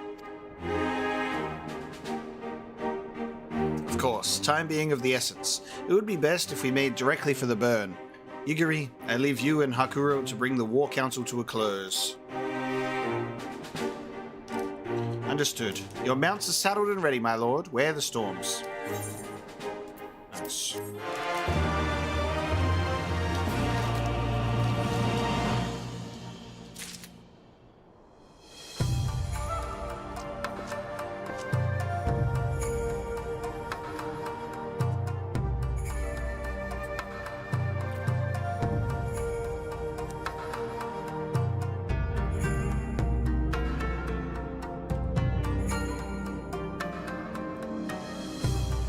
Just gonna munch down on this one, and then we can focus 100% back on the story.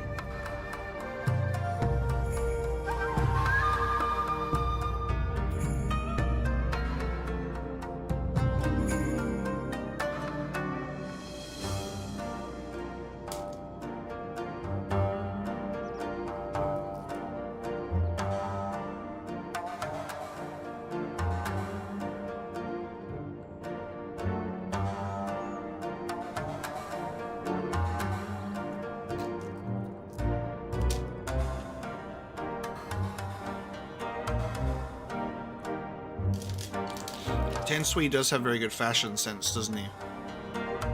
So does Hien. Everyone's looking real good, except for Alicet. Could you with a wardrobe update? Let's quickly stop by Kugane and see Tataru.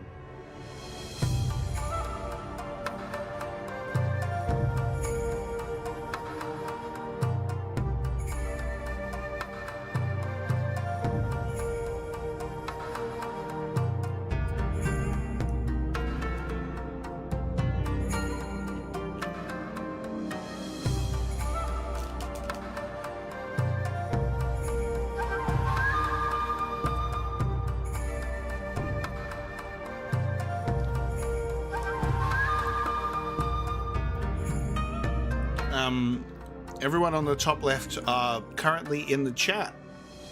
They're fellow gamers.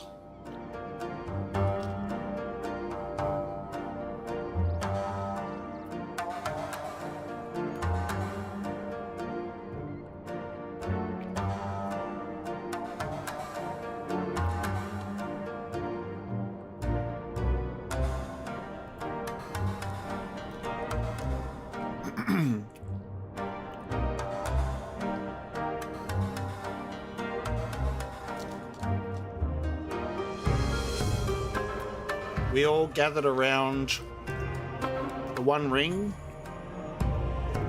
and they said, "You have my sword, and my bow, and my axe," and off we go.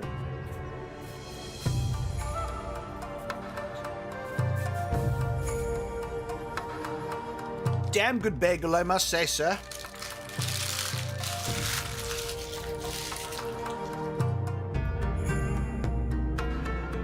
There we go.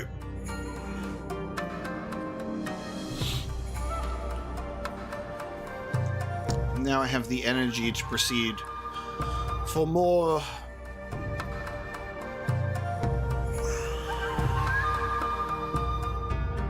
Yeah, this is actually an AI-generated stream. I'm not even live right now. I'm asleep. But you've tricked me into telling you that information, and now the curtain is pulled back.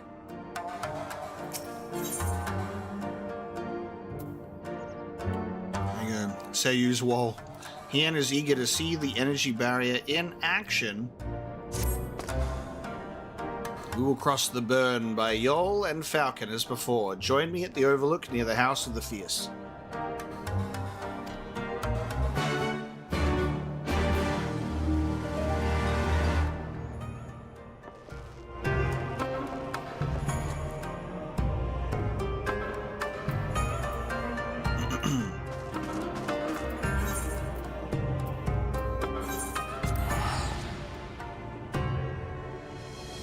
But to also answer the question a little bit further, Dex, when you go into dungeons that are multiplayer activities, you can either do matchmaking and have randoms join you. Same with trials, I believe.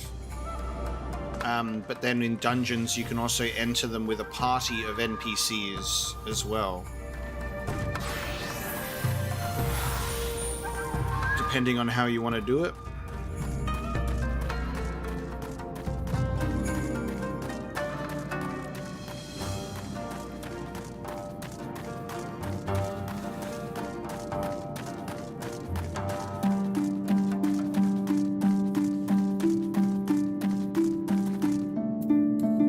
Incredible music time.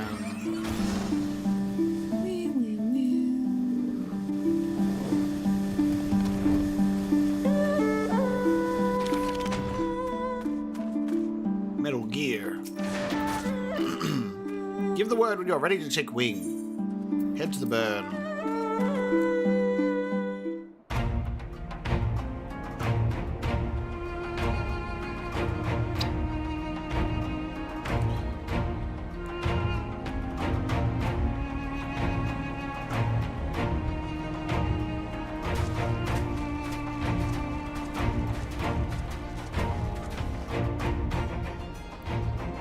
It seems the engineers have matters well in hand.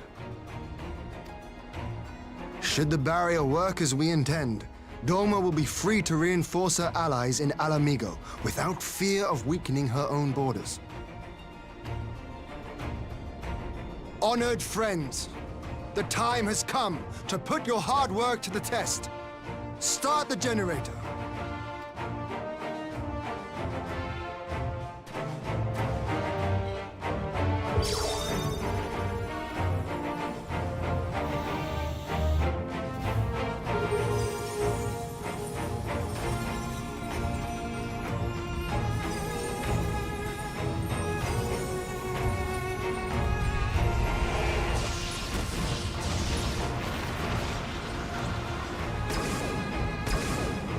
Node 1 is operational.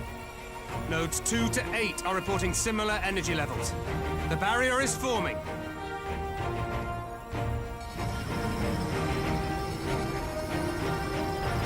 $1,000 yards, 2,000, 3,000. Expansion remains smooth. No fluctuations detected.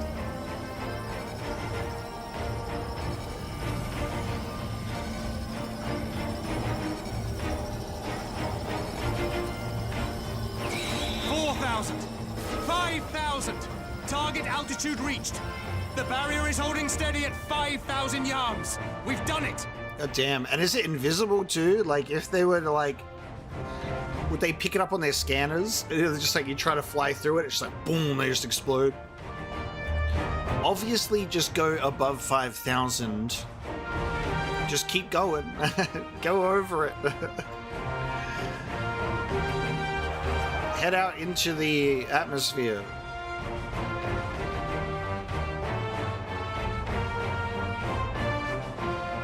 Oh shit. Are we about to witness an Imperial airship? Oh. Of all the rotten timing. Are we about to literally witness it take place? We got This is a gift, Mistress Alize.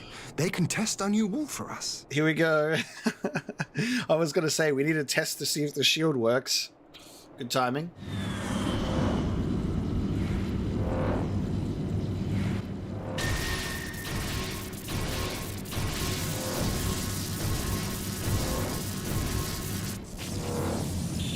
Ooh, does it?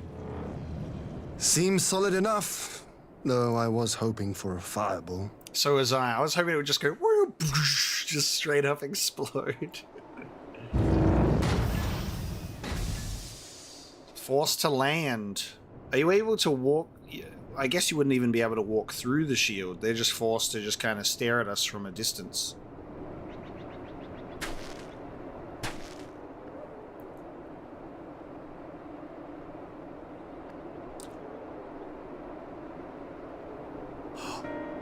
Alpha No! By the gods, it's Alpha No. He was the one during the scene. I was like, Kryl. was like, someone's gone.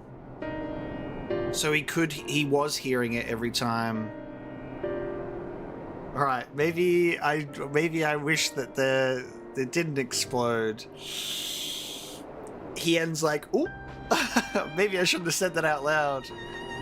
Oh no, dude, Alphino's soul is gone. What are you? Let me go! He has my brother! Lower the barrier!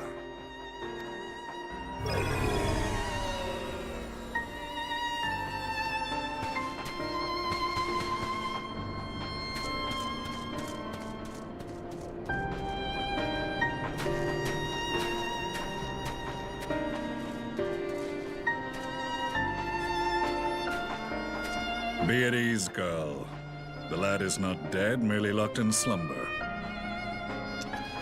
Yeah, but to us, that's it's kind of the same thing at the moment. No, not him too.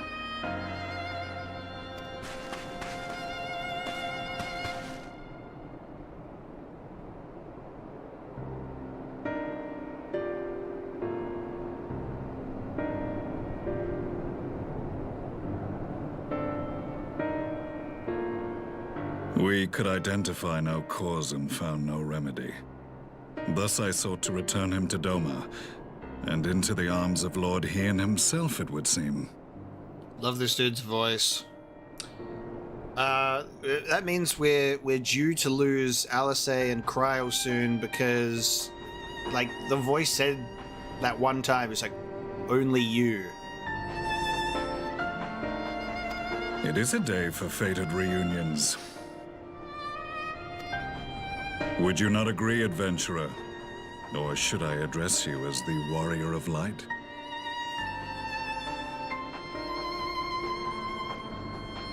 Reunions.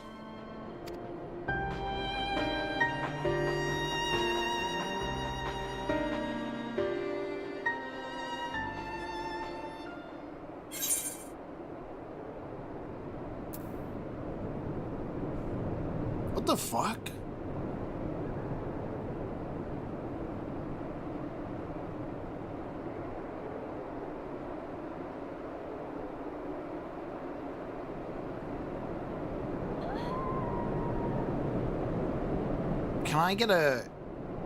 Can I get a memory jog here? Cause like, what? Cause I know that, like, obviously Garlean by...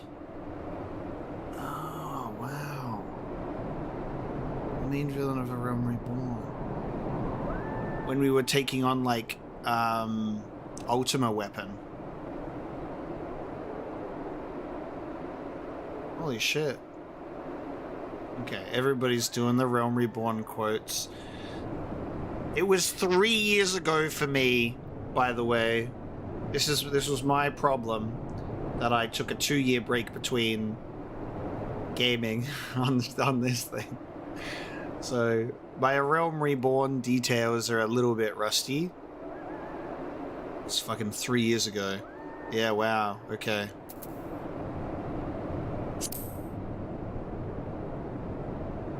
Aye. Gaius van Baelsar, the Black Wolf. That was the title I was given. One I have long since relinquished. Wow. Yeah, so he was the one that was in the Ultima weapon.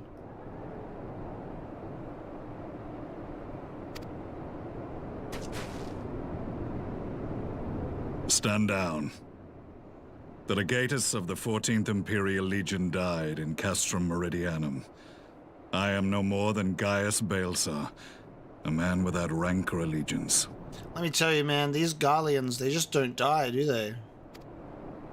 Impossible. There's no way you could have survived. Do you remember how it unfolded? Yeah, give me the flashbacks. How I was deceived by La Brea? How I was convinced that reviving the Ultima weapon would allow me to bring peace to Eorzea?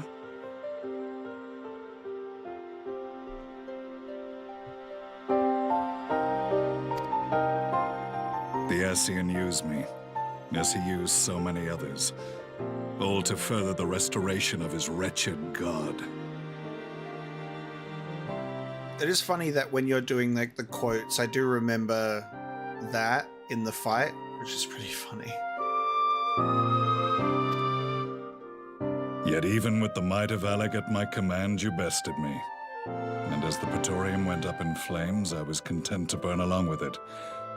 For a moment, at least. I can see that he's got like a little bit of his, he's still wearing a little bit of his same outfit. A moment of folly. To surrender my life thus would have been to betray all who died for my cause. It was for them that I dragged myself free of the rubble and swore vengeance on the Asians.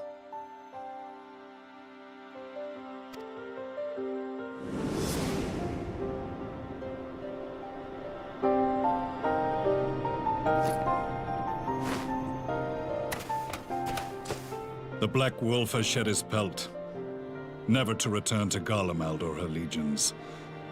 I live now only to exact revenge. God damn. So, when people are like, the mask is a hint, I'm like, I'm not going to see this and go, Gaius van Baelsar, because he had a full extravagant helmet to accompany this mask too. I wouldn't be able to see this and go,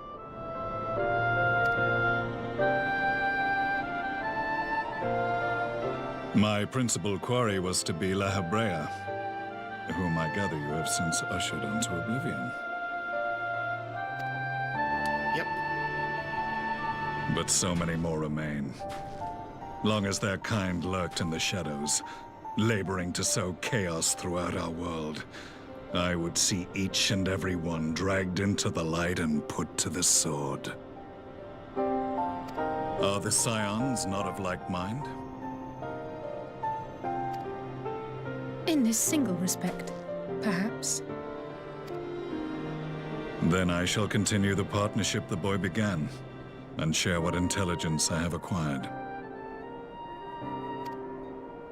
Among the Asians, the black-masked ilk are subordinate to those who wear red. This you already know. Yet among the red there exists a hierarchy. Those set adrift with the shards clearly stand below those still joined to the source. Like that there's the different, like, faces too. Like, this is cat-like. Nabriales, who once dared to intrude upon the Rising Stones, belonged to the former group, and while he was indeed a dangerous foe, his powers were inconsequential next to the paragons of the source. The first was La Hebrea, who plagues us no more. There is also the white-robed Elidibus, and the elusive Emmet Selk, about whom little is known. Okay. So La Hebrea we took out during Heaven's Ward. Elidibus is now Xenos, and then Emmet Selk. We have files on La Hebrea and Elidibus, but I believe this Emmet Selk is new to us? As I assume my brother told you, we have evidence to suggest that an Asian now walks in the body of the Crown Prince. Have you identified this interloper? Elidibus seems the most likely culprit. As emissary, it is his role to maintain the equilibrium between darkness and light. Your many deeds in Hydaelyn's name have upset the balance, and I believe he seeks to restore it by throwing his considerable power behind the Empire. As a leader of the Asians, he is one of our primary targets. Ooh. Does that mean that Emmet Selk is soulless? It was on the trail of this very prey that the boy and I came across the scene of a failed uprising. In the absence of a single Garlean casualty, we inspected the bodies of the rebels, and the lack of any external injury drew my immediate attention. They had been slain by Black Rose, an alchemical invention of the Imperial army. When I yet served as legatus, I ordered its production halted, and all stockpiles destroyed. Toxic gas is not a tool of conquest, but of extermination. Toxic gas? This must be the new weapon Maxima warned us about. Something deadly enough to sweep away all resistance in a matter of hours. Gods. You don't think they're planning to use this in Ala Mhigo, do you? Put your fears to rest. We infiltrated the production facility and destroyed all existing stores of the chemical along with the plant itself. Even should they rebuild the operation, they will not soon manufacture another batch. That's so weird. That's interesting. Hey, this plot thread. Don't worry about it. we took care of that. It's gone. No gas. I mean, they're efficient. Thanks, guys. They got rid of our Black Rose issue that could have been a problem. Welcome to the stream, Tristan. We got a lot more people lately as we're building up the finale of Stormblood and going into Shadowbringers. So we got a lot of people that are excited to see it.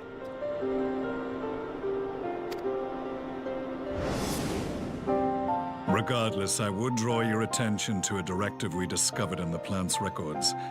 The document was marked with a recent date and authorized with the signature of one Zeno Galvus. There it is.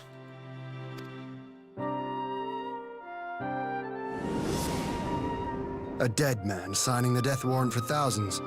'Tis bad comedy.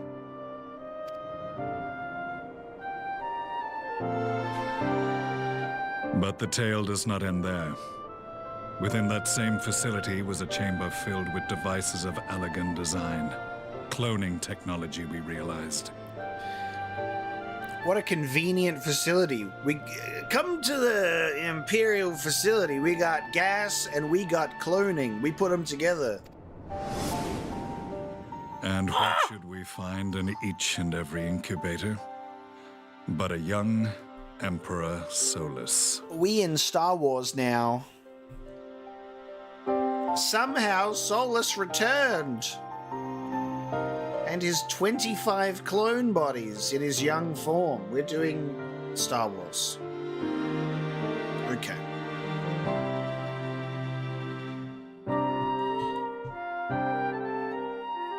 Yo! So every time something happens to Emperor Solus, whether it be old age or he, falls down the stairs and breaks his neck, the Ascian in possession of the body goes, whoop, better go to my next clone body. Similar to, so we've got when the Emperor shot him and he fell down the stairs and he appeared once again, that was him whipping out another one of his clones that he had in storage. He's got to have it in reserve for how many times he pisses off Varis.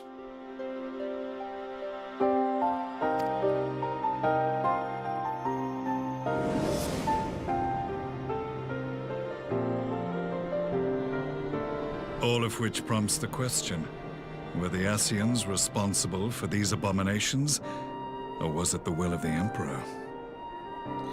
Yeah, I love the Biggs and Wedge element of Final Fantasy. It's really funny because you get a lot of people that don't realize that Biggs and Wedge in Final Fantasy is the Star Wars reference, because a lot of people have been playing it for so long that they just go, oh, wait a minute.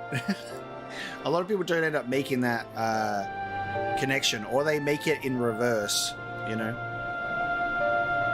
And then we literally got Jesse during the Omega raid, which is great, to complete the Final Fantasy VII trio.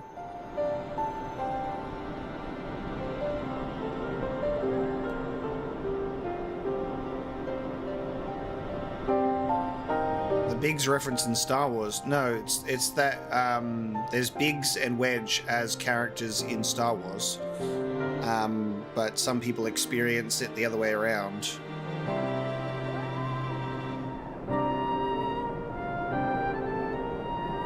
Yeah, if you like Star Wars, you'll love Final Fantasy XII, essentially. That's the Star Wars one. I must know which hand guides the Empire. Though I have given up my rank, I am yet a son of Garlemald, and I will fight for the future of my homeland. Biggs is in the same movie as Wedge, A New Hope. He's there for the final trench run sequence. He's Luke's childhood friend. Biggs Darklighter, what a name.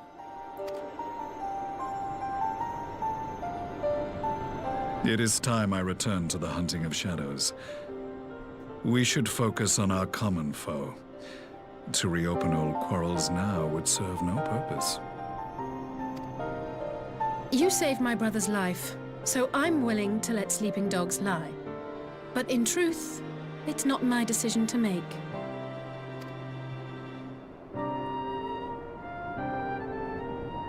Yeah, let's fight.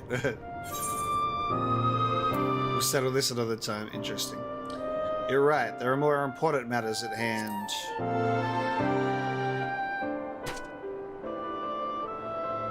Surprise, surprise, though. There was a time when I scorned those who placed their faith in false gods, even as I, in my blinkered conviction, place mine in Ascian promises. Unlike yours, my strength of will and my restraint was found wanting. We shall meet again, Warrior of Light. Warrior of Light? Call me by my name.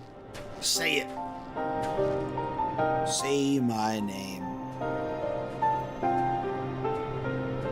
So that was the infamous Black Wolf. An unexpected ally, to say the least. That would have been crazy if the airship exploded. It's probably a good thing that it didn't. That was incredibly poor timing. The wall's up, sir! Oh, here comes a ship. Boom! And you just see Alphino's corpse, like, falling.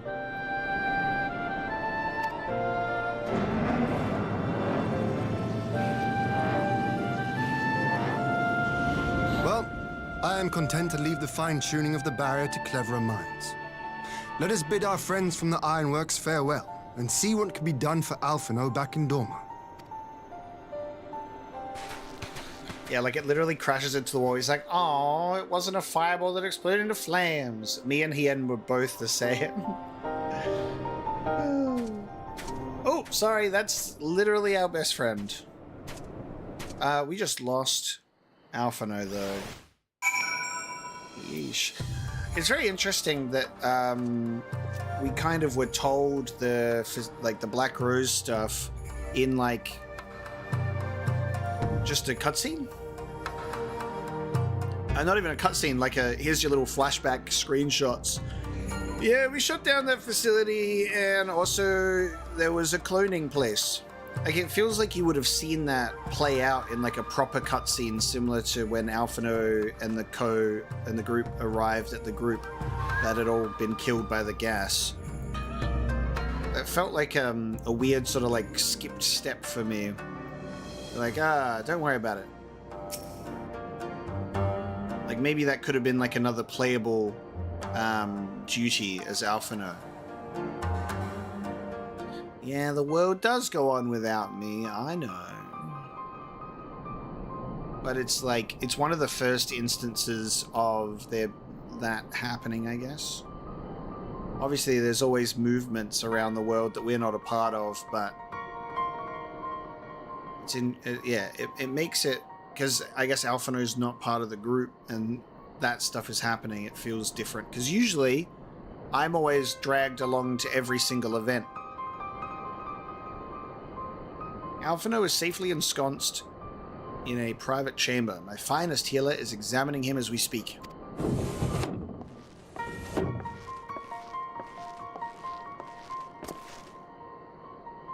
I've spoken with the physician, and there are no outward signs of illness. Alphino is lost in a sleep from which he cannot be awoken, just like the others.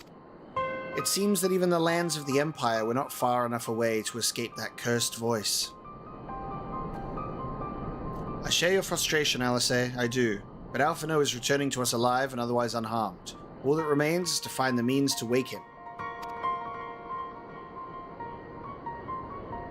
Until then, you can but fulfill your duties as a scion, you and your brothers both.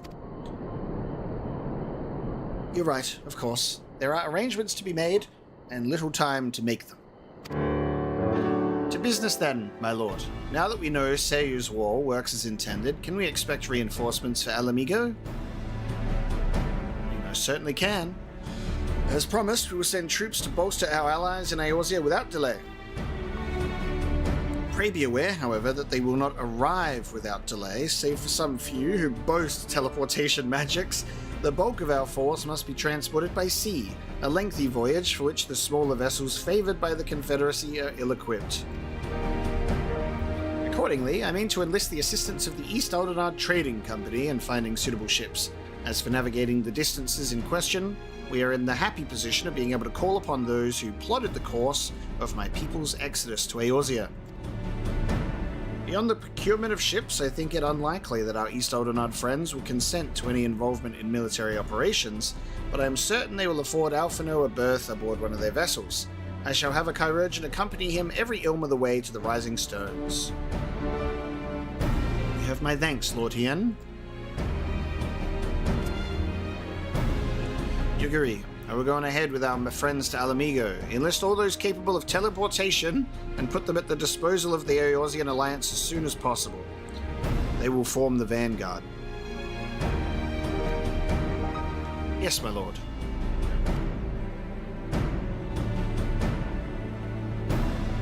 This is exactly what we'd hoped for. Lys and the Alliance leaders will be glad indeed to welcome the combined strength of the East.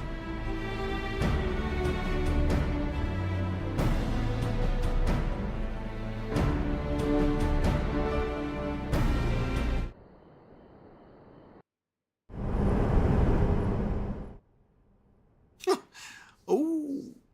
Meanwhile, at the Black Rose Chemical Plant. Meanwhile! Alright, here we go. I thought this place was shut down. Our supplies at Black Rose have been ruined, but the new plant is already under construction. We should have the first batch ready in time for the offensive, Your Radiance. Okay. They were like, haha! You may have defeated our first Black Rose facility, but what about second Black Rose facility? See that you do.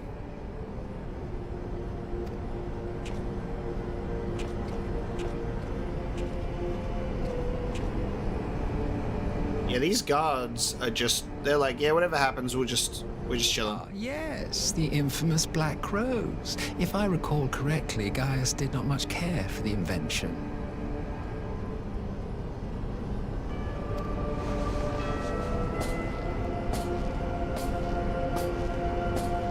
A ruthless and indiscriminate weapon indeed, this airborne poison. It seems you are capable of making decisions worthy of your bloodline.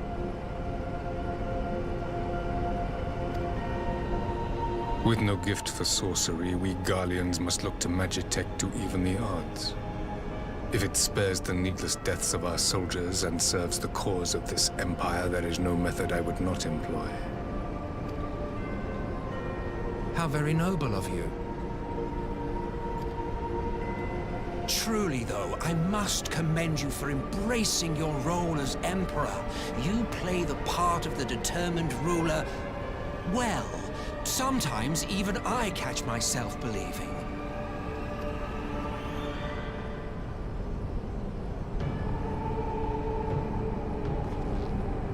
The silent agent of death. Now that I think on it, Black Rose may well possess the perfect aspect.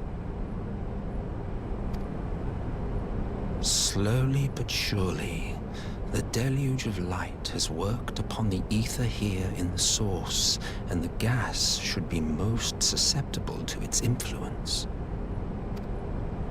Well, I shall leave you to your own devices. Go forth and bloody the land with your grand and glorious war.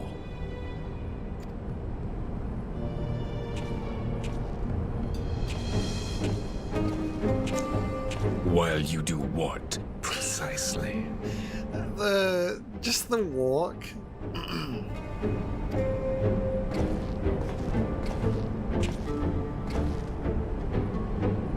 Need you ask? I will be doing what all Asians do. Bro walks with a spring in his step, for real. I am am well aware that your kind exists only to usher in the next calamity. But you seem oblivious to the harm your singular agenda causes to the Empire. Varis is not an Ascian.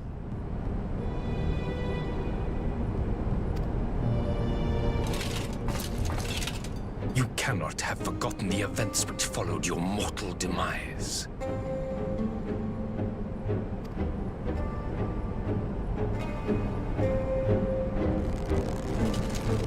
Our homeland was plunged into civil war for your failure to name a successor.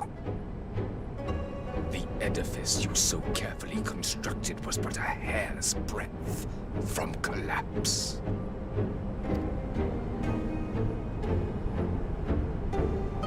Are you truly so naive? So we're doing this thing where we were talking about the royal succession, and Hien's like, they won't survive another one, but then like Solus is just chilling, which is really interesting, and he's like still kind of the guy behind the guy in the chair, and Varis is forced to do his grandfather Ascian's bidding while he's also got a son who's also an Ascian. He's like, oh, my family members keep getting possessed by Ascians who do this. So extra. You thought me oblivious to the consequences of a departure so painstakingly timed? It was by design? Well, of course it was. Though I will admit the resulting panic exceeded even my wildest expectations. But how can you be surprised? Throwing the world into disarray was the very purpose for which this nation was, as you say, so carefully constructed. All right, everybody. It was by design. Thank you, everybody. Thank you to all the echoes in chat.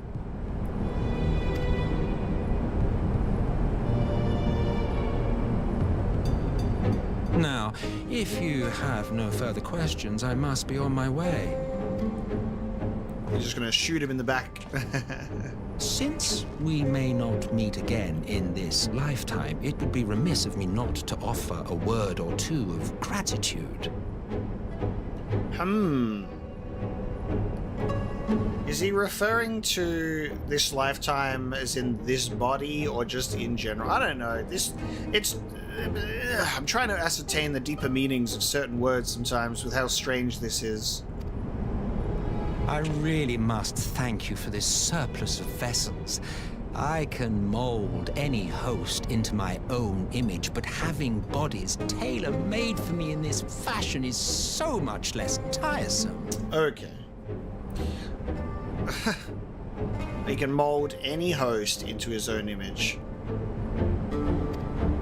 You dabbled in elegant cloning techniques, yes? It certainly is a compelling, not to mention entertaining, field of research. And of all the options available, you chose the Founding Father on whom to experiment. You have a twisted streak to you, Varis, like grandsire, like grandson. Hey? Hey?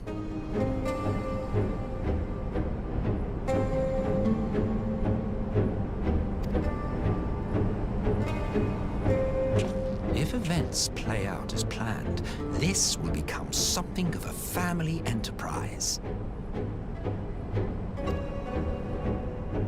You will be the capstone of this world, I the anchor and shard, and together we will give the lie to this star's fraudulent existence.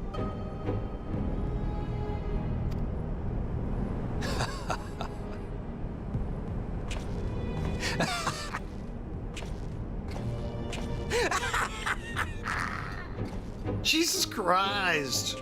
This is a theater kid. Solus is literally just a theater kid.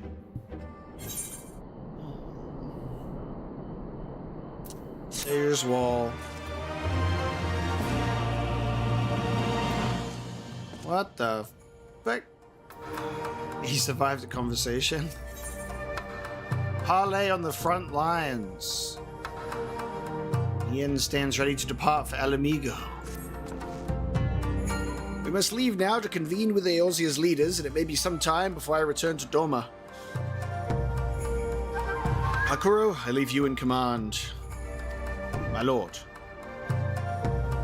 I shall assemble an advance party with all haste and join you in Ala Mhigo forthwith. I've just received word from Lys. The Alliance has established a base camp near Ala Mhigo's northeastern border. Once we've arrived in the locks, we're to report to a resistance officer stationed in Porta Praetoria who will point us in the right direction. Let's not keep them waiting.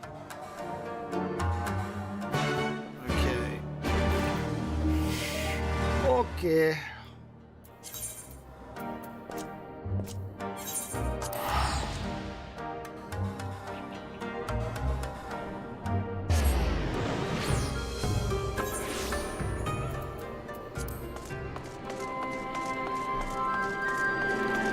What an incredible amount of story developments, hey?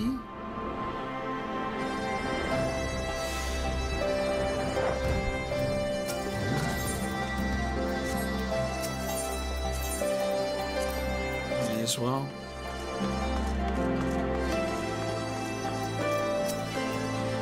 Ah, you must be the Scion party I was told to look out for. If you'll follow me, I'll take you directly to Alliance headquarters.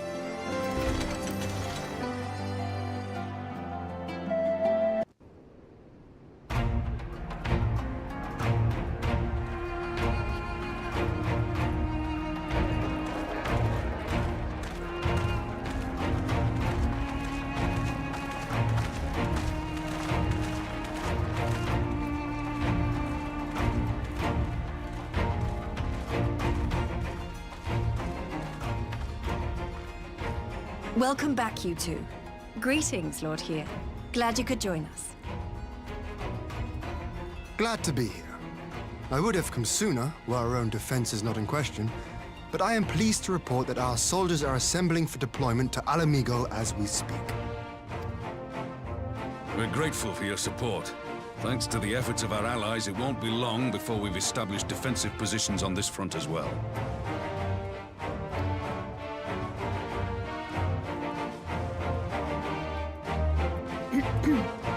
We have some good news too. Alphino has come back to us. As for the bad news,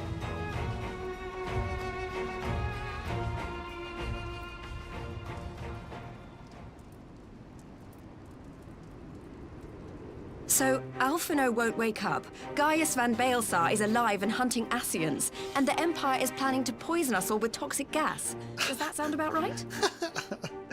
I actually swear to God that, like, what's kind of funny is ever since Lys left the Scions and became the commander here, we keep having to, like, check in with her and give her some massive lore drops.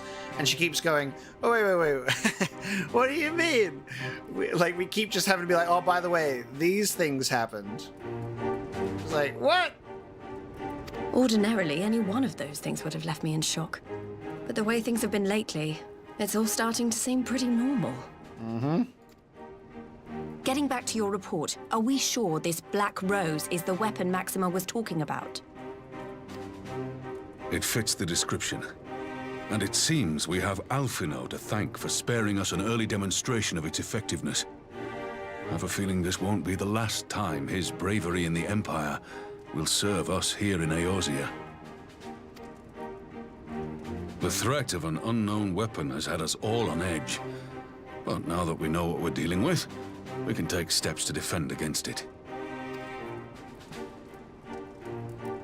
As for Gaius, I'm not sure what to think.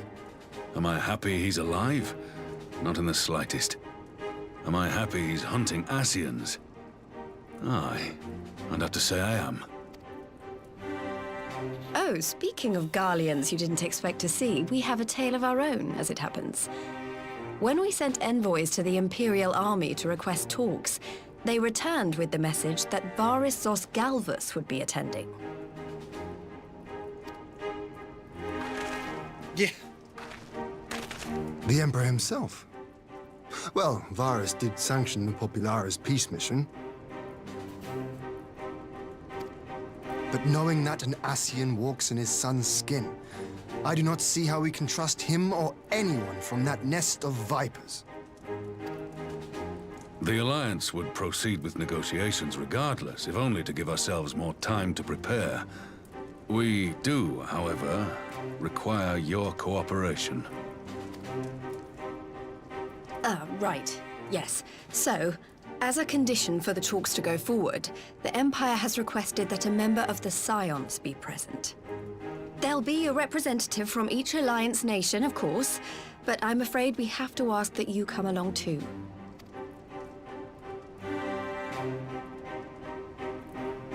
Gods, Lise! You know how much I hate politics. But then, what choice do I have? Alphino and the others aren't going to do it. Very well. I shall attend as the Scion's representative. Alistair is currently like, all right, come on, headache. Take me out. Take my soul. I don't want to go. Anything but this. Take it!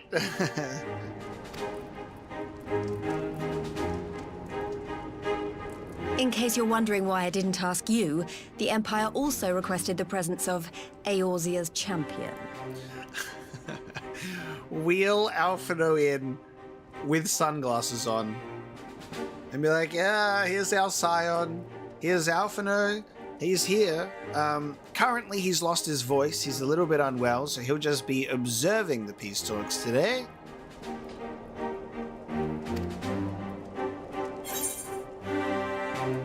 I'll be there, because I have to. That's settled then. We don't know what Varis means to bring to the table, or why he wants you there, but having you close at hand will make all the difference. This fucking... You guys were so close to being almost exactly the same. You're close to sharing a brain cell.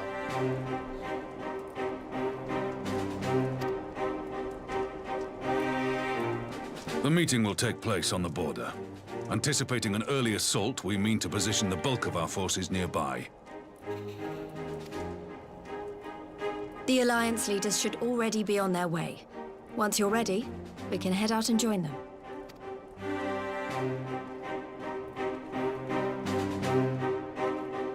Look at those banners together, dude.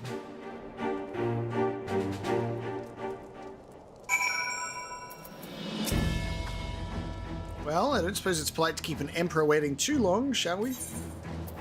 Parley with the Emperor? No. Just casually? Okay.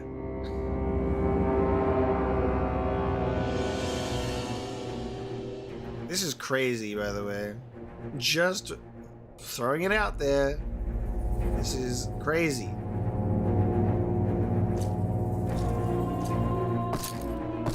They saved the best boy till last.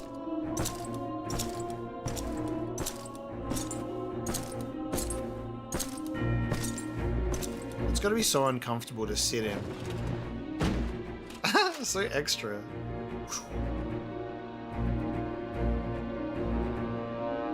Esteemed representatives of the Eorzean Alliance, on behalf of the Gallian Empire, I thank you for inviting me here today.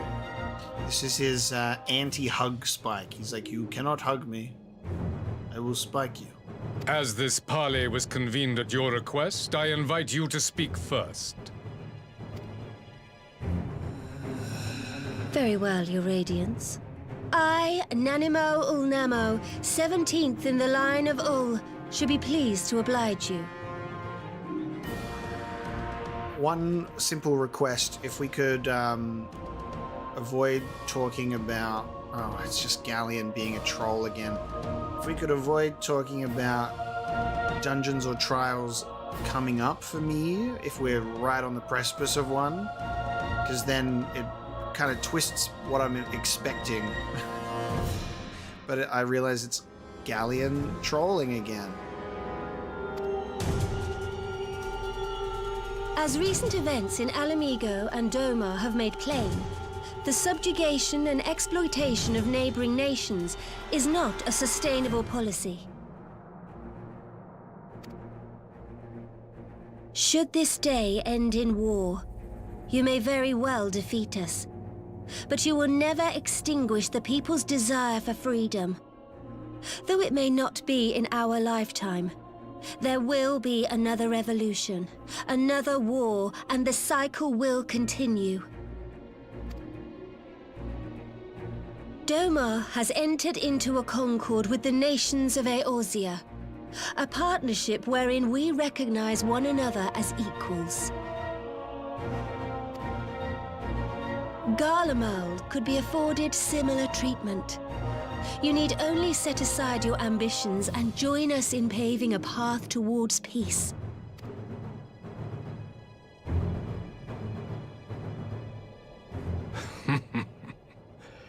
You will not win me over with sophistry, Your Grace.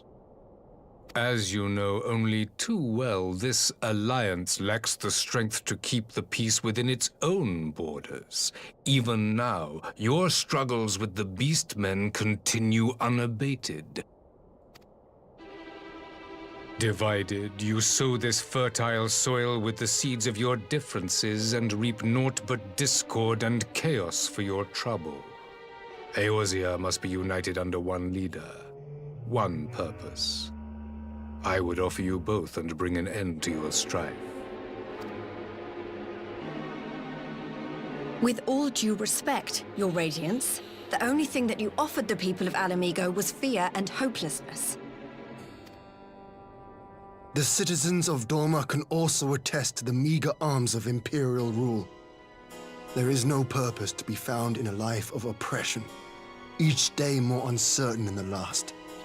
Can I just say that this table is kind of hilariously too wide, that Aymeric keeps getting cut out of every single group shot. He's just constantly like Mike Wazowski, always being blocked out. They showed him at the start and now he keeps being like off to the side. Someone put him in the middle. Our people are willing to die for their freedom. A great many already have, and countless more will, if we don't put an end to this madness here and now.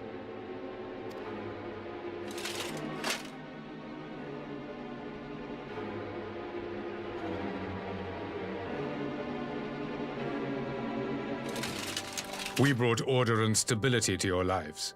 This madness and bloodshed is of your own making. You broke the peace, not Garlemald. Peace. Order. You kill our peoples, despoil our lands, take everything that is ours. And what?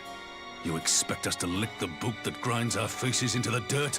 You tell it, Ruban. Aymeric's just there. I expect you to weigh the costs.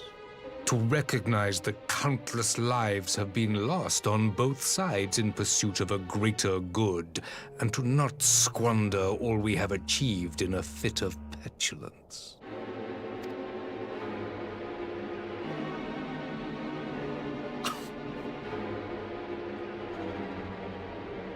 Your Radiance, I fear I can personally attest to the dangers of pursuing one's vision with such righteous fervor. He speaks. For 1,000 years, the Holy See of Ishgard waged war with dragons.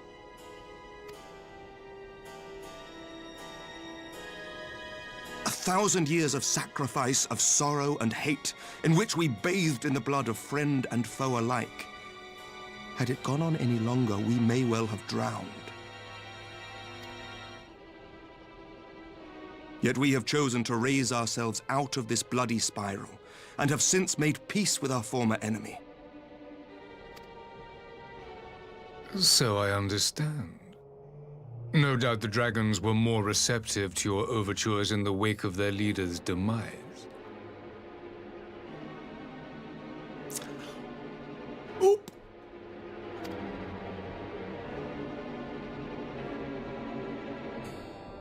You speak of peace, yet use war to achieve it. Your father would not have bothered to obscure his intent with honeyed words. He understood that strength is all that matters in the end. Speech check failure.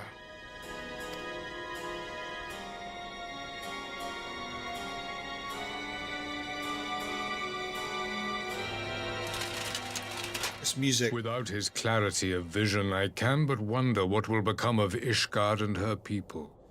I love the Heavensward element linking into Stormblood. So cool.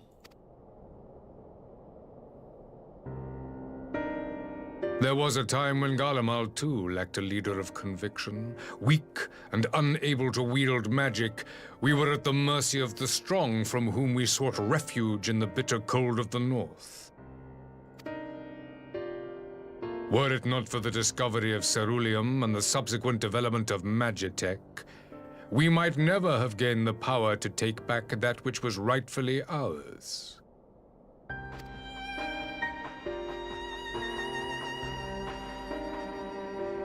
You speak as if your people were the first to have been driven from their homes. Limsa Lominsa was built by wayward souls in search of a place to call their own.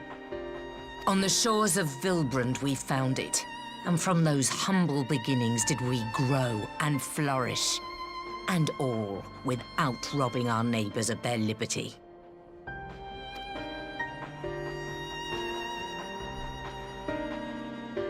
So saith the pirate. Am I to believe that you simply asked the kobolds to yield up their lands and that they were happy to oblige you? That you did not drive them out like rats in the hold of one of the many ships seized by your privateers? This man's crazy. He's got ammunition against every single one of them. They bring their arguments to the table and he's like, oh, volley. This man's like, getcha. I will concede that after centuries of exile, reclamation may be mistaken for invasion. Nevertheless, it is not. And those who till stolen soil have no right to object when cast out in turn.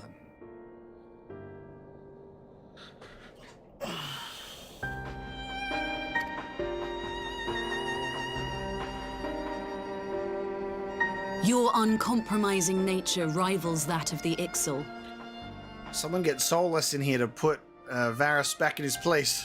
They too lament circumstances which they themselves perpetuate. Were they but to embrace peace, we would welcome them with open arms. Indeed, some few have done just that, and now receive of the 12's Wood's bounty. Would that your people might learn from their example.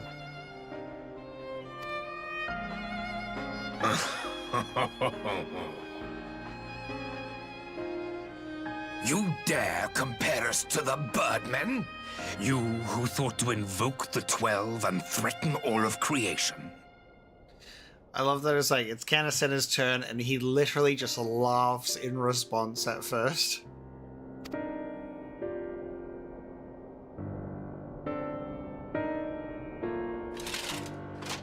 I came here in the hope of finding some speck of common ground, but I see now these discussions will accomplish nothing. Despite what you people may believe, I am not wont to choose the sword over the olive branch. 'Tis but a pity men are loath to accept one without first being shown the other.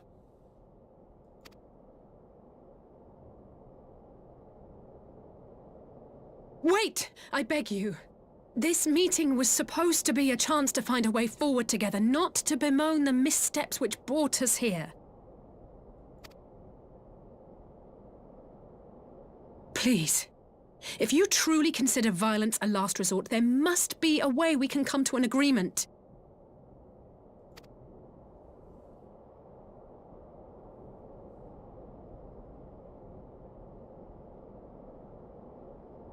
As Mistress Alisaie says, we did not come here to bicker over the past, but to discuss how we might strive towards a brighter future. Very good. Also, I love that we finally got the pulled back group shot of everyone in the one scene, and my webcam is the one that blocked Aymeric. He got Mike Wazowski'd by me. I see this scene, this conversation, as like, this is like when you go up against a final boss. This man's full dressed up, and he's looking like a prime Final Fantasy villain in his like final boss look. But it's a conversation instead of a fight. And I think that that's really cool, because you're like, we're striking blows at each other from across the table with dialogue instead of swords. So like, if it's a fight, but it's not. We're just like witnessing it take place in the cutscene. We're all the party members, all stood in a row as we, you know, all take our turns in a turn-based combat against the final boss, and he's like killing all of us one by one.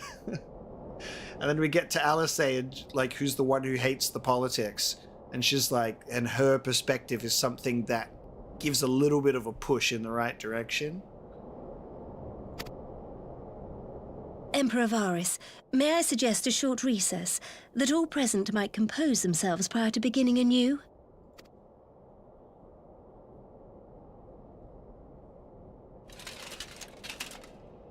Very well. I pray this intermission will suffice to move these talks in a more constructive direction. I don't know, I guess we will never know what Alphinaud would have said in Alice's place, but I think that Alice being here with a different perspective is necessary, which actually works out in their favor.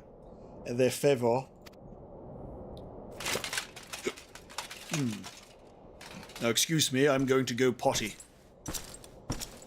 Do you have any idea how difficult it is to take these greaves off of me? I'm going to go lay a dookie. The fucking slow walk away. That was an incredible scene. It was an incredible scene. Honestly, just really cool. Totally all the party members just in a row in a turn-based fight. It's the himbos having a conversation. Whatever rebuttal I had in mind was lost when Varis mentioned my father. The man is certainly skilled at keeping his opponents off balance. For a moment, I feared our talks would descend into violence there and then. Alice speaks of her dislike for politics, but her honest plea may very well have prevented an early battle.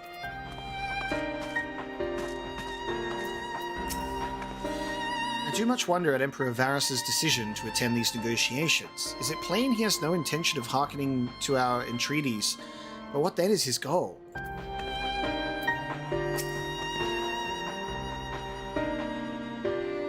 I love how short I am. Just like... 'Tis true that Limsa Lominsa's beginnings were not wholly honourable, but our old wrongs do not make the Empire's deeds right.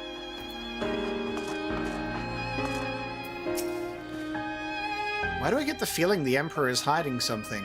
Like an Asian Solus clone army.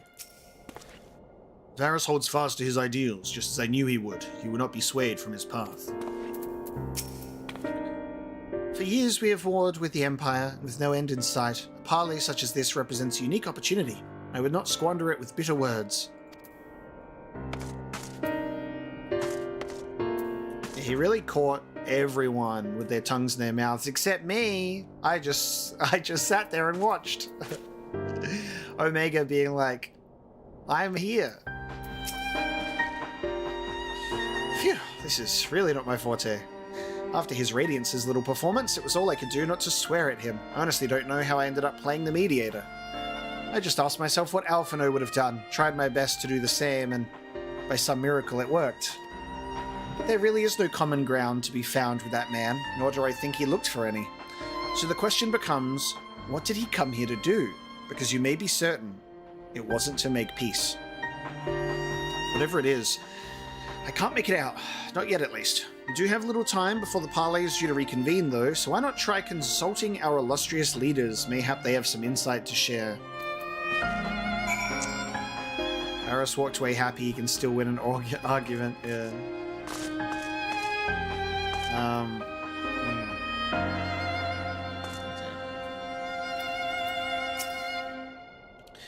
I will say one thing for this Varis. He is well versed in Eorzean history. His interest in our affairs is that of a beast in its prey. The conqueror would know his enemies. All should know their enemies, yet there is much and more we do not know of the Empire.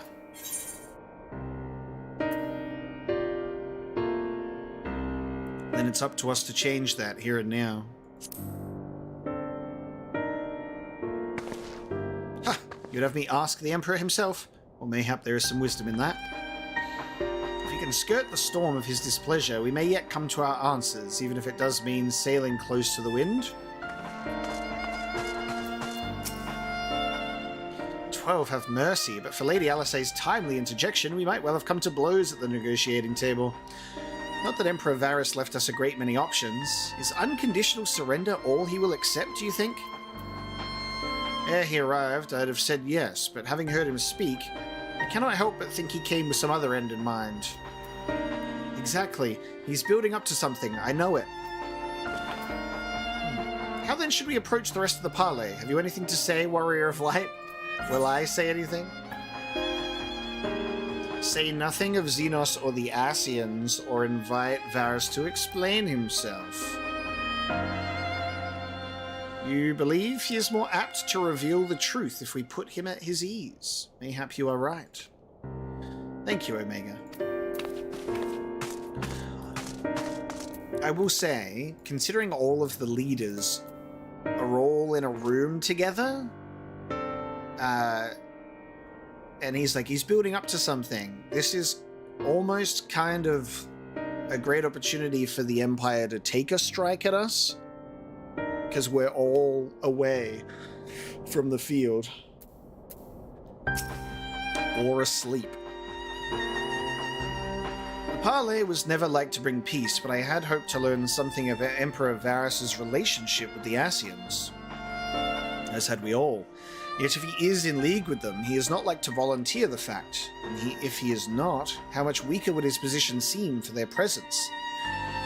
If we had approached that particular subject, we would need to be subtle. Would that I knew more of the man. If you'd indulge me, Lord Hyun, you received an Imperial education, did you not? Is it true that the Emperor's will is considered absolute? There is no higher authority in all of Garlemald, nor else in the heavens come to that. Veneration of the gods is forbidden, the only worship permitted being that of his Radiance's own person. That sounds suspiciously like a religion in itself. I share your disdain for their hypocrisy. Even as they denigrate the idea of faith, they revere their leader with a further, others reserve for the divine. 'Tis a flaw common to much of the doctrine they fed us, logical on the surface perhaps, but contradictory upon closer examination. I wonder if a discussion of the various discrepancies might prompt Varys to reveal something. There you go. Report to Alisay. While we are in this recess moment of talking to all the leaders, I'm going to take just a slight recess of my own. I'll just be going to the bathroom and I'll be back and we can see what Varys has to say for himself.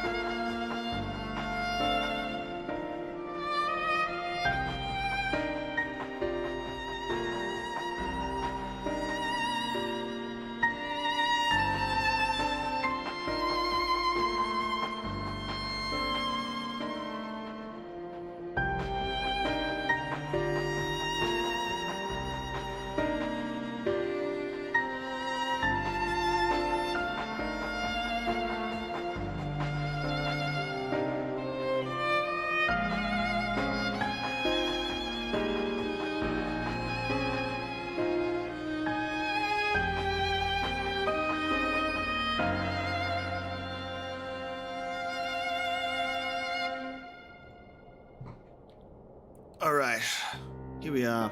Thank you for your patience, everyone. It's been a big stream today. Big and eventful stream, so there's just been a few breaks in between.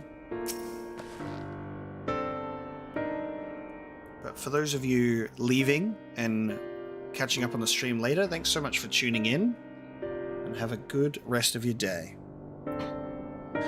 You've spoken with everyone then? Good. Now all that remains is to await the pleasure of the Emperor and hope we fare better at the second attempt.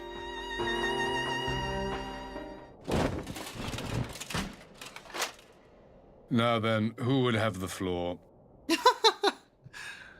Come. Who next for me to banter with? Omega's gonna have the magic word. Before we resume, I wish to offer you an apology. After you graciously accepted our invitation to discuss an armistice, we have done naught but rebuke you at every opportunity. I believe I speak for all of us when I say we are deeply sorry for our discourtesy.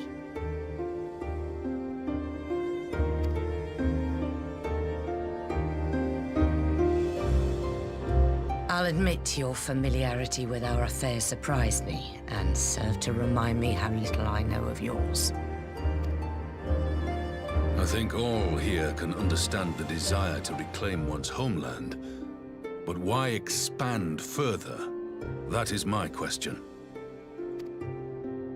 If I may, the answer can be found in the Imperial doctrine they took great pains to impart to my people.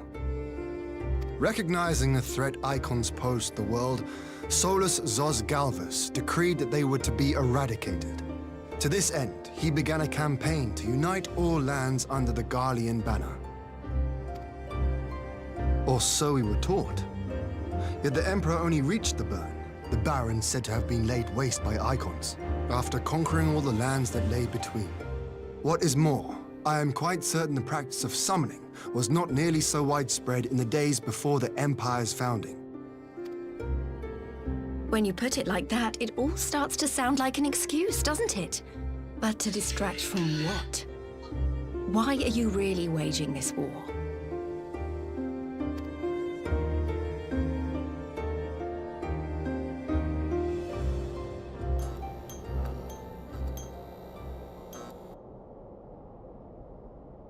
Finally, you ask the right question. Wow. Okay. The fucking smile when he's like, thank you. I can but hope you heed mine answer and at last accept the righteousness of our cause.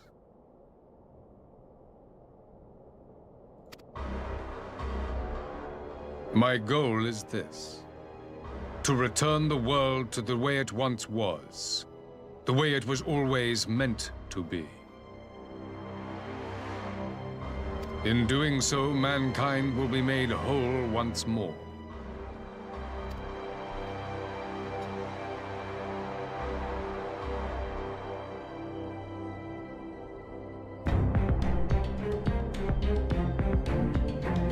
No longer will we suffer from the dissension born of our differences. There will be but one race, a perfect race, as we were when time began. Are you sure about that? What in Rorga's name are you talking about? I am talking about the origins of this star, of the source and its 13 reflections. Oh, this is Kingdom Hearts. The 13 darknesses.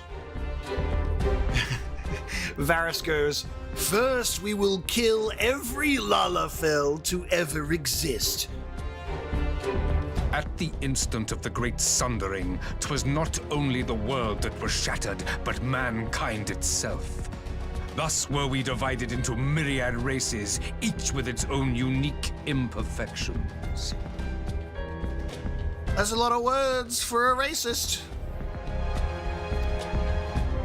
That is why man looks upon his neighbor and feels fear and hatred, why he wages war, why he kills his brother. You all in your own way have proven as much today. The peace you seek is but a fleeting solution to a fundamental problem. One which calls for more drastic measures. This man sat here and said, finally, you ask the right question. So what I propose is ethnic cleansing. Anyone on board with that? You know, everyone's a little bit imperfect. What if we were all perfect? What if we were all the same? What if we all were blonde with blue eyes? To bring about everlasting peace, our worlds must be rejoined.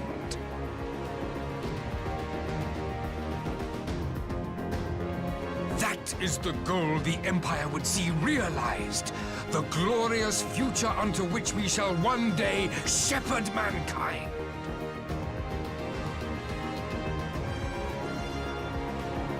A rejoining of worlds. I have heard this tale of the Source and its reflections before. Are these not the self-same desires as the Asians? Emperor Varis, do not trust in their words. They will lead you to your doom. My father thought to use them, but in the end he succumbed to their temptations. He embraced summoning like so many other pawns before him. Do not tell us you mean to do the same.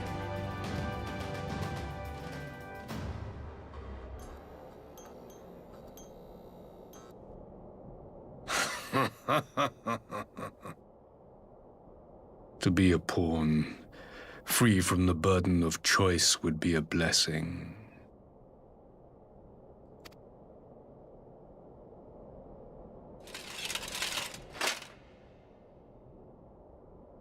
But I forswore that privilege the day I learned that the Gallian Empire was built by the hand of an Asian.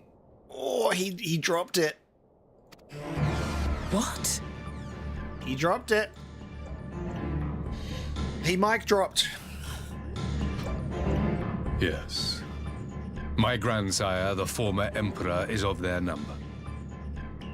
And who better to build an empire capable of bringing about the calamitous change we desire? Would you condemn me for this alliance? For bowing to the will of these shadowy masters, when the prize is true and lasting peace?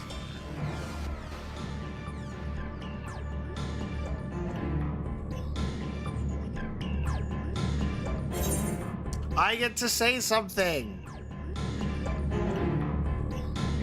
Your prize is a lie. Your master's demons.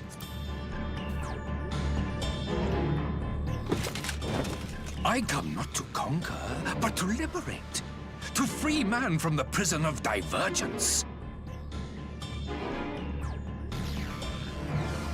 Imagine a world united.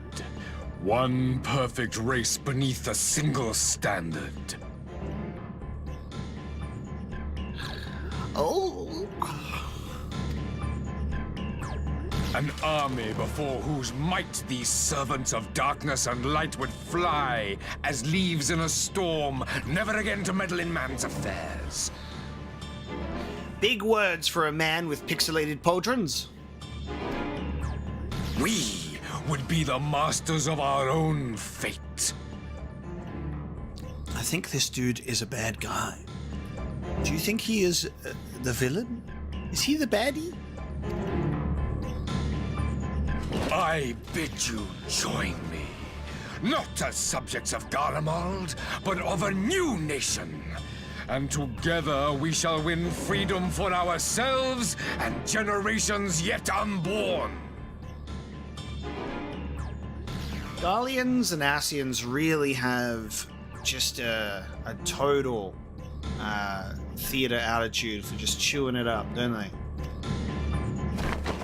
You want to trigger another half-dozen calamities? You can't be serious!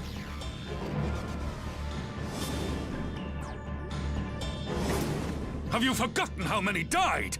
There will be no one left. Do you truly imagine we would aid you in your bloodletting? It is unthinkable, unconscionable. You guys stand up too. Thank you. And what is the alternative? To be as cattle waiting for slaughter? I would have us work together that we might take fate into our own hands.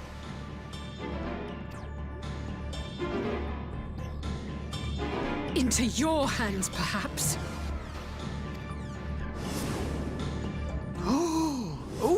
But what of the other worlds, your radiance? With every calamity, you obliterate a star and every soul that dwells on it. That group from Heaven's Ward, from Soul Surrender.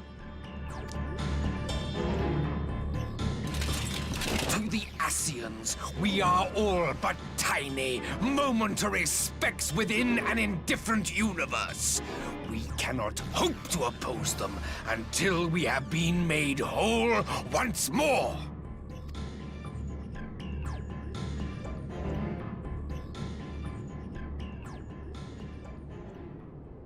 Are these truly the words of Garlemald's ruler? The flaws and foibles which you so abhor are what make us who we are. Every nation, even yours, Emperor Varis, is made whole through the combination of these imperfections, the strengths of one compensating for the weaknesses of another.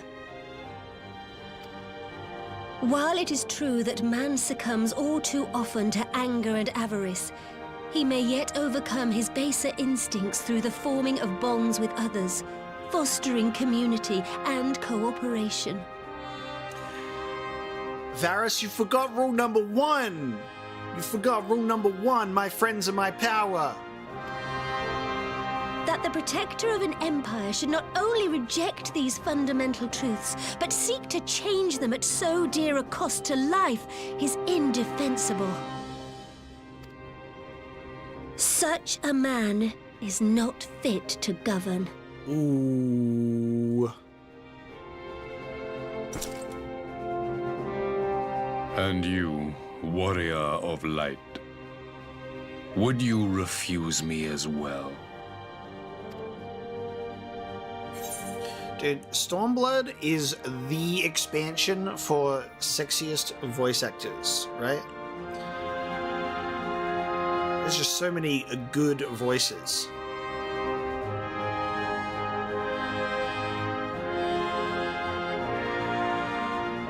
I cannot condone such a loss of life.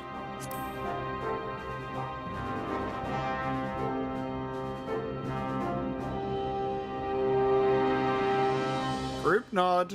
In sequence now. It would seem the Alliance is of one mind on this matter.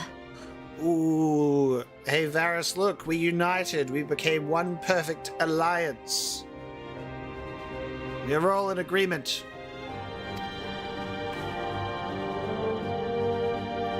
Be nodded upon.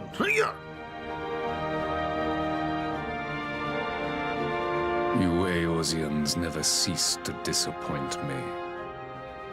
Though I suppose I have only myself to blame for expecting more from savages.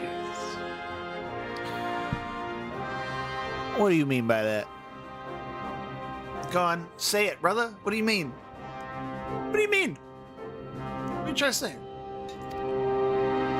This discussion is at an end. I bid you make ready for our next meeting. It will not be at the negotiating table. Oof. What a scene. Quick, someone get him.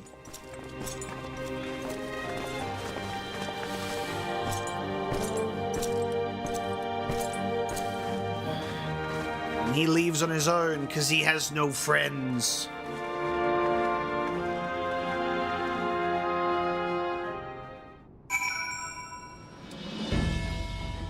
Wow. What a scene, dude. I need to see. Dude, everyone's here. Even Pippin, Lucia, Yugiri. I'm glad we arrived in time to aid in the battle, though our vanguard may be small. These few are our chosen elite, the finest warriors of the Far East. We suspected Asians meddled in the shadows of the Empire. They said it, but the truth is far beyond my wildest imagining. At least now we know the face of our enemy, and need not hesitate to strike at its heart. The Temple Knights have deployed in full strength. Eorzea's future is Ishgard's future, and our fate ride upon the outcome of this conflict. The Asians are terrible beings indeed, that they would found an entire nation to further their dark designs. It would seem that the Empire's history is as sinister as Ishgard's own. My first engagement as Flame General, and it is full-scale war with the Empire. I feel some measure of nervousness, of course, but I swear I will make Father proud in the battles to come.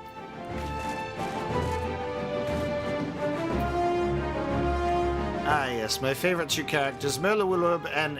Achoo! It makes a twisted kind of sense that the Empire was built by the Chaos Bringers themselves. The revelation yet rattles me, but now we know our enemies are one and the same. We have a target upon which to unleash the full force of the Alliance.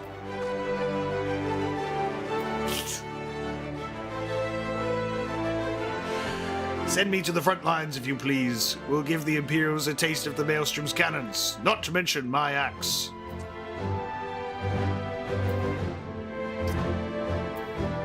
Yep. That's a sneeze, all right. I refuse the Emperor's words with all of my being. What justice is there in an ideal that demands the sacrifice of so many? Oh man, Canacena brought the wrong guard with her. You're supposed to bring the really tall, pretty woman. The giant woman that always stands behind Canacena. I was born in the Empire, but I will never serve the Emperor. Only the Seedseer commands my loyalty. So I have to talk to everyone, because we're in such an important moment of the game right now. Everyone's words matter. His grand plan is to bring about more calamities? This is insanity! This madman must be stopped at all costs. The Empire exists to wage war, and war it shall have, but its vast armies pour in like the tides themselves. This could very well be the greatest military threat Eorzea has ever faced. Yes, but look at our rainbow flag of banners. We will have victory. Came back to find Doma's advance party ready and waiting for battle. So as worrying as our little chat with the Emperor was, it did buy enough time for at least some of our allies to arrive. Well, at least it's us that's ready for the battle and not us getting, like, surprise attacked while we're at a meeting.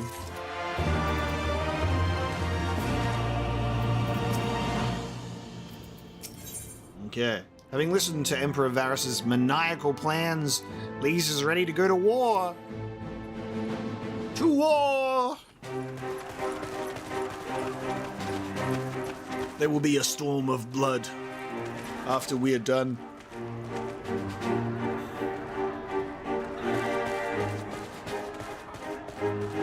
I'm not sure what I was expecting from our meeting with the Emperor, but it wasn't that. Still, at least we know now what he's really after. Aye, a future built on a mountain of bodies. I too want the Asians dead, but not at any cost. The last of the reinforcements from Doma arrived not long ago. I pray it will be enough. Given the Emperor's stated goal, this is a battle we can ill afford to lose. It's just so cool to have had the whole game so far, A Realm Reborn, Heavensward, and Stormblood, be like just strengthening alliances, you know? It feels so good.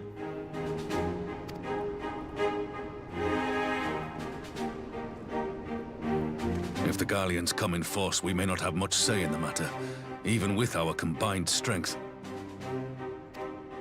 We knew from the first that the odds would be against us. But if there is even the slightest chance of victory, we must do everything in our power to seize it.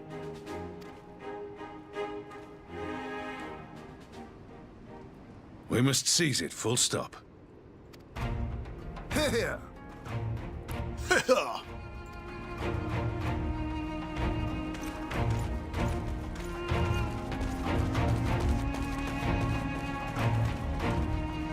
The two of you are to join an irregular unit and support the main host. I won't bother asking if you're minded to fight. After coming this far, how could I not? And for once, there's no one around to countermand me. Not that they would. Not even my brother. Well, let's just be grateful that there was no headache-inducing voices from the unknown making one of us pass out for the foreseeable future during those peace talks. So what is it? Yeah, it's Alice, Omega, and Kryl. So if we ever have one of those happen again, it's a 50-50 split between Kryl and Alice on who goes next. But we all know who really made the difference. Ready to frighten some Garleans? Nods in anticipation. On their side. Might I ask you to accompany the dormant contingent? They are strangers here, and your presence would do much to raise their spirits.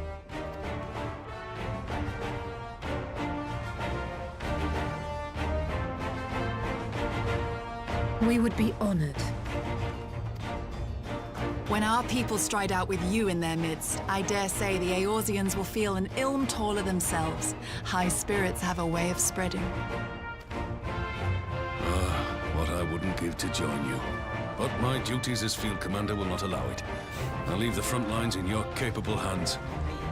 Oh, you can fight, Ruban. Come on.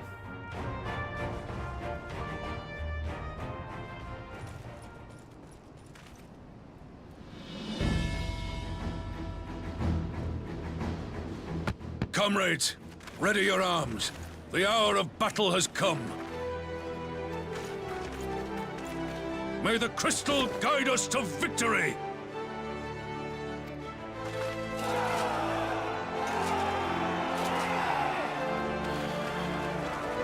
So cool, dude. I get to be on Yuguri's team. Let's go.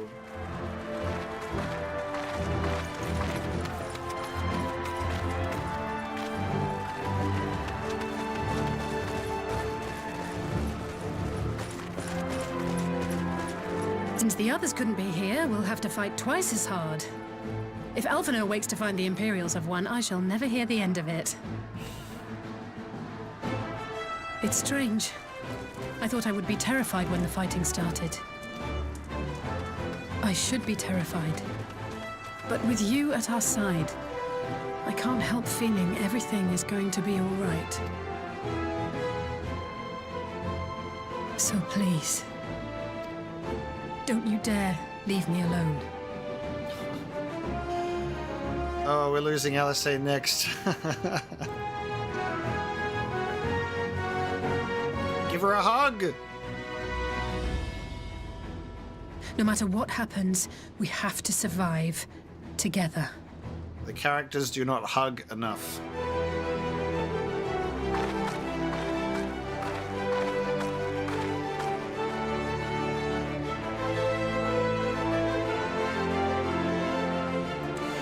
This is crazy. So I'm not gonna watch the Shadowbringers trailer. We're just gonna go into the expansion completely blind. What did that just say? The Gimlet's dark. Oh my god.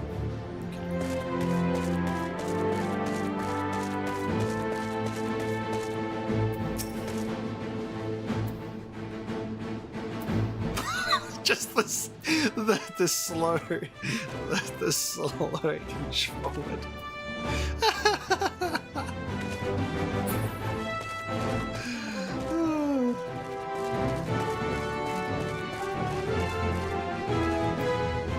Yeah, take that hype and hold on to it. I'll go in blind. We'll watch the trailer during the expansion when it's safe to do so. I just hug his arm because he's so large. Oh, good. Just because I'm not watching it before the expansion doesn't mean I won't ever watch it. Alright, Alright, do we have 2 DPS, a healer, and a tank at this point?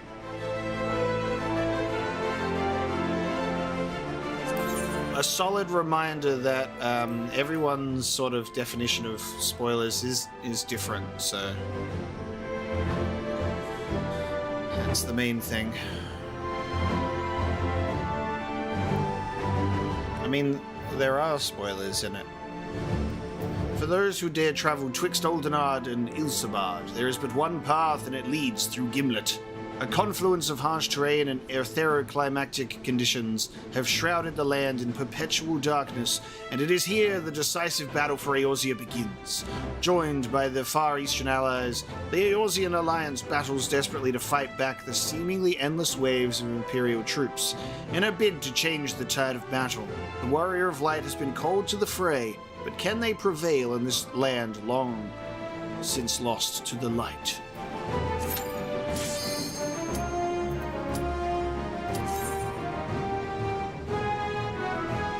I did watch the Stormblood one as soon as I started it, and it revealed what was going to happen to Lys, and revealed Kugane, and a bunch of other stuff. It was a hype trailer, but it does reveal more things than you think.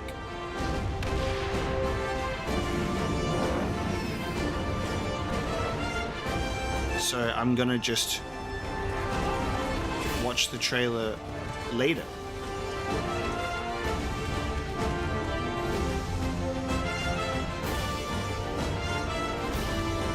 Look at this war zone. This is what we should be focusing on. The fact that we're still in Stormblood. Whee! Let me out of this prison. To war! Oh my god, they come in on the parachutes. Jesus Christ, like, the actual imagery of this being such a realistic looking war too, like all the trenches and the barricades, and they're dropping in on parachutes.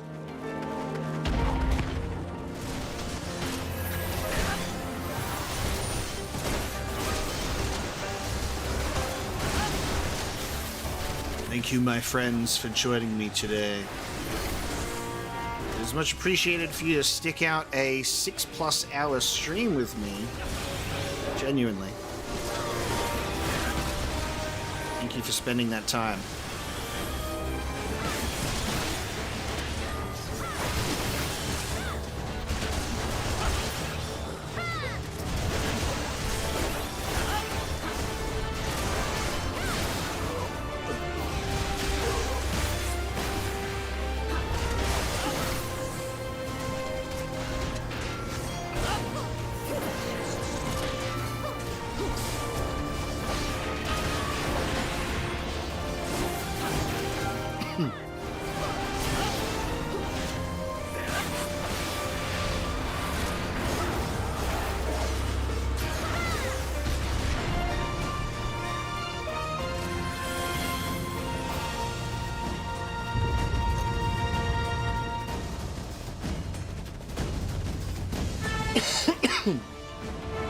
Excuse me. Yeah,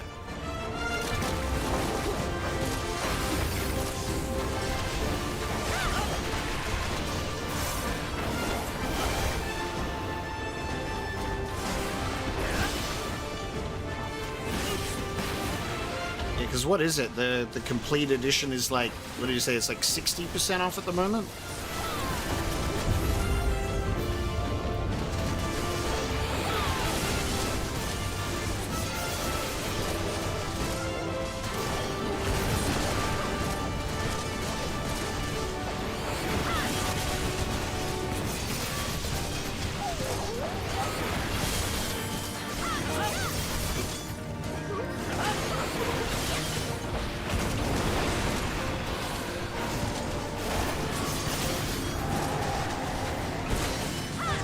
I will say that I definitely didn't expect the stream to be as long today, because when I get told the patches are shorter, I expect that maybe I could do like 2 in the time it would usually take me to do 1, but we are running longer than normal. But that's okay, we're committed. The viewership and the support has been consistent throughout the whole thing, which is really nice. Which I appreciate wholeheartedly. Oh, hello, big boy. And I think we're bringing in like a lot of new Final Fantasy XIV fans in these later streams too, which is awesome.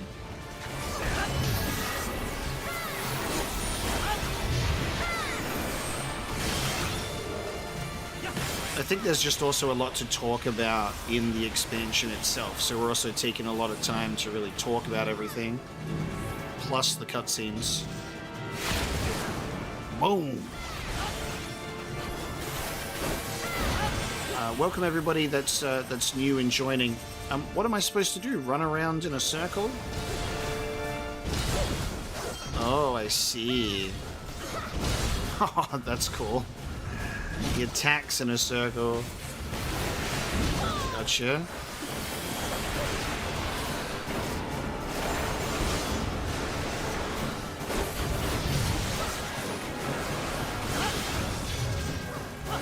You can see why the patches are shorter by like the amount of quests, but like that's why, because there's so much packed into it.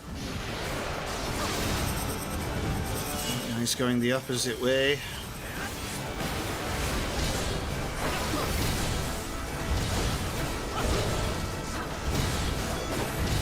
He's making a pizza of the arena. Oh no!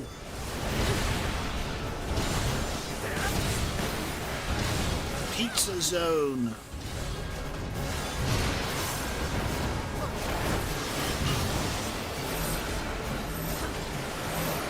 Everyone to me.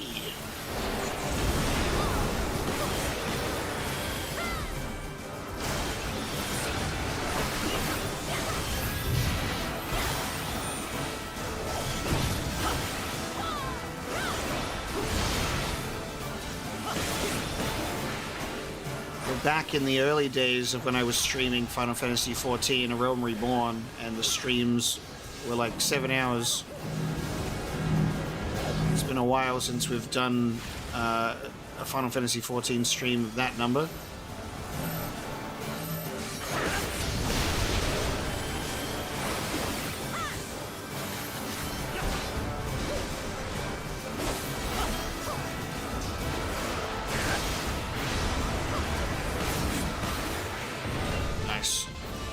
Doing it all in one was definitely good, because otherwise I would have been doing 4.5 tomorrow, but then I realized that Destiny 2's new expansion drops tomorrow, so I'll be doing that instead.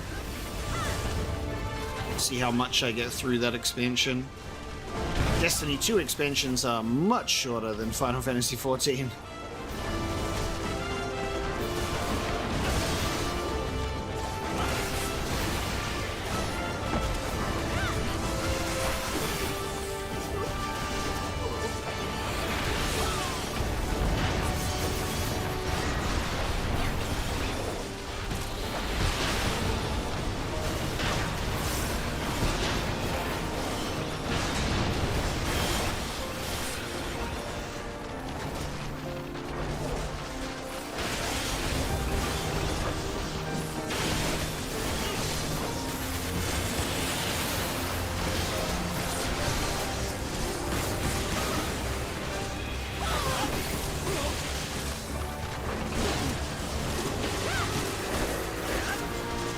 Zaf, we're mostly just taking it at our own pace, to be honest, because we'll also be doing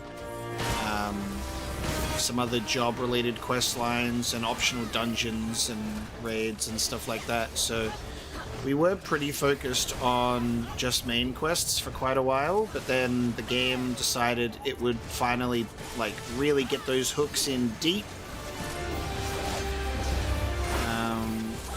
So we've been exploring some other stuff too.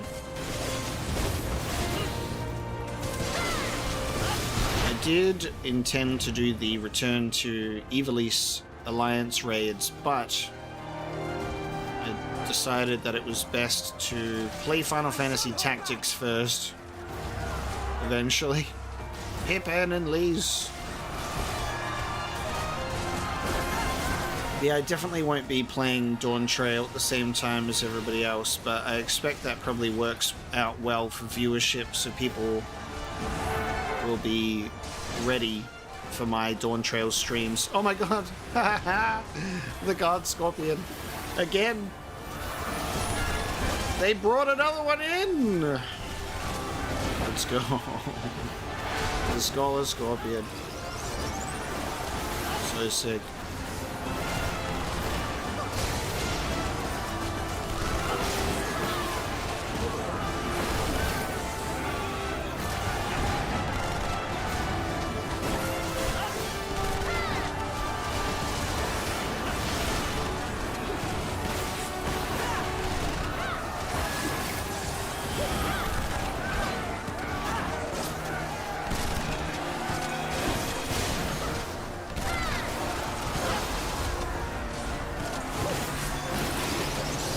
I mean, I'm just excited for the fact that I've got like 2 more expansions after this that are actually out.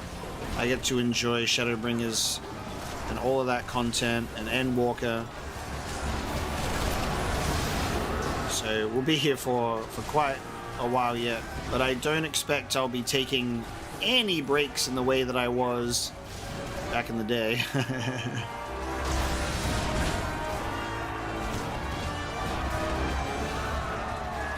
That Heaven's Ward break was way too long, but I think we're better off for it now because of where we are. And my channel has grown a lot. And it feels much more appropriate.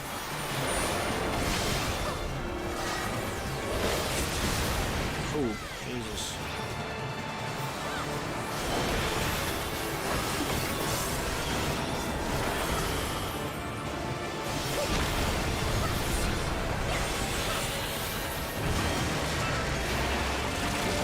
Oh, cool.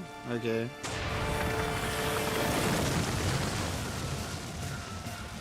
Yep.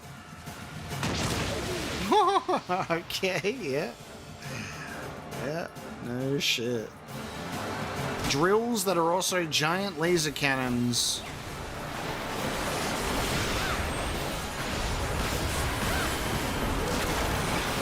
Bloody Prometheus. Oh, this is what you can expect in Final Fantasy XIV fights recently. Stormblood has had, like, the best fights.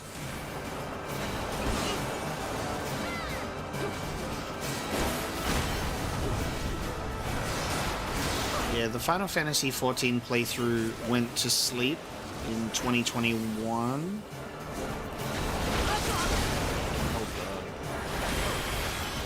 Because I was streaming on Twitch originally to not many people at all.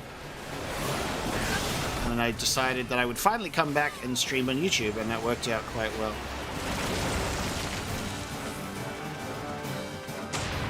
What does this mean? Okay. Yep.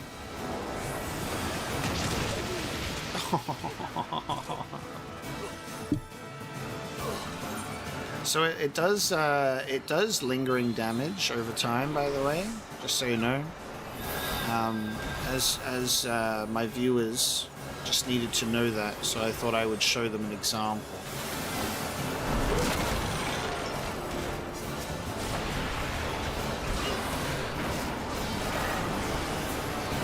What not to do.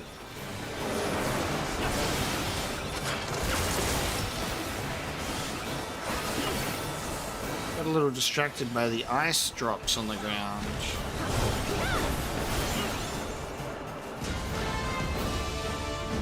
Cool design. Imperial Magitech, baby.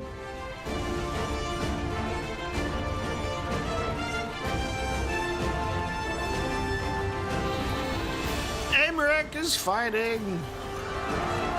You underestimate me. Oh. Yeah. There's my man with his blue sword. And he moonlight greatsworded all over the place.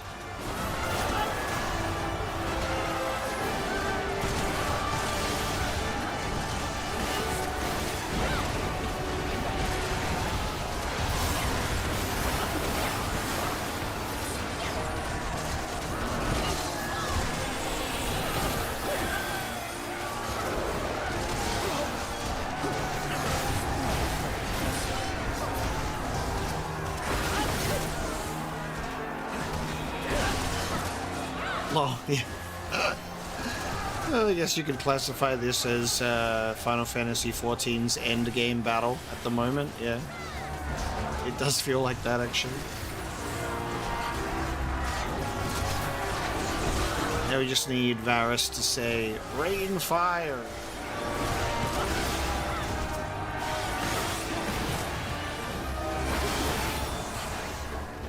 Literally every single, like, main character is here, so... Main character in all of our alliances.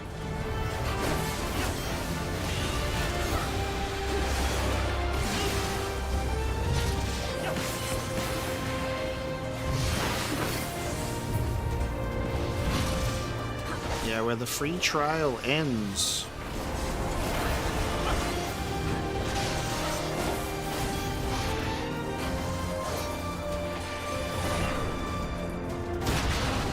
Oh, God.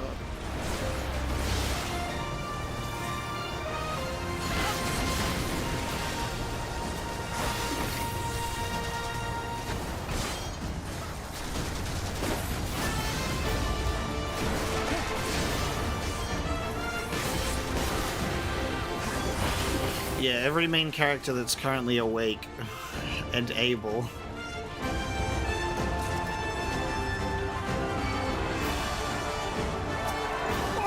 They got a fucking...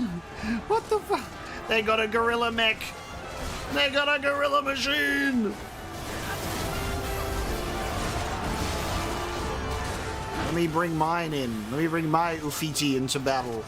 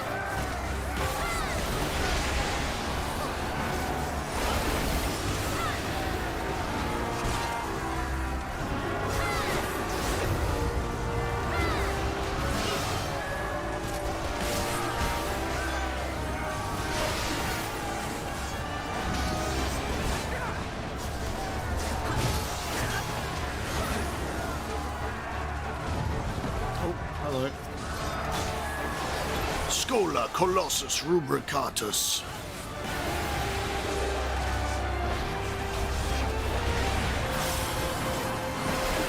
Quickly, to me. Where are you, Canacena? Oh, no, I didn't make it in time. Like, where the fuck are you? God, I love it when the NPCs are fighting alongside you and also involve themselves in the battle in a critical way. They're not just standing there. It's so cool. It truly makes them feel like they're all properly a part of the fight.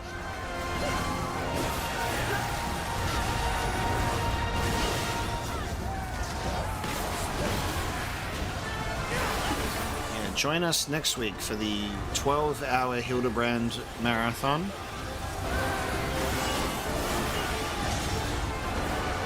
Self-detonate, great. This one's for you, Papa Limo! Please! Oh, please! For Papa Limo! Bro. Also, their dialogue is so good.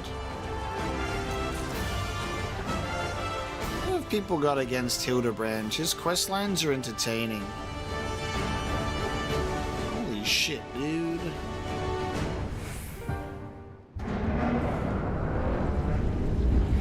This is an arena. Oh, the gods. Oh, these savages bested our vanguard. Impressive. But in the end, they are only that, savages. Now let us be brief. His radiance awaits. I have an itch right in the middle of my back and I can't get it because my arms hurt. Ugh. Oh my god. Anaya Quo-Soranus and Julia Quo-Soranus. Oh, they do tag team. They do tag teaming. I'm being targeted. Quick, run away.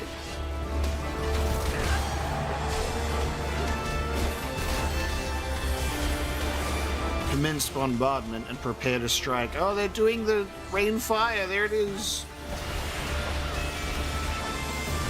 Oh, Jesus. Wait a minute. Ow.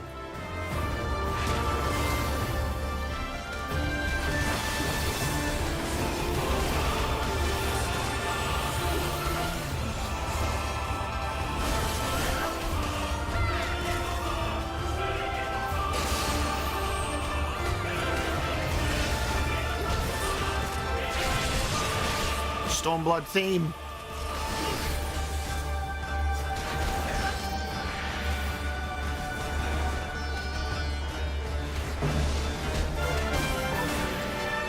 Were they tagging out? Impressive. Anaya, let us engage them together. They cannot hope to evade us both. Oh my god, the aura. Dude, that's so sick. You gotta watch out for the path on those lines. Oh, they even high five. That's so sick. Literally the tag team is so funny. And it's so stupid because they're doing it for cool points where they just know that they should just attack us both together. It's such a strategic and tactical blunder. They're like, one at a time. Even though they'd probably win. Oh god. They'd probably win otherwise.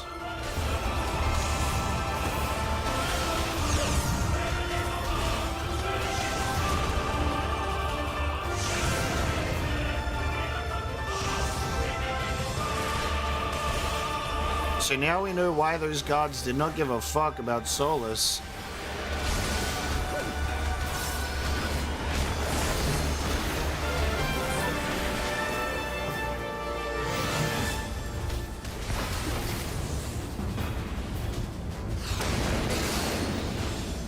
These joint attacks are so good.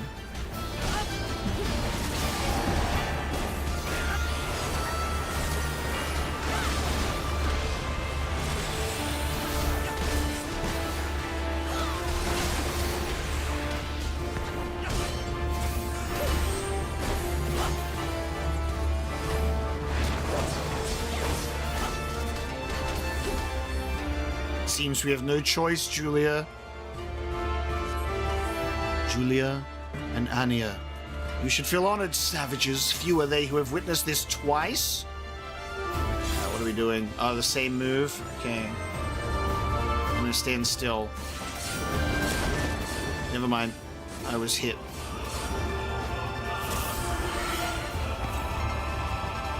And fewer still who have witnessed this. Farewell, savages. Ooh, they've both got blood red auras.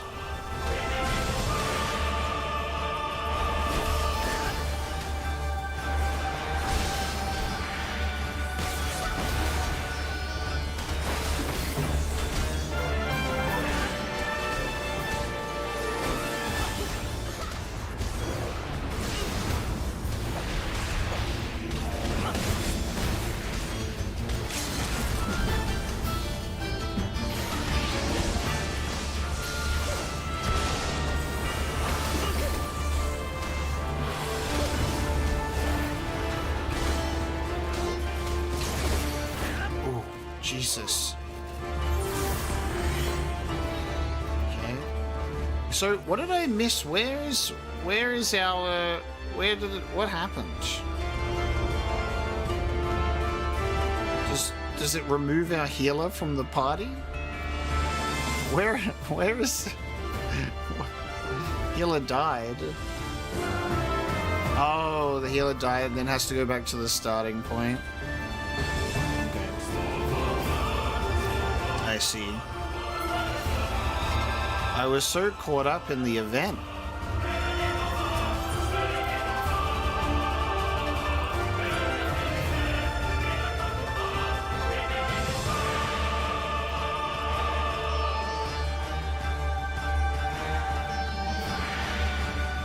And I totally did target the wrong enemy.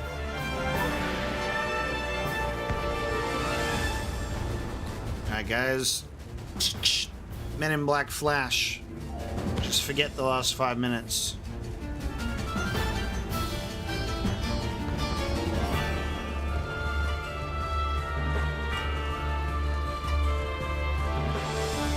I do love it when they give us a shortcut, but then the shortcut is also like a whole ass run. That fight was just like a dream that I had last night. I was like, man, I had this premonition that we died in the fight, but because I had that dream, I totally know what to do now.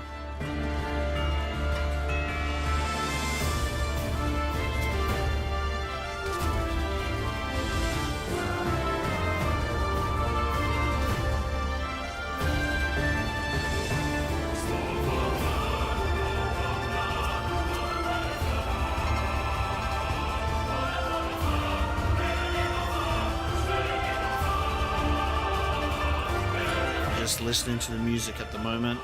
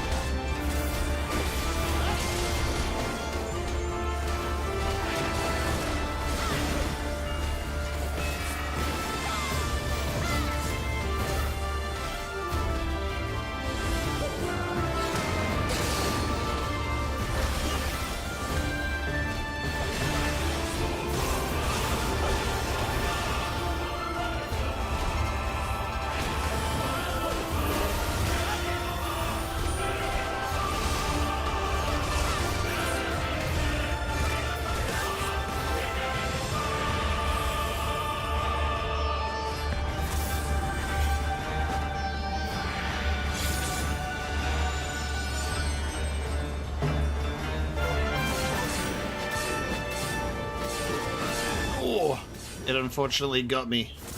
It got me.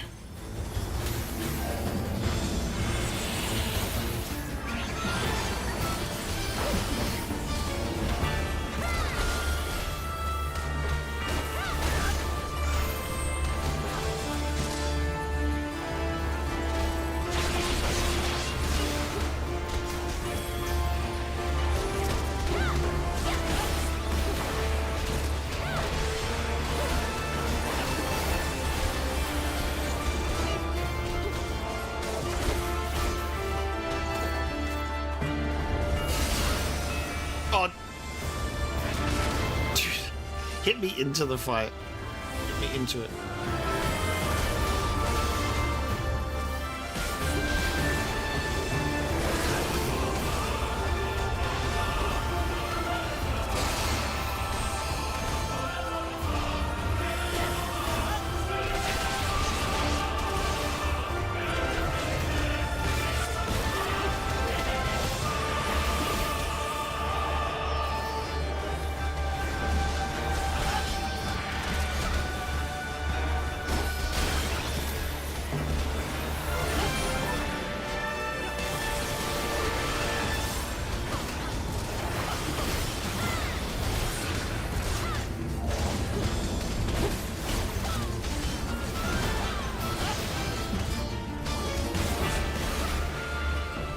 God, that 0.1% holding on for dear life.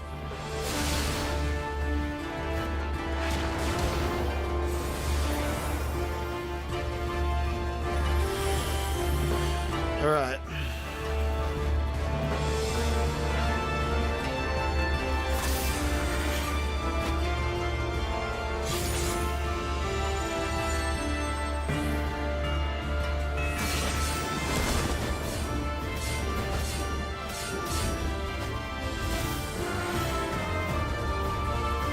We're all alive.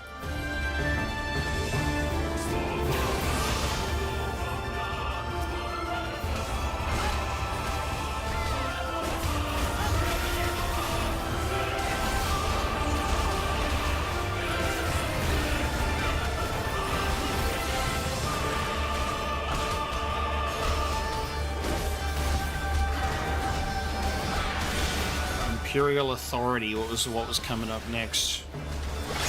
Yeah, nice. We did it.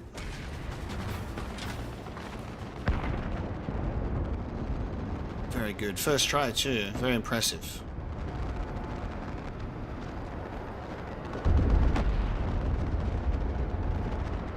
I wish that these were voiced. They're smoke bombing out of here? What do I even say? They didn't. It doesn't even go into the event thing.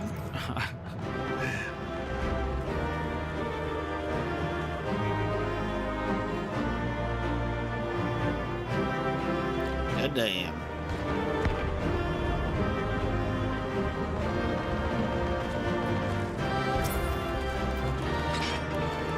The past most appalled, most murderous. Very good.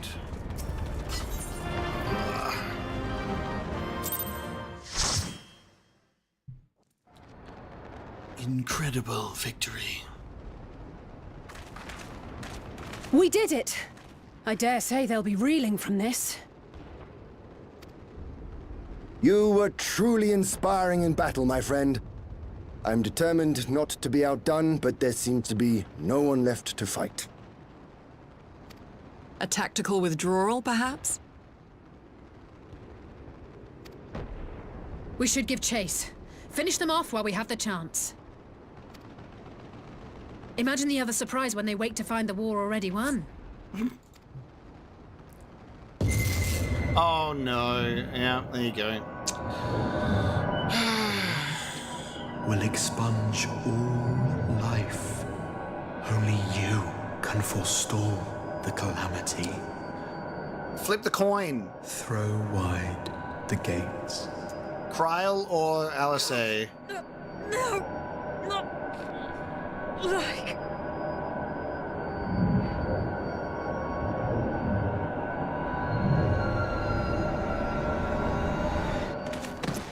And it's Alice, because of course it is. Because that's the scene we're in. Right at the end, dude. It takes a... Oh no. Don't tell me. Jesus. Hey, thank you so much. I appreciate that, Catavira. Have a good sleep. Sleep well. Thanks for tuning in. Man, we didn't even get to just grab it by the hand. Are you all right? And then there were two. Quickly! We must get her back to the encampment.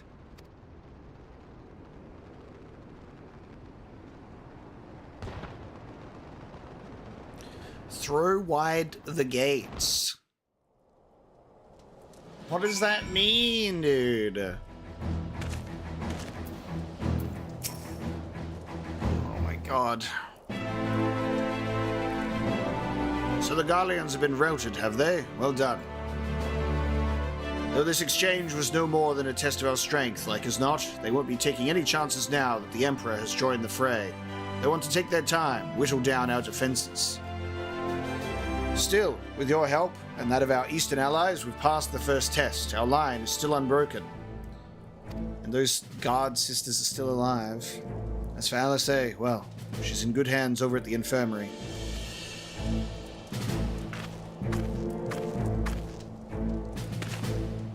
My lord, the chirurgeons have completed their examination of Mistress Alisay, and it is as we feared.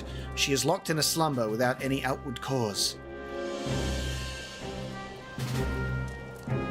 Just like the others. Damn it all. I'm losing all of my scions, dude. Aye, the Garleans picked a fine time to come knocking.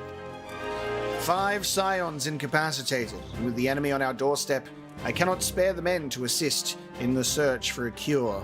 The best I can do is to see to it that Alisay is escorted safely back to the Rising Stones. So there's 7 scions, and what was Varis saying? He said that there was like 13 reflections. This is Kingdom Hearts 3, 7 lights and 13 darknesses.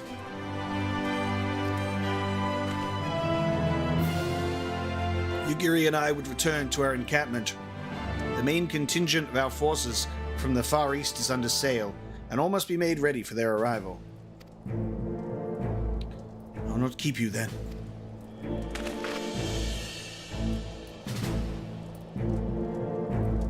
Nod. Hey guys, don't leave. What if I get my soul taken?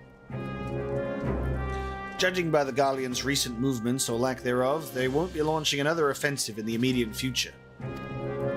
You should return to the Rising Stones, given the plight of your fellow scions. I can understand if you feel on edge, but you'll be no good to anyone without rest.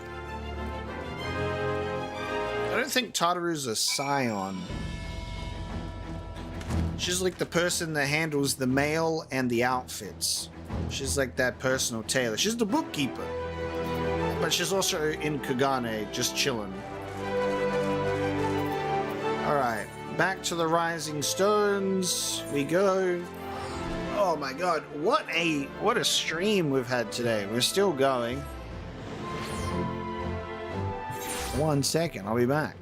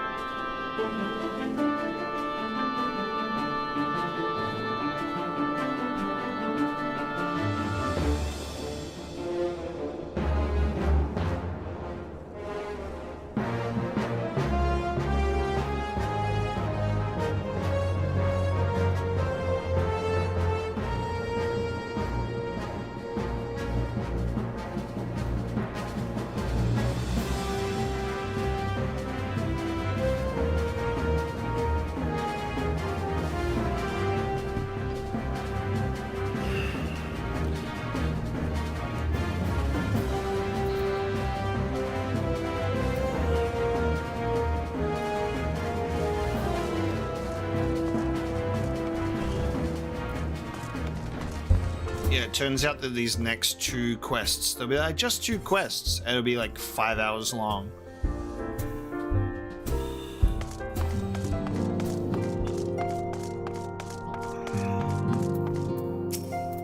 This is the Stormblood effect. It pulls us into a 7+ hour stream. Ah, Omega, welcome home. Word has it you and Mistress Alisay gave the Garleans quite a thrashing. Speaking of whom, where is Mistress Alisay? I was certain she would have returned by now. Hoary Boulder, the chosen one. Him in his 6-pack armor. By the 12, not her too. O'Share and I will ready the infirmary for her arrival. We will also need to send a message to Tartaru post-haste, but Would that I had something other than grim tidings to share with her. There you go, Hoary Boulder remembers Tartaru. With you too, for that matter, it grieves me to report that the Archon's condition remains unchanged. As we speak, Coltonay, Kryl, and Master Matoya continue to explore every possible avenue. Alas, their efforts have yet to bear fruit. Well, if we get one more headache, it's Kryl. But all is not lost. You are still hale and whole after all, though I suspect you must be tired from your journey. You should rest, my friend. Leave the worrying to us for the time being, at least. Where I've got to say, oh man, the voice said only you. So, it's just me. And then there was one.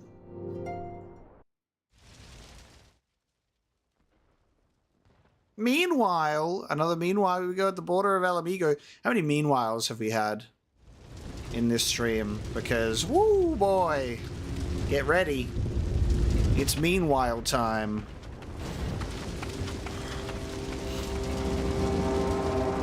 Oh, Xenos is in the full outfit. Okay, you pretender. He's in full dress. He got the sword, bagpipes, and everything.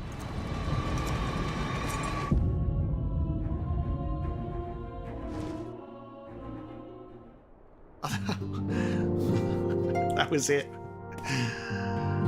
That was it. They got a little bit there, just a little bit.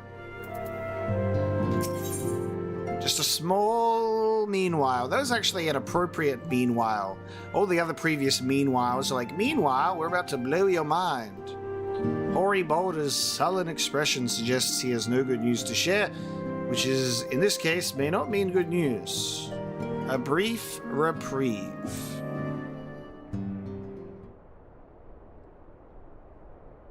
Yeah, let's go to Gold Saucer. We'll make it even longer. Ah, Omega, yours is a welcome face indeed in these troubled times, though if you've come to inquire about our stricken brothers and sisters, I am afraid I have naught to report. Coltonay and the others continue their tireless search for answers, and I too have done all in my power to assist them. Alas. My apologies for the intrusion. I was told Master Alphino had been brought here, and I wished to see if his condition had improved. Use question marks. Whoa! Alright. Maxima, a civilian now. Look at this. Master Omega, I have heard about the part you played in driving back the Empire's forces. Thank you. That you were able to stop them, if only for a short while, gives me hope. I realize how strange such words must sound coming from a Garlean's lips, but I speak them out of love I bear for my homeland, because I wish to see an end to the bloodshed. That is why I chose to share all that I know with the Alliance. Though I will surely be branded a traitor, I am content to bear that ignominy. It would seem a small price to pay if it helps to prevent this conflict from escalating any further. Tartaru gave him a new fit? No, I'm kidding. But enough of my prattling. The war is not what brought me all this way. I came to see Master Alphino. He's sleeping. An acquaintance of Omega and Alphino, are you? Well, far be it from me to turn away good company, if you would follow me, good sir.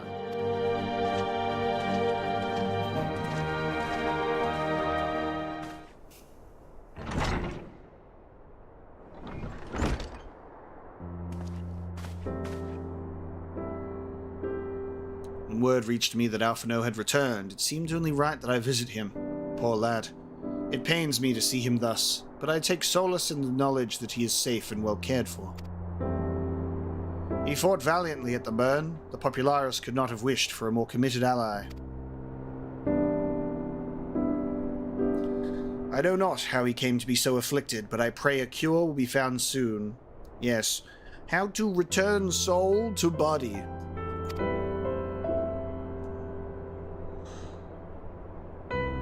What On an unrelated note, you may be interested to know that I traveled here in the company of another acquaintance of yours.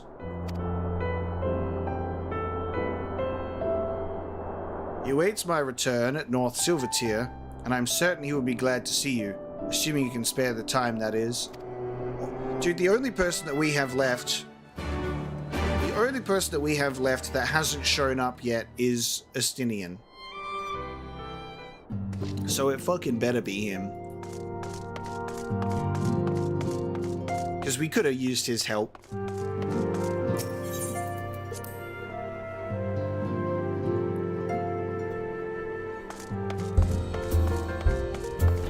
Let us speak with Maxima in North Silvertier. Silvertier, whatever you reckon. Silvertier, I think. Astinian's busy looking sexy with that helmet off. That's why. He's just standing there looking cool. Oh, it's Sid. Hadoy. I forgot about Sid Garland from the Garland Ironworks. Never mind. It's our man. Okay, it's not a Sid. You see the airship and you're like, oh, okay. It's that guy.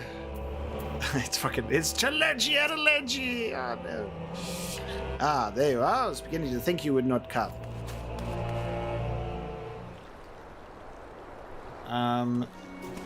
Yes. Well, that's because Sid's off trying to find out where the hell Nero is. Where is that old chap? He owes me money. Sounds like you've been through the mill. You should have called me. Though I must confess, tracking down missing souls isn't exactly within my field of expertise. As you may have surmised, I heard much of Master Garland growing up in Garlemald. Indeed, he has long been a source of inspiration to me. Most Garleans would say he is a traitor, that he turned his back on his country. We of the Popularis, however, consider him a revolutionary, a man willing to defy the Empire's dreams of subjugation, that his inventions might bring about a better future for all mankind. Please, revolutionary is a term best reserved for my work. I am but an Imperial defector who had thought to aid another Imperial defector. Whatever Master Garland says, I am humbled to find myself in such distinguished company. Speaking of distinguished company, we heard from Ruban that you ran into an old friend in the burn. Is it true? Gaius still lives. Aye, that it is, the Black Wolf himself. Like most in the army, I never had the privilege of seeing the Legatus without his mask. To think I walked halfway across the burn in the presence of the Black Wolf. And he claimed to have severed ties with the Empire to hunt Asians, did he? Indeed. After his humbling at the Praetorium, one would think he'd have the good sense to stay dead. Should we meet again, I shall be sure to tell him so. That's Gaius and Nero that Sid really, really loves. He's just so affectionate towards them. He just really, really loves them. Commander Alden also spoke of the Alliance's meeting with the Emperor, though I still labor to believe what he told us. Did his Radiance really claim that Garlemald was founded by the Asians? But that is madness. The very notion is absurd. Every fiber of my being rails against it, and yet I see there is no escaping the truth. From the very founding of my homeland, my brothers and sisters have laid down their lives in service to a lie. The Asians must be stopped, to save my people, to save all peoples. For all the Empire's many crimes, even I did not suspect. Had I known, I would have left a lot sooner. But that is in the past. Here in the present, we must apply ourselves to the problem of how the Empire's ambitions may be thwarted, not only in Eorzea, but in the Far East as well. The Ironworks will spare no effort to achieve that end. Seryu's wall was a good start, but we can do more, and we will. We'll show them what it means to achieve freedom through technology. Begging your pardons, I bear a message for the Warrior of Light. Says you're a bitch! Commander Olden requests your presence at Alliance headquarters in Ala Mhigo. He would discuss matters of strategy at your earliest convenience. Ah yes, the inevitable messenger, and you would be long before duty called you away. Look at this. Look at this change in atmosphere. Look at this lighting change. We're getting very purple. Time, no doubt, being of the essence, could I tempt you to ride aboard the Excelsior? If there's a faster way to Ruban's side, I will personally apologize to the commander for keeping him waiting. Yes, I literally have teleportation. I love that Sid's like, fancy a ride? It's fast, I promise. I'm like,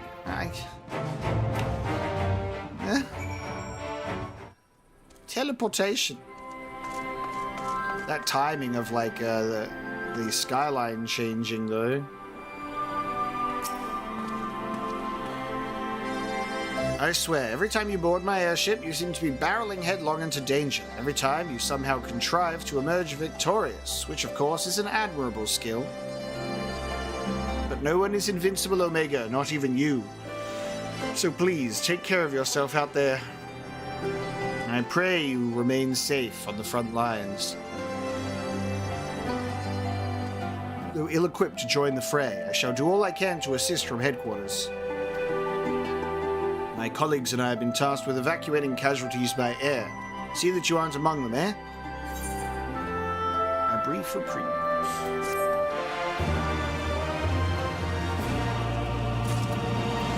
No, bro.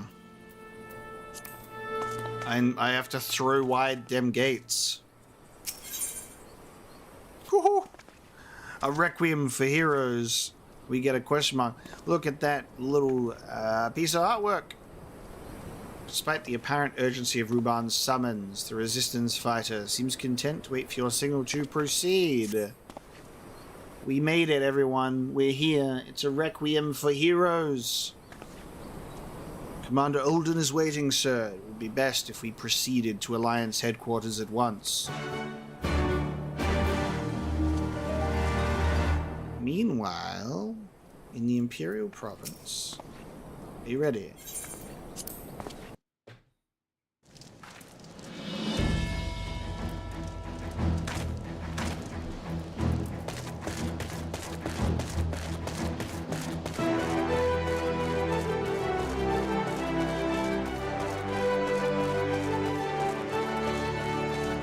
Just remember, when Stormblood ended, you were here. With me. You're here. Good. I summoned you to discuss strategy. But first, I would apprise you of the Galleon's movements.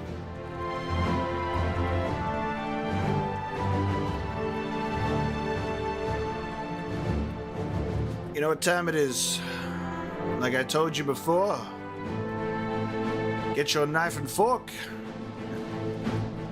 We're about to fucking eat. It's several cutscenes time. Pretty sure this is the third time this stream. Logan wishes to celebrate this occasion. Come here. Yep. Oh, he celebrates the occasion. Come here. Stop sniffing my coffee, will you? That's not what the camera is. You can't say hello. It is. It is.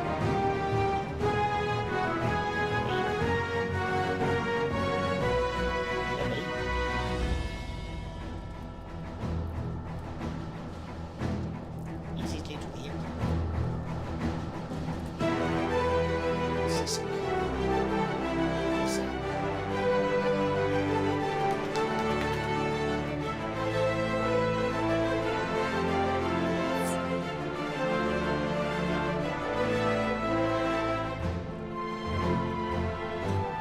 He's like, Dad, when are we going on that WALK? When is that happening?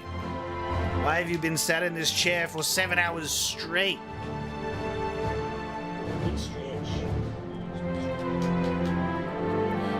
Alright, it is recommended that you set aside sufficient time. Do you guys think we have sufficient time?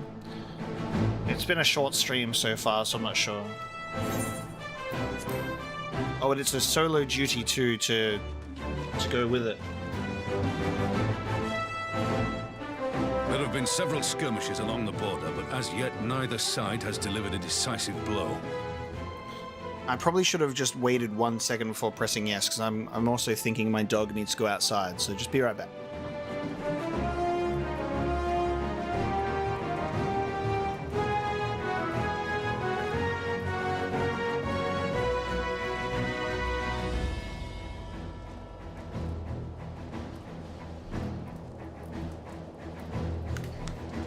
Alright, Stormblood ending time. There have been several skirmishes along the border, but as yet, neither side has delivered a decisive blow. We had long assumed that the Garleans would overwhelm us in a straight fight, but we seem to be gaining ground, albeit slowly. As to why that might be, the most likely explanation is that they have yet to commit all their forces. Still, we're winning, and our latest intelligence suggests the Emperor has retreated back to Garlemald. In light of this, we're considering launching an offensive with the aim of pushing the front line forward and giving ourselves some room to breathe.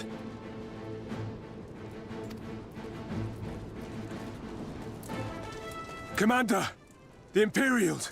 They've broken through our defenses to the east! What? Our scouts say their forces are being led by Lord Xenos. Ooh, there it is. Lord Heian and Commander Hext have taken their troops to provide support, but we don't know how long they can hold out. So, they've been biding their time, waiting for his arrival, have they? Very well. Send word to our allies, requesting reinforcements for the front line. Okay. Are we getting a Xenos rematch? But a fake Xenos? Should the worst come to the worst, I may need to enter the fray myself. But what of you? Do you still have the strength to fight? No. I'm tired. Let me go to sleep. So long as you leave the Ascian to me. He may not die as such, but to see Lord Xenos fall on the battlefield would deal a heavy blow to Imperial morale. I'll see to it the men stay clear. Oh, Why won't they open? Please, I bid you open.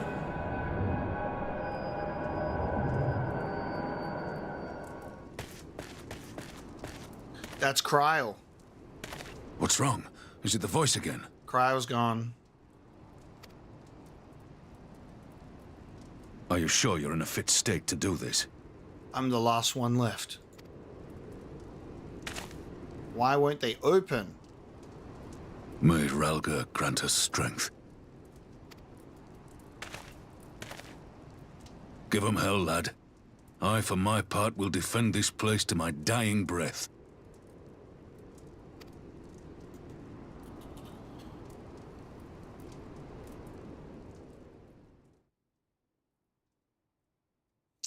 But, oh my god. Meanwhile, at the border of Ala Mhigo, Galleon, my milestone, my longest Final Fantasy XIV stream was my 3rd and 5th stream of A Realm Reborn. They were both 7.5 hours. So we're almost there.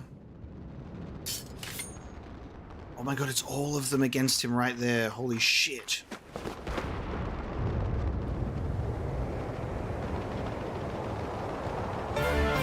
My longest actual stream, though, was for God of War 1, where I did like 8.5 hours, close to 9 hours. We're playing as not my character. We're playing as Hien! Finally! Let's fucking go! Xenos, fuck you! I'm playing as Xenos. Yes, dude. Yes! And he's got a combo. Yeah. So there are those still willing to stand against the Crown Prince. He's got cool abilities and he's got second wind. Oh, dude, this ability. Ajisai. Oh, that's so cool. Alright, now, next I need to be able to play as Yugiri. And play as my wife. Oh my god. Lise. This one's for you, Ida. Oh, this one's for you, Ida. Yes, I love all of Lisa's little things that she says. The Stormblood theme. This is so good. Warrior of Light's timely arrival is a meter that's filling. That is so good. That's so good. Wait, am I supposed to be... Oh shit, I was supposed to be over the other side. I'm gonna die. Oh my god. Yeah, I'm literally gonna die. I went the wrong way. So anyway.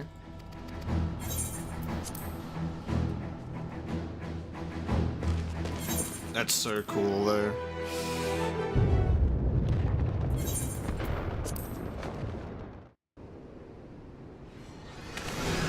Lord Hien died, roll credits. I love that it's like hold your ground until the Warrior of Light arrives though. Like I think that's the funniest part. It's so sick. Literally just fighting against him instead of it being a cutscene, we actually get to be a part of it.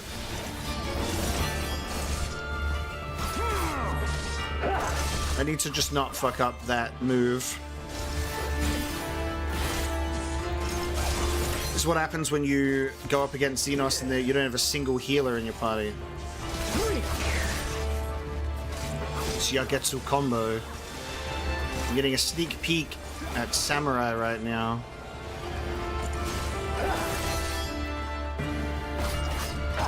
This one's for you, Ida.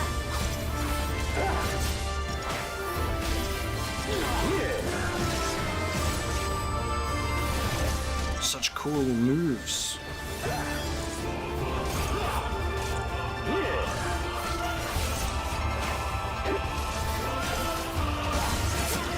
Okay, so he's going to do a move, and then he's going to also go to... So I want to go on this side. Push down here.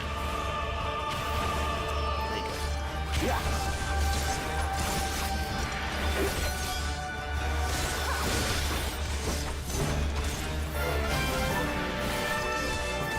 Tension. Oh, I do get healed. The Warrior of Light is still nowhere in sight. Holding out for my own character is so wild.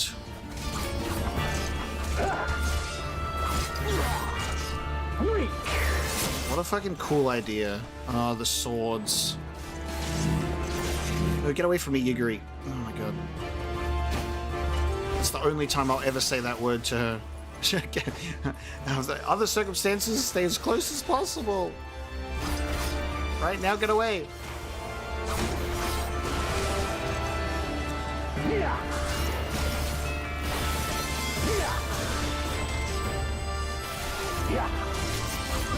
Our fate is not for you to decide.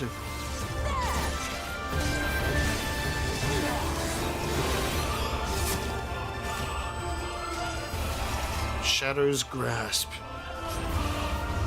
Oh, okay. Oh!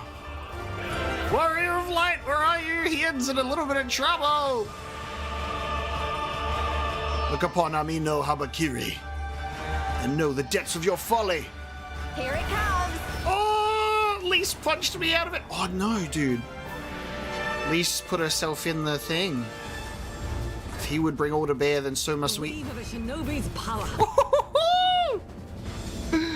Look at her go! Oh, she's... Dude! She did ninjutsu! Oh, I wasted my second wind. I just pressed it too early. Holy shit! Yugiri ninjutsu, that's my wife right there! Omega, hurry the fuck up!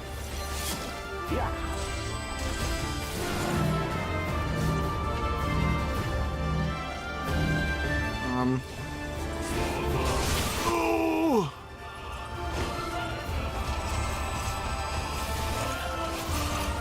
He's so close.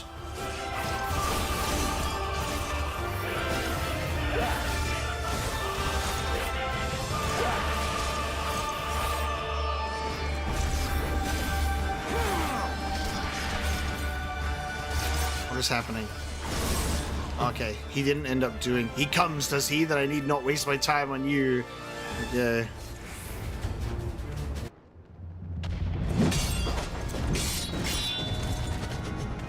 Oh. Being able to, like, participate in the fight and then get a cool cutscene. Best of both worlds. Oh, fiend!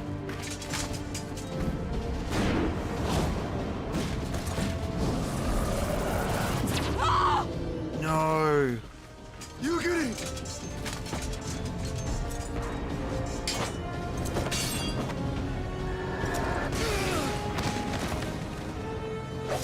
Warrior of Light's timely arrival. Damn you! Oh! Yes. Lee's got the punch to break the mask, dude. Dude, I'd be sprinting. That sprint button. Dude. My companions.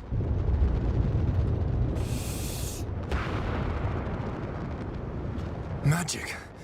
With a Garlean body. That's hardly fair.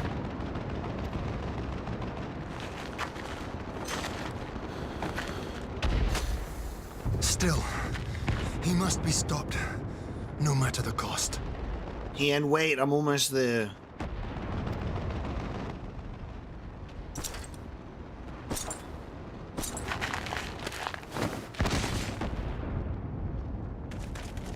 There he is. Kept you waiting, huh?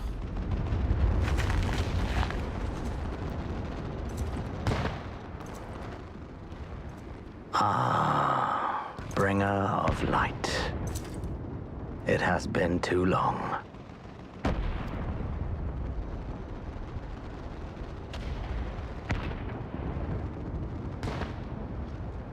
No words to mark our reunion?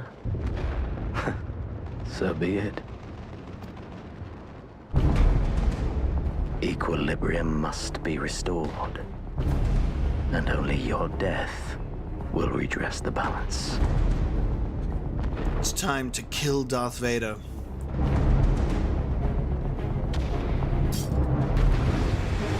The rematch, dude! All of Stormblood has led to this. Defeat Xenos Yegalvis. So, oh my god.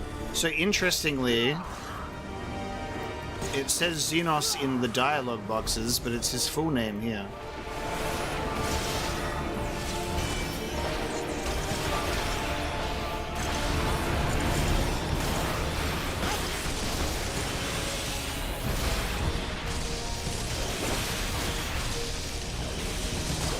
I'm just being sparked.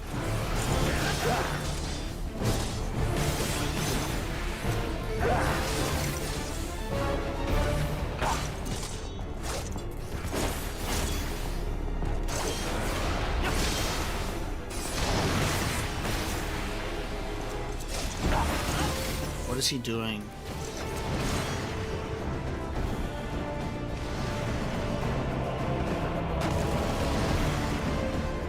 Oh.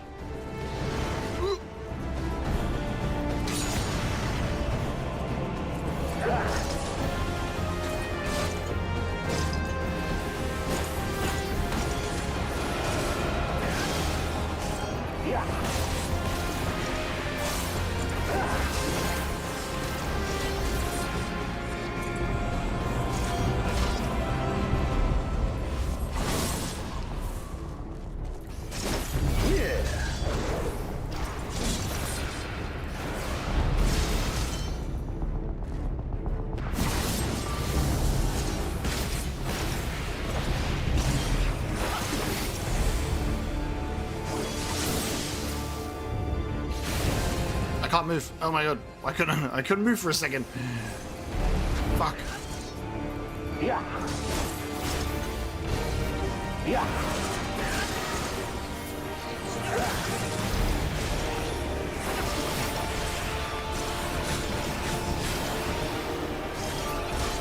A blessing will avail you not. Ether transfer. Ether transfer.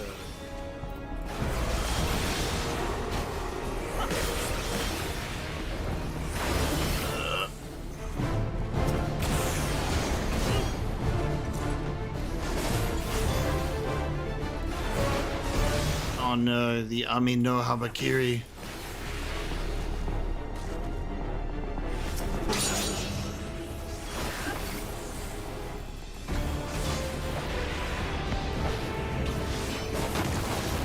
Nice. Ooh.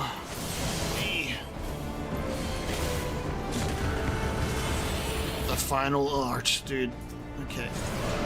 How is it you've grown so powerful in the gift? That's right. You bastard. This is my victory.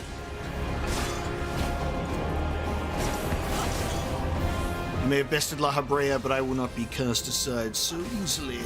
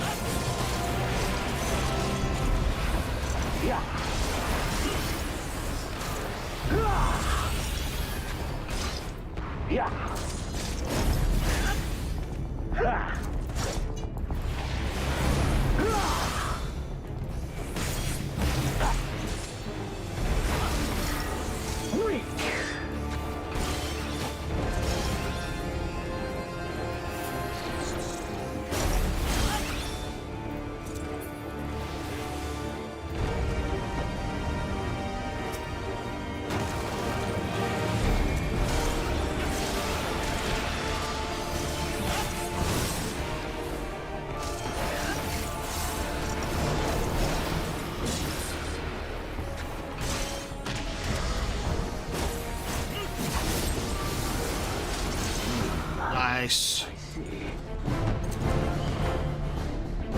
I see, is all he has to say upon defeat.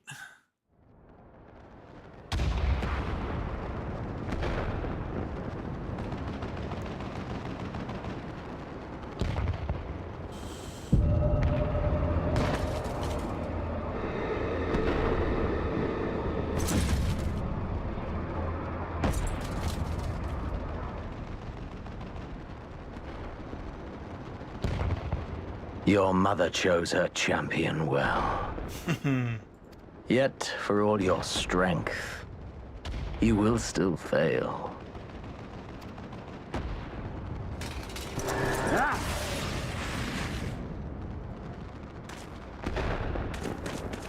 Impale him. Oh. Please. I beseech you.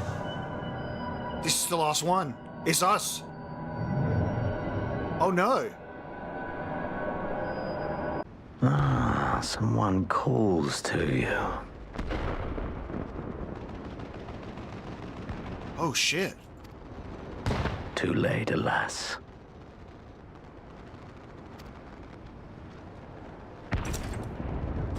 This is, it's only us left. Do something with those gates, Omega.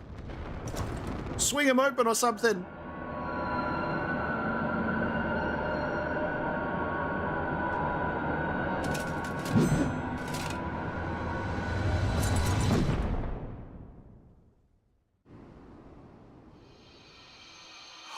Ooh! It's Heidelin. No, it isn't. Oh, it's the same camera angle whenever, you know, when we're like... Not Heidelin?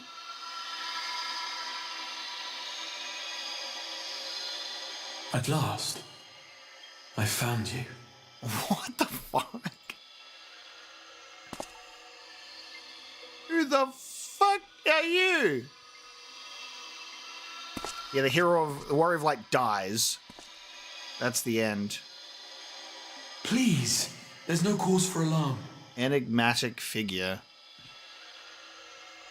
It's been a long time since we've been taken to a Heidelin moment, so every time it shows that face front camera angle, I'm like...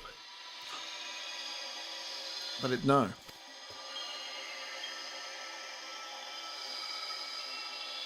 Though, I confess, this is not where I had intended to meet.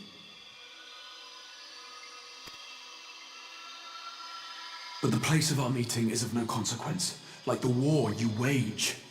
Win or lose, the path you walk leads only to oblivion. This dude sounds like Joshua in Final Fantasy 16. The better path leads you here, to me. I have need of your strength.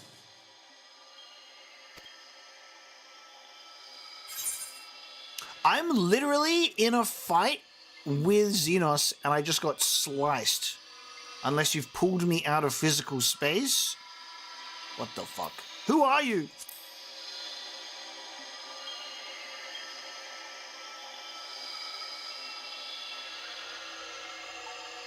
I'm afraid such questions will have to wait. We have precious little time, and your work is not yet done.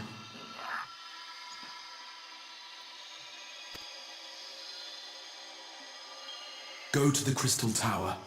I have left something for you near its base. The Crystal Tower? Okay, dude, this guy needs to return all of those stolen souls to me. Where did all those souls go, by the way? It will serve as a beacon of sorts. One which I pray will help you on your journey. The Crystal Tower, though. All you need do is find it. I will take care of the rest.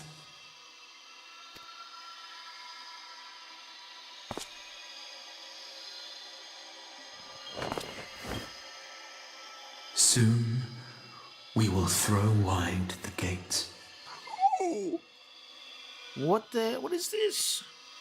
And the path to the first will be yours to walk at last.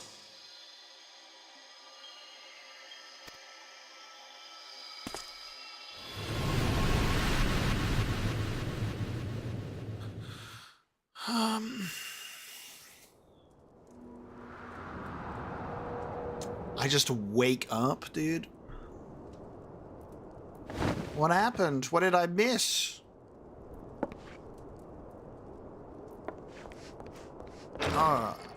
Wait, what?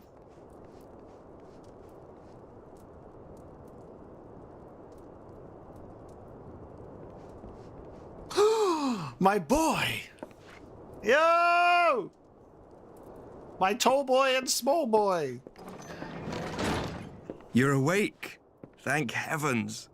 Bro, the person to greet me after I wake up is Aymeric? Let's go. And then he says, thank heavens, Ward. You're alive.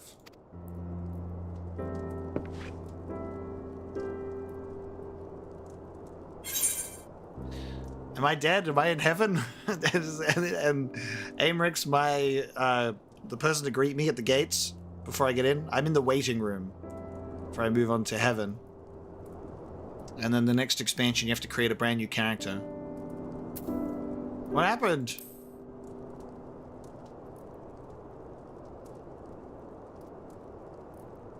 Do you recall the confrontation with Xenos?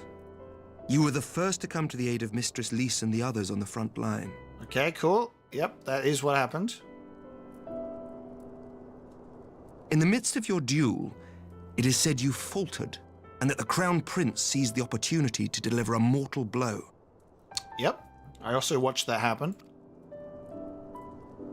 Yet before his blade could find its mark, he was distracted by the arrival of a second adversary who bore you away from the battlefield and into the hands of our chirurgeons.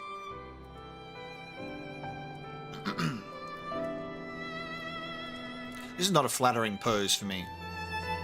I don't know what it is, but... You couldn't have, like, taken me out of my armor? Like, while I'm asleep and resting, give me some pajamas, man.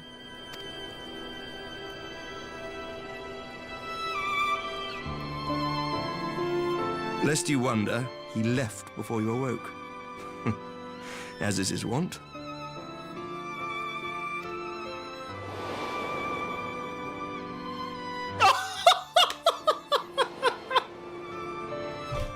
Estinian never was one for emotional farewells.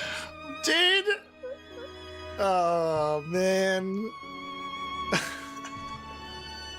I've been waiting for this dude to show up. He saved my life. Dude. Oh my god. I'm like, where the fuck is this man? Oh, my Dragoon brother saved me, man. It's your Dragoon brothers. He came in and saved me and left. Peace out. He said, sorry I was late.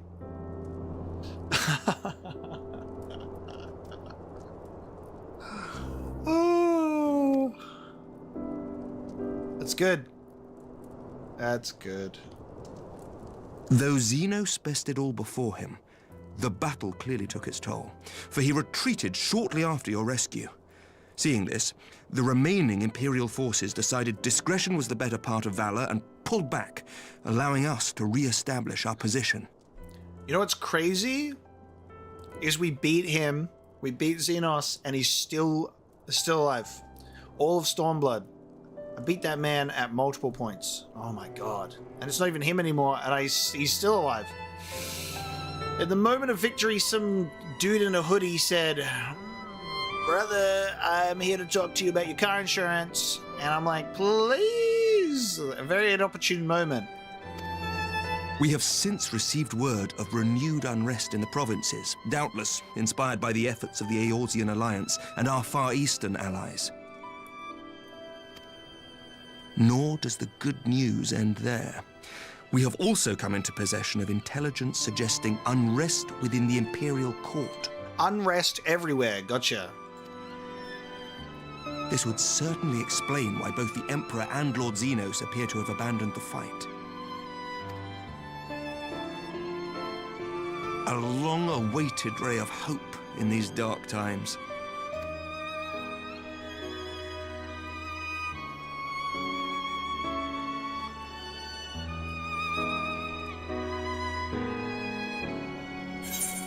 Why do I get to wake up after, you know, the whole moment, but everyone else's souls were taken from them?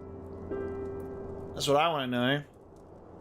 Also, something that I find really interesting, and it's not a complaint at all, because Aymeric is great, but like, I just find it really interesting that like it wasn't Hien or Lys or like someone that's like directly and specifically tied to like the Stormblood quest line being the one at the end of it to be like, yo, what's up? But it was like Aymeric and Estinian rescuing me. I love that. It's so cool.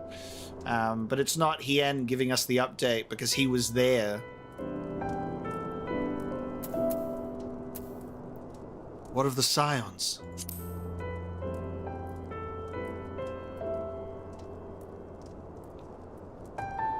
Yet to awake, I'm afraid. But please, concentrate on your own recovery for now. I'm special then. I get to go and have a face-to-face chat with the guy who says go to the Crystal Tower, and I get to come back to life. You have carried the hopes of some half-dozen nations, and we are all eternally grateful for your efforts. But no one is without their limits, not even you. Do you know how many times characters say this to me? Like, you do so much for us, you're so great, now have a rest, before I proceed to go immediately into the next quest. Leave this fight to us, my friend. You have earned your rest. But before I forget, I was asked to deliver a message as soon as you awoke. A reminder that you are not alone, though many of your allies have fallen. When you are well and rested, you are to return home, where friends will be waiting for you.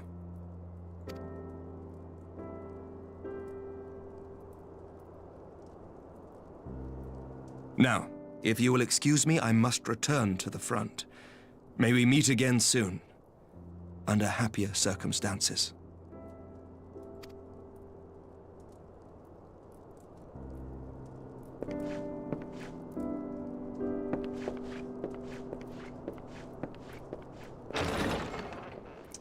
What a goddamn scene, dude.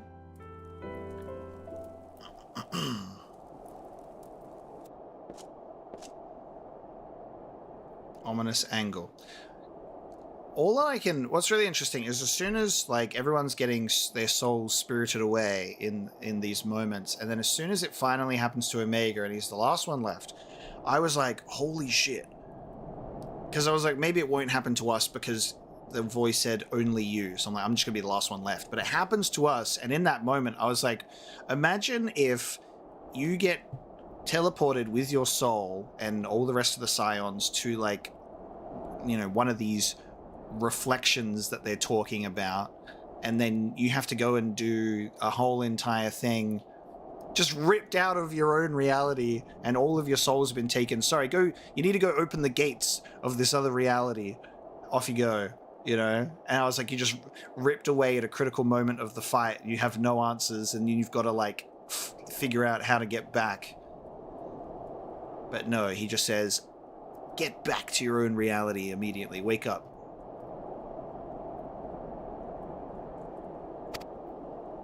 I thought you confined to bed. Ow. Mr. Fortomps. Mr. Fortomps himself. When I heard that you had collapsed on the field of battle, I confess I feared the worst. But with you standing here before me, I see now that the reports of your defeat were greatly exaggerated. Thank the Fury. I'm in Ishgard right now then, right? Aren't I? I am in Ishgard. I love that. I love that I got taken to Ishgard. That's so cool. As long as we have you, Master Ocelot, history suggests we have a fighting chance. Speaking of fighting, you may be surprised to hear that the war's effects can already be felt even here in Ishgard. In anticipation of a need for reinforcements, our Truel will soon be departing for the front lines with a contingent of our finest knights. I would advise you to stay until your strength had returned, but I know it would be an exercise in futility.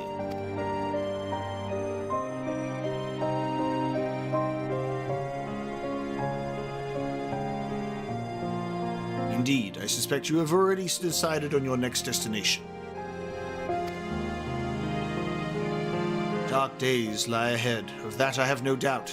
But the light of hope shall ever guide our steps so long as we have the will to press onward.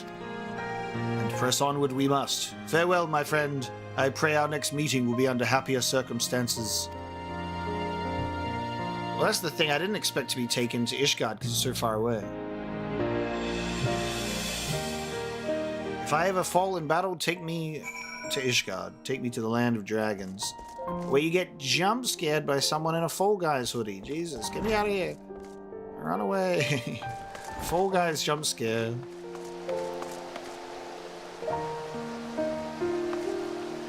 honestly kind of crazy. It's like you get to this point of Stormblood and the game goes, remember Ishgard? Play the music. Play Ishgard. The way that it like just takes you back to the Rising Stones. You'd expect that we would have woken up in the Rising Stones, right? Like that's what you would think that. You would think that.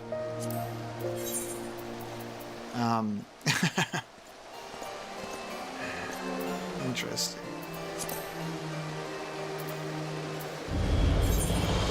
Alright, so Revenant's Toll.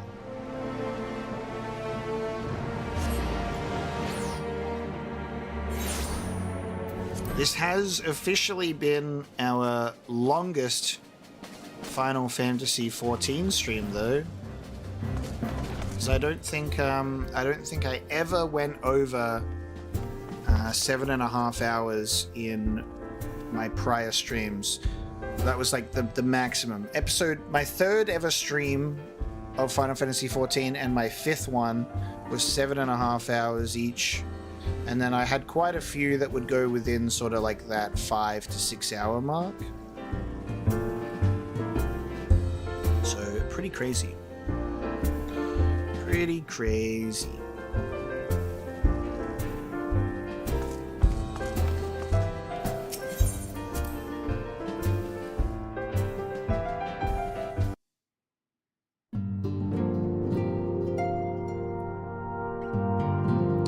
Tataru's back. Yeah, I have broken the stream record for Final Fantasy XIV. But in regards to my longest ever stream, that was like God of War 1. That was like 8.5 hours. We still haven't had another meanwhile in the Imperial province, probably.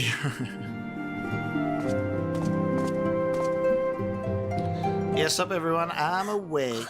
By the 12! I don't believe it! Tataru finally decided to come home and put her old clothes on.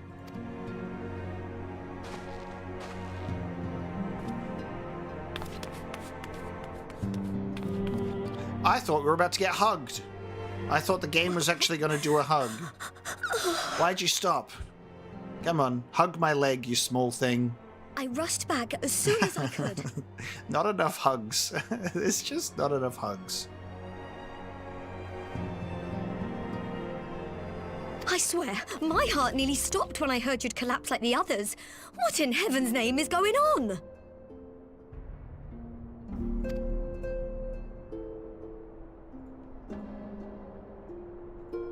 Exposition.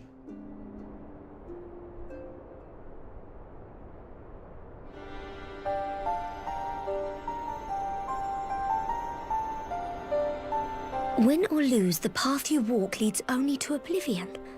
Oh, well, that's helpful. Yep, it was good advice. And what else did he say? The better path leads to him? Him. If his is the voice you've all been hearing, perhaps the others are with him. Sir Emmerich said the fighting had reached a stalemate, didn't he? But if that monster masquerading as Xenos comes back... Thancred, Yestola, Urianger, Alphano, Alize... You're going to need all of them on your side to defeat him. And we all forgot about Kryl, who literally is dead in a field somewhere. Like, there was another headache moment before. Kryl, dude. Somebody go check up on her, dude. And I forbid you from going to face him on your own. Do you hear me?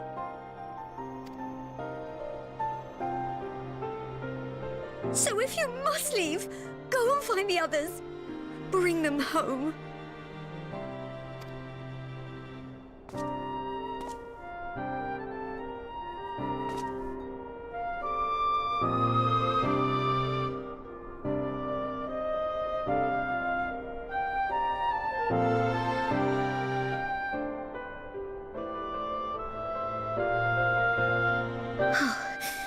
know where to start. You said the stranger had left a beacon for you at the Crystal Tower, right?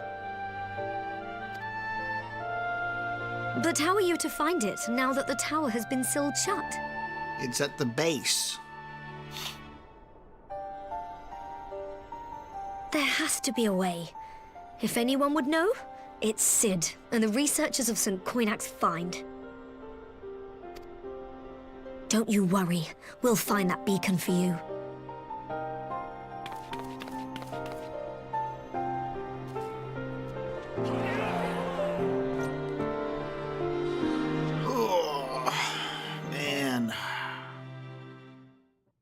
Aha! Meanwhile, in the Imperial Palace. Sorry, I said Imperial Province. I almost got it right. I was like, we're still waiting for another meanwhile.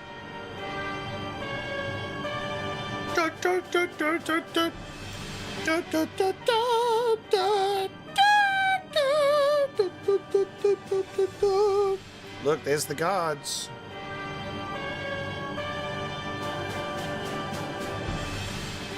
I pray you have good reason for abandoning the front. Didn't you also abandon the front? How could I remain there while the rumor that my son is possessed by a demon spreads like a sickness here at home? I will not be made to fight for the throne a second time. But what of you? Did you not tell me you would destroy Eorzea's champion with the ease that one might swat a fly? The Imperial bickering. A minor setback. He will not escape me again. Where is your grandsire? I would have words with him. This is so crazy too, because you go through a very typical mentality of like, cool, this is our main villain of the expansion. He will die and we will win by the end of it, right? We got to win, then we go on to the next expansion. There'll be some sort of amazing victory against this guy. And what's really cool is the constant subversion of expectations in this game. Is like, we're at the end of Stormblood and there's still major players in this game. Xenos doesn't go down that easy. I really did think we were going to be rid of Xenos, because he died once and then he comes back with Ascian possession and he's still here. How should I know? Do you hide from each other's sight as well? I imagine he's doing what all Ascians do. He must have found a way to take advantage of this turmoil. Yeah, he's so cool. Men are not pawns to be played with, Ascian. You underestimate us at your peril. This war will not be decided by you and yours. Man must choose his own fate, and I, for my part, will do all within my power to see Garlemald emerge victorious. Very interesting how he has like the, being with the Ascians, but it seems like it's also slightly begrudgingly, where he's like, I kind of hate you guys.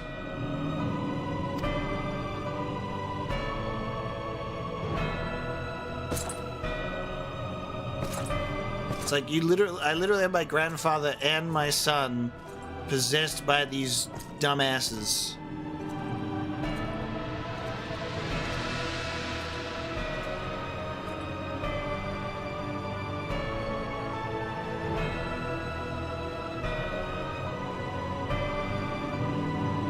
Pray forgive the intrusion, Your Radiance, but the requested preparations are now complete. We stand ready to begin production of Black Rose upon your order. Okay. Black Rose 2, Gaseous Boogaloo.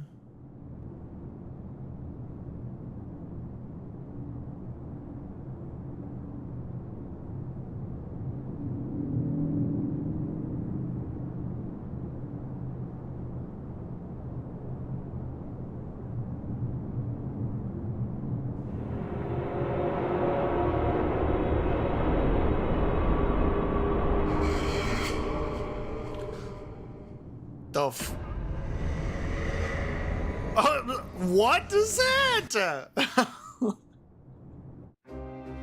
I'm sorry? I'm sorry? What does that mean? Bro went evil mode. Even more evil mode. What? What? What was that? Final Fantasy XIV Stormblood credits.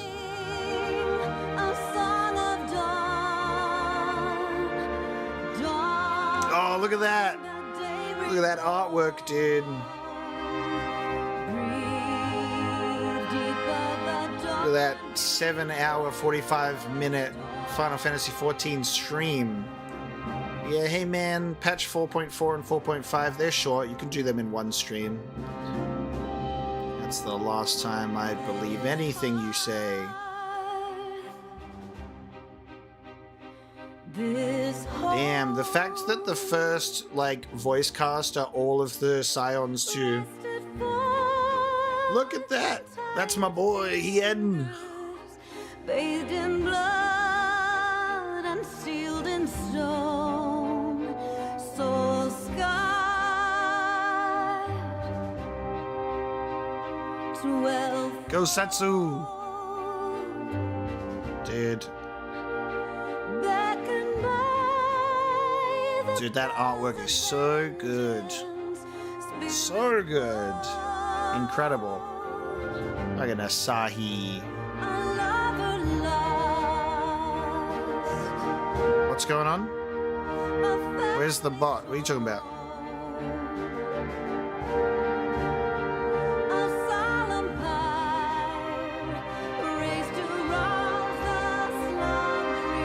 What are you guys talking about? Dude, look at that Gosetsu artwork. Look at that smile. fire in your heart. He's not bald. As you sound the horns of the world. That's so cool.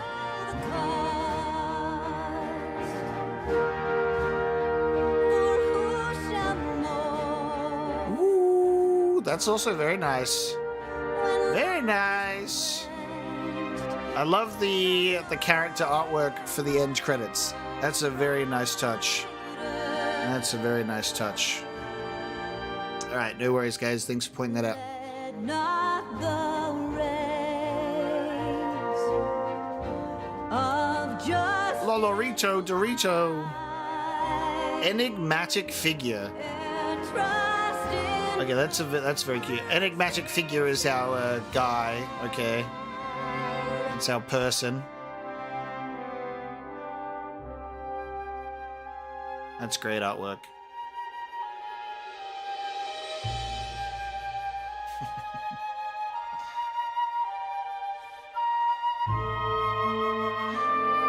Oh, see, now we can definitely say Stormblood is the best expansion for now. Until the next one.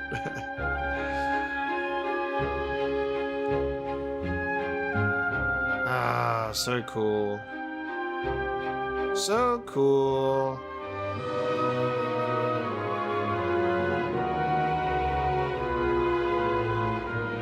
It's crazy how I went into Stormblood with like expectations because people just couldn't help themselves be like, yeah, Heaven's Ward is the best. Stormblood is the, you know, the thing getting in your way of Shadowbringers, you know? I'm like, are you kidding me? Shit was peak. Yeah, it is criminally underrated for no reason. What a great story. Holy crap. Kugane is awesome. I need to... And also, like, the fact that we get to play as Alphinaud, Ishtola, and Hien is so cool. It was by design? God damn. So... the next Final Fantasy XIV stream is going to be Gods of Eld, by the way. We will not be going straight into Shadowbringers. We're going to be doing the Heaven's Ward related thingamajig. Gods of Eld. And I'm not sure if I will do something else as well before Shadowbringers, because it is a very good moment to take a little bit of a break, you know?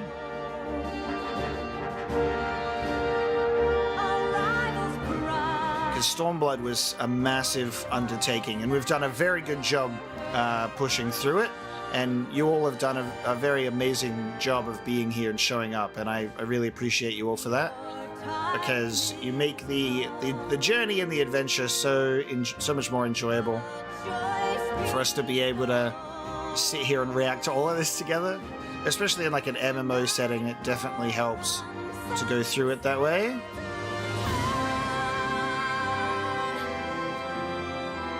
Like, we sit here at almost 8 hours, and, like, obviously, I would be stupid to say that I'm not sitting here going, I want to keep going. I want to go into Shadowbringers immediately, but I need to have a bit of a break. So we'll do Gods of Eld. We'll figure out what we'll do after that. Tomorrow, I'm streaming Destiny 2, The Final Shape, because that expansion launches tomorrow, so you'll be able to see that on my channel at the moment. That's scheduled, and then we've also got the Summer Games Fest this weekend too. How much is let me see.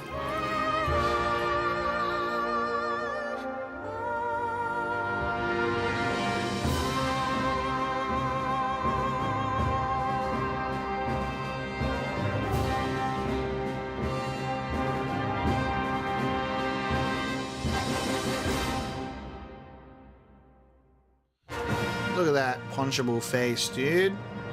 Look at that punchable face.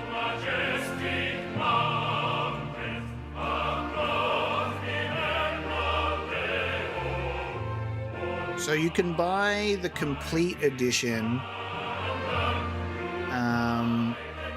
If you buy Endwalker, if you buy Endwalker on its own, you also get Stormblood and Shadowbringers. So you can buy. Am I correct in saying that you can straight up just buy the Endwalker expansion on sale, and you will also get Shadowbringers included in that?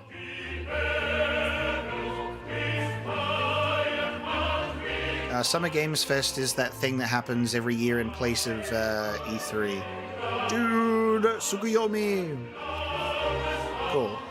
Well, Philippe, you're in the Discord. Send me a DM and I'll buy you Endwalker.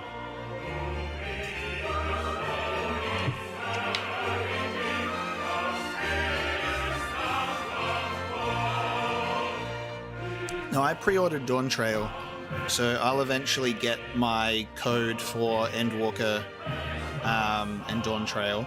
I've got up to Shadowbringers.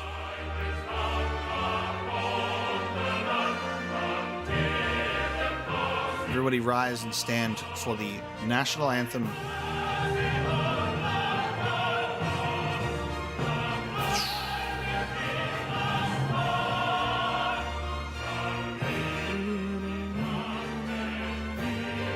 Exactly. See, you can play subscription free until the 20th. Philippe just has to play through Shadowbringers really fast. Bold Setsu can't hurt you.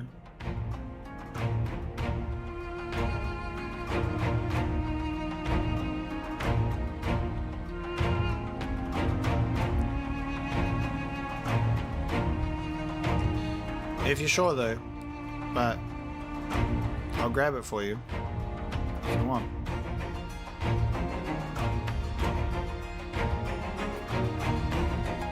Oh no, dude. Are you my Nama? Dude, we got to experience so much in this scene, dude, in this stream. So much. But thank you so much everybody for joining the stream, and especially to those of you that have been able to stick with me through the entire 8 hours. Obviously, it's understandable for those that have needed to leave and live a life and go to sleep, and hopefully they all catch up on the rest. But thank you so very much for joining me for this stream, everybody, genuinely. And just for the journey in general. I've been really loving the hype build up and the increase in the viewers as well. That's been very nice. Yeah, sorry. Yeah. Increase that scroll speed. Yeah, we'll see how we go because I'll be streaming again in 12 hours for Destiny 2, the final shape. So need a substantial rest and nap before that for sure. That'll be a thing. And hopefully I don't sleep in. And hopefully I can get into the servers too. But I streamed the last 2 Destiny expansions, so I was like, I may as well do this one, considering it's also the 10-year closure of the current Destiny arc.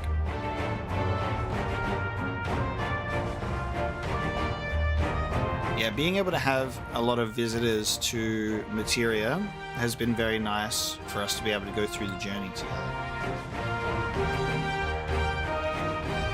I think the wildest part is all I have to go off for Shadowbringers is there's a mysterious man who is telling us to open them gates, and he's left a gift for us at the Crystal Tower somehow. The souls of my scions have been stolen. Xenos still lives. I don't even know where shit's gonna go. It's crazy.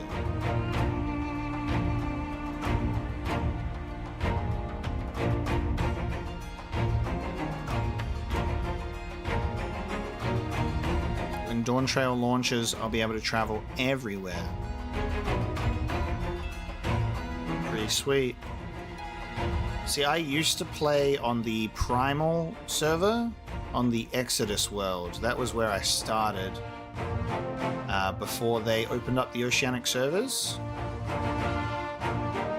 But like, it's so good that they allow the ability to travel. That's very good. Look at that shot.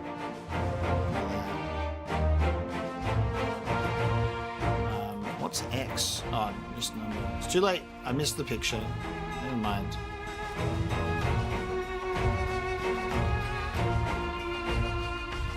Ooh, look at that enigmatic figure. There he is. Enigmatic figure. Chat, is it safe to skip to the credits?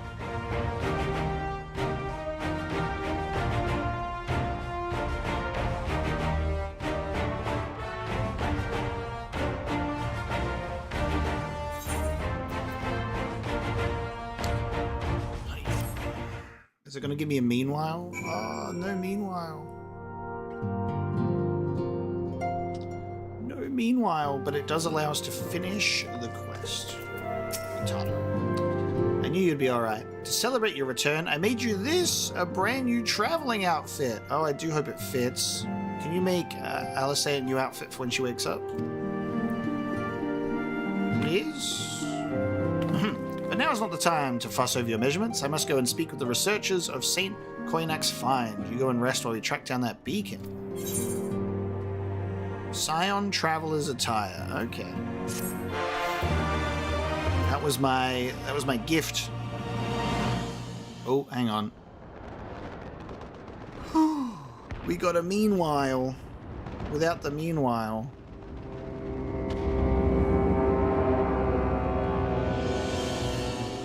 Okay, so we're back with this. It is Xenos. It's Xenos. My enemy. My friend. Had I been but a step faster. I knew it was him. You see that katana You see that whole attitude he's got going on. I'm like, that's a Xenos move that he pulled, and there it is. So his soul exists in that of a different body for some reason, but why?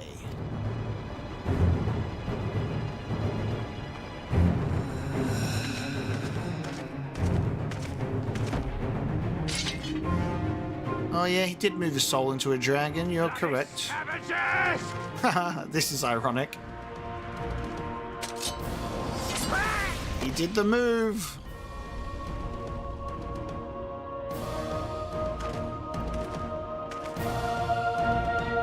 A pity your hunt leads you elsewhere. Not that I am surprised. Fucking soul transference. Well, I think the most interesting part is that he retains his voice. Right? He still has his own voice. May you find joy in it. Grow stronger, more savage, and savor every triumph. It's the way that his eyes drop, right? It's the way that his eyes do that thing.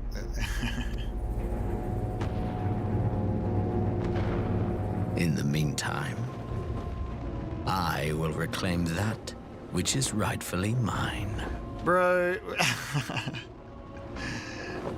we're gonna have the true Xenos versus fake Xenos at some point. We have to have him fighting against himself in his body. What the hell? I don't get it though. Do you just pick a random corpse off the battlefield and go, this one will do? He's gonna do it again. He's gonna soul transfer to that guy and then like infiltrate the Imperial shit through. Okay. So he's just hopping bodies. He's body hopping. Wow.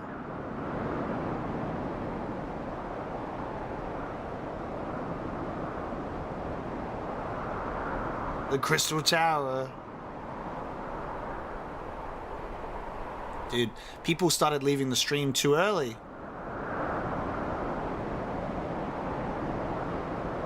Look at that shot.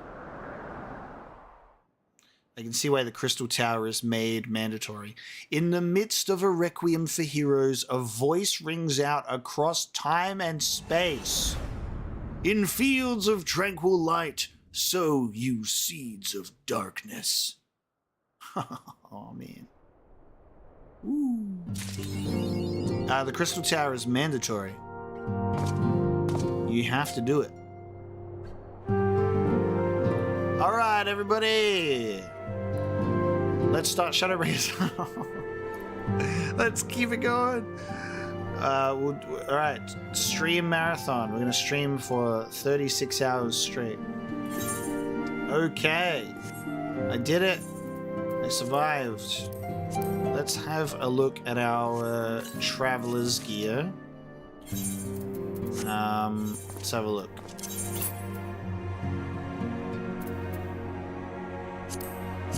Obviously, this is for glamour, but we'll just do this for now, just so I can see what it looks like. Ooh, I really like that. Ooh, that's pretty sick. Okay. Oh, I get a hood as well, man. Hang on. Headgear. Oh. Yo! I look so weird, actually. Look at my eyes behind the mask. That's so strange. Wow.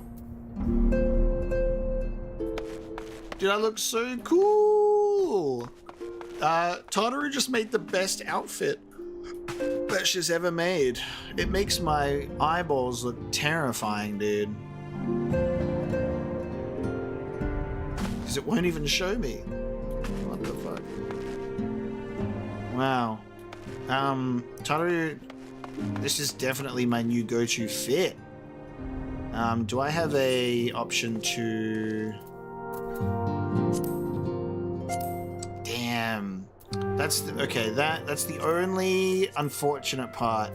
Is I wish that you could keep the hood on, but like the visor be the ability to like take the face off, because I lose all of my facial expressions.